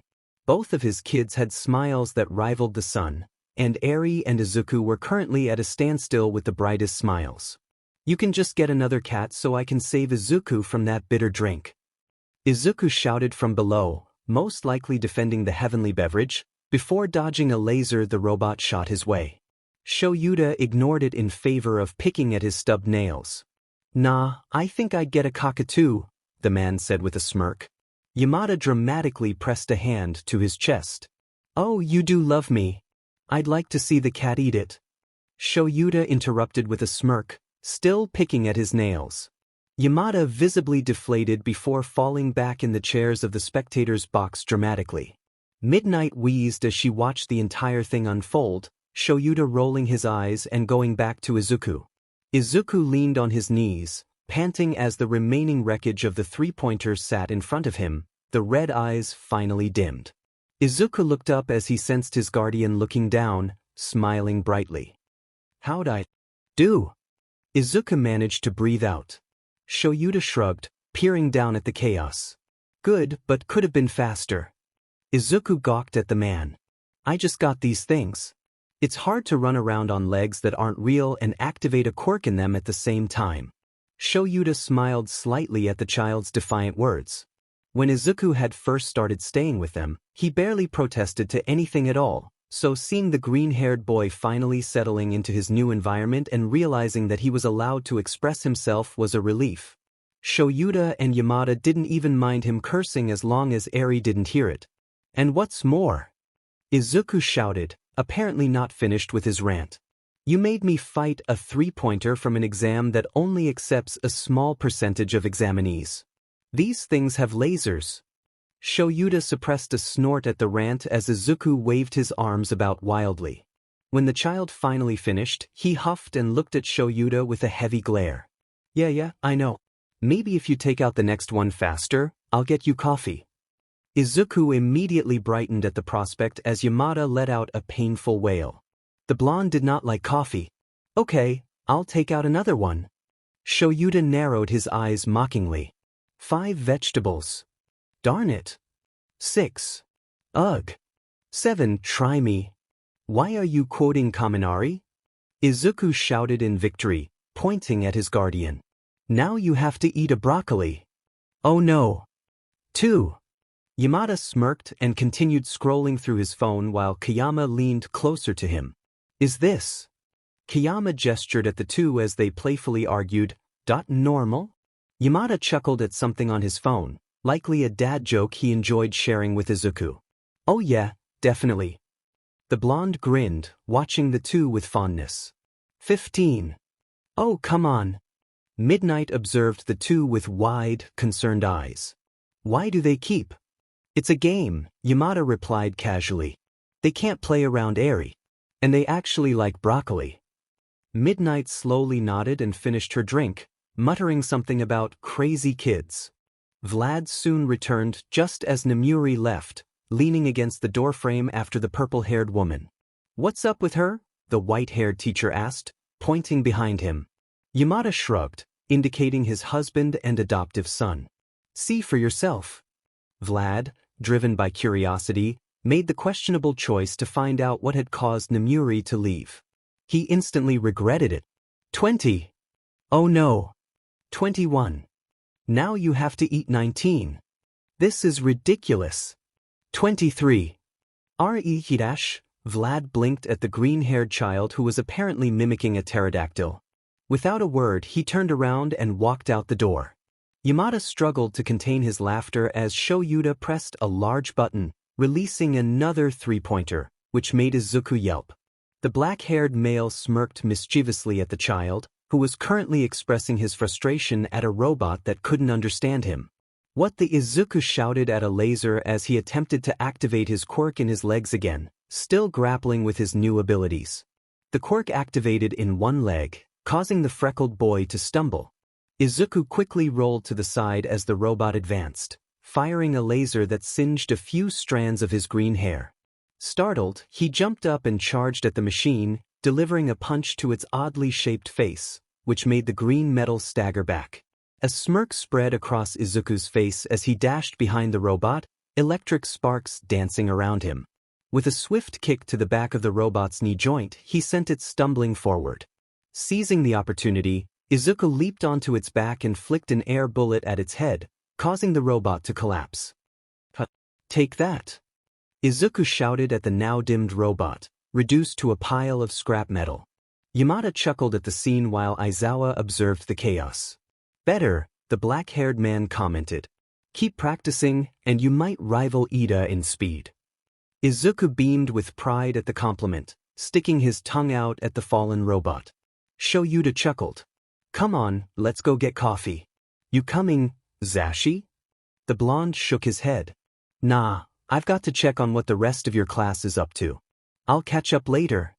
Shoyuta nodded and headed toward the exit, pulling out his wallet. Izuku bounded up the stairs into the spectator box, filled with excitement. Shoyuta glanced down at the glowing light blue legs. "Turn off your quirk, kid," he said, noticing the sparks of electric green still flickering around the robot. Izuku jumped slightly and leaned down to a small panel, opening it to reveal a switch that he flipped off. The green lightning immediately stopped, and the legs returned to their normal color. Izuku smiled and continued to bounce around. Izuku dashed out of the room with a laugh, calling back, "Last one there pays." "Wait," someone shouted. 22 Aizawa-sensei. Izuku sipped on his iced coffee, his eyes closed, while he and Shoyuta sat at a small table next to a vending machine, a window behind them. The rain poured down relentlessly, shaking the trees outside. Shoyuta sipped his black coffee, scrolling through his phone.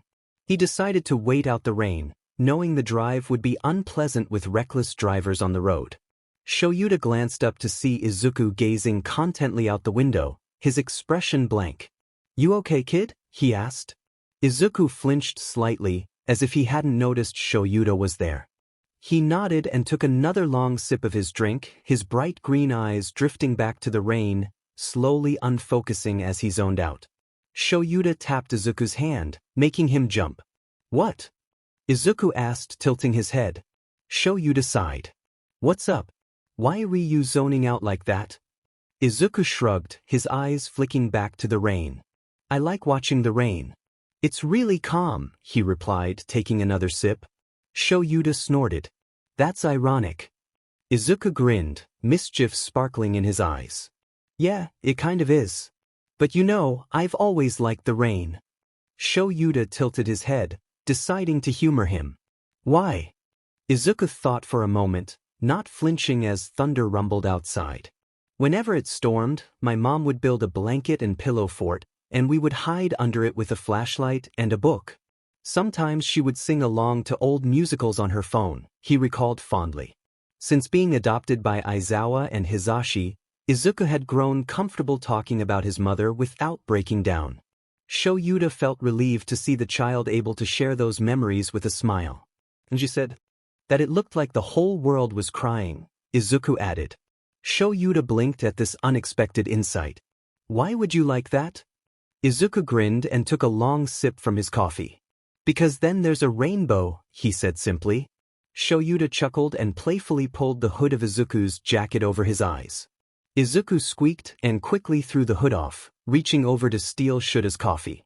Shoyuta leaned back with a smirk, allowing it as Izuku took a sip, his face contorting at the bitter taste.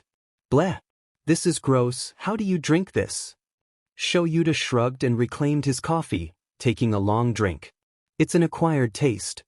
Who drinks it long enough to actually like it? Izuku asked, incredulous. Shoyuta could only smirk at his bewildered expression. Hey Sho! Hizashi called as he entered the hallway, a bottle of soda in hand. Izuku's face lit up at the sight of his blonde guardian. Hi present Mike. He beamed, waving a scarred hand. Hizashi returned the smile and sat down next to Shoyuta. Big storm, huh? Mike remarked, nodding toward the window. Shoyuta grunted in agreement, and Izuku nodded. The three settled into a comfortable silence, with Izuku and Hizashi chatting occasionally while Shoyuta listened, interjecting with random sarcastic comments. After about 30 minutes of light conversation, Shoyuta pulled out his phone.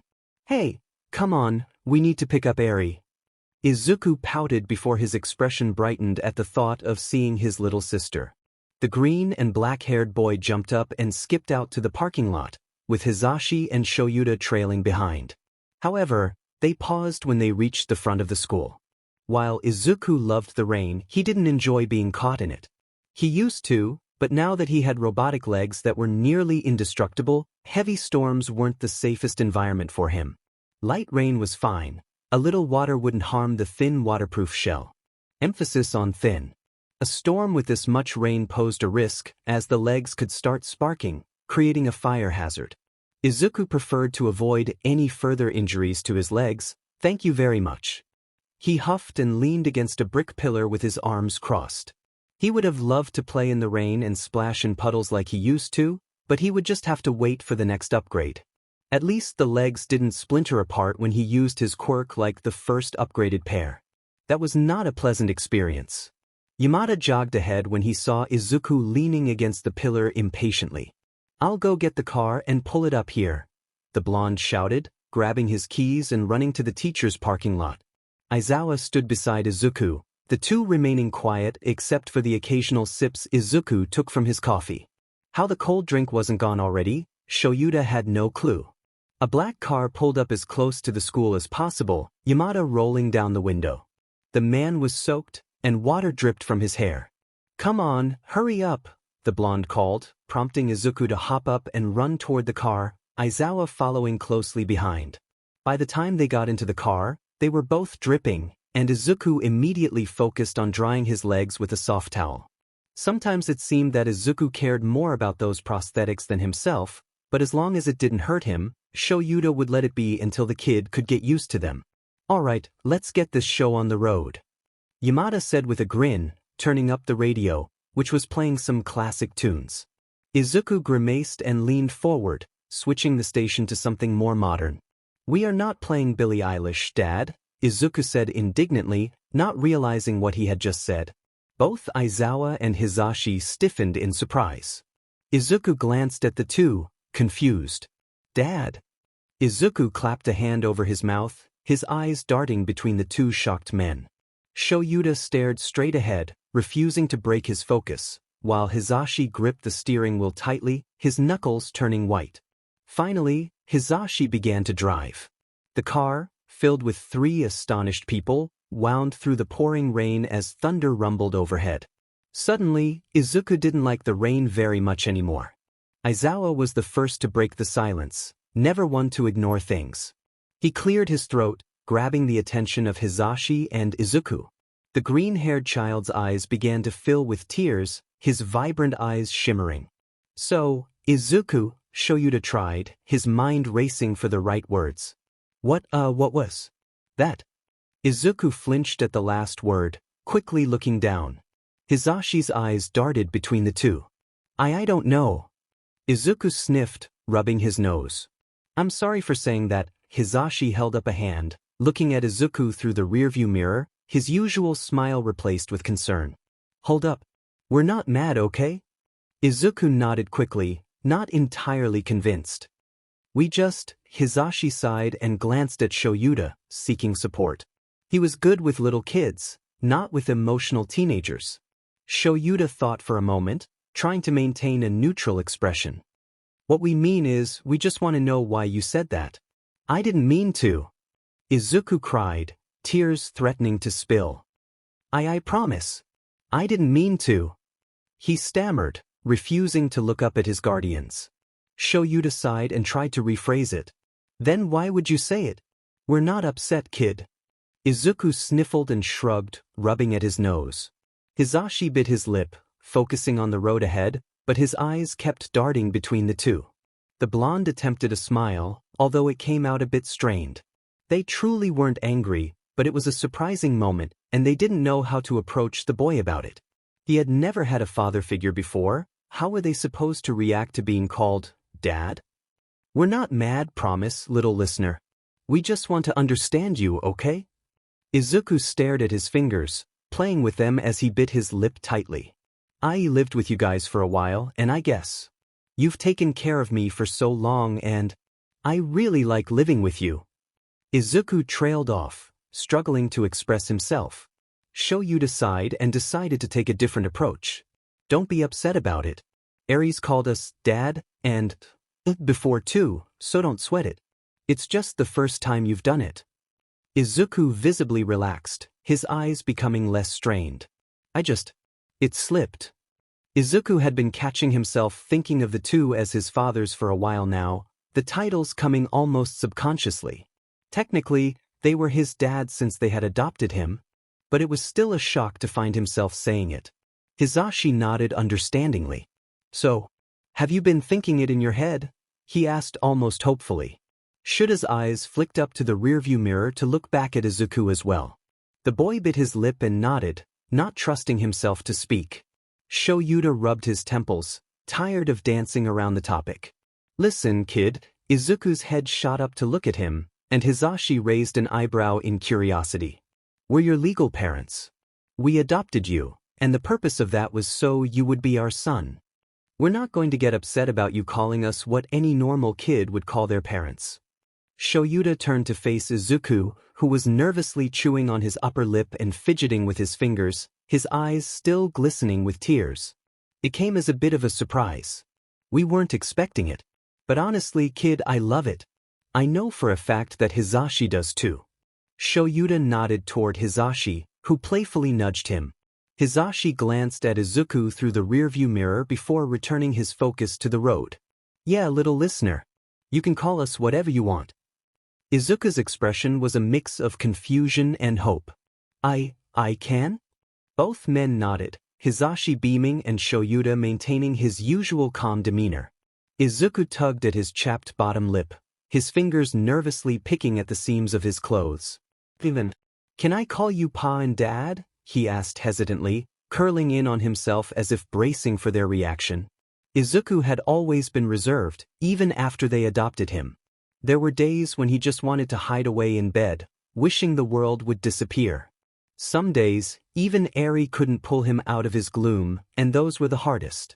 The boy suffered from nightmares almost weekly, and on particularly tough nights, they would come multiple times.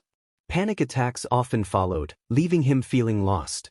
He would scratch at his wrists until they were red, wake up early to prepare breakfast, and sometimes be surprised when he was allowed to eat after feeling he had done something wrong. It took a long time for Izuku to open up. Those moments of connection came during movie nights or after calls with Katsuki, who encouraged him to share his feelings. They happened during visits to the graveyard and conversations when Izuku wanted to help with dinner. They learned about the painful past he was still grappling with. Hisashi Midoriya, his biological father, was one of those painful memories, an abusive man who had changed drastically when Izuku was revealed to be quirkless. A faint scar on Izuku's back was a reminder of that dark time. Then there were the middle school years, filled with relentless bullying and isolation, where he struggled to maintain his grades. The faded scars on his wrists told that story too. Izuku slowly shared the story he had told Katsuki, his mother's first suicide attempt, their difficult living conditions, her second, successful attempt, and the abusive grandmother. It was a slow and painful process, and even now he remained partially closed off. Recovery was challenging, especially on bad days when it felt like nothing mattered. But Shoyuta was not Hisashi. He would never hurt Izuku. Yes, Izuku. You can call us whatever you want. A small, watery smile broke through Izuku's tears, brightening his face. Thanks, Dad. In that moment, both Shoyuta and Hisashi felt like the proudest fathers in the world as they saw that radiant smile directed at them. Even though Izuku faced challenges, even without his legs, he was learning to cope. He was having nightmares less frequently, managing his eating habits, developing a healthier sleep schedule, and finding ways to prevent panic attacks before they began. Even with the loss of his mother, he was finding ways to heal. Even though his biological father had been cruel, he now had loving dads. He had a little sister. Even though he was quirkless, he was the successor of All Might. Even after losing his best friend, he had managed to bring him back into his life. Just because his legs were gone didn't mean he had to be lost as well. Guess I'm just not all there anymore. Izuku Midoriya was born in a female body, but as he grew up, he discovered his true identity as a male. He shared a close friendship with Mina Ishido and Katsuki Bakugo, displaying a sassier personality than his canon counterpart. His life was complicated by a neglectful and unaccepting mother, Inko, which added to his struggles. In another universe, Izuku was raised within the Shai Hasaikai, isolated from the outside world. He was subjected to experiments due to his quirkless DNA and only knew Katsuki, unaware of his own name or its significance. Everything changed when Eri, a frightened 4-year-old girl, entered his life. Over the next 2 years, their bond deepened, with Izuku becoming fiercely protective of her. When he finally learned his name, it shattered his perception of reality, leading him to question everything he thought he knew. Determined to protect Eri, they made the brave decision to escape into the outside world. Together, with the help of a certain black-haired boy and an unexpected dog, they faced the challenges of understanding the new world around them, evading authorities and the Yakuza, and striving to become heroes so Izuku could confront those who had wronged them. As they navigated this new life, a certain principal began to suspect Izuku's true identity and placed him in the notorious Class 2A at UA High, setting the stage for a series of unexpected adventures. This journey, filled with challenges and growth, was a testament to Izuku's resilience and determination. As he embraced his identity and fought for those he cared about, he discovered the true meaning of heroism.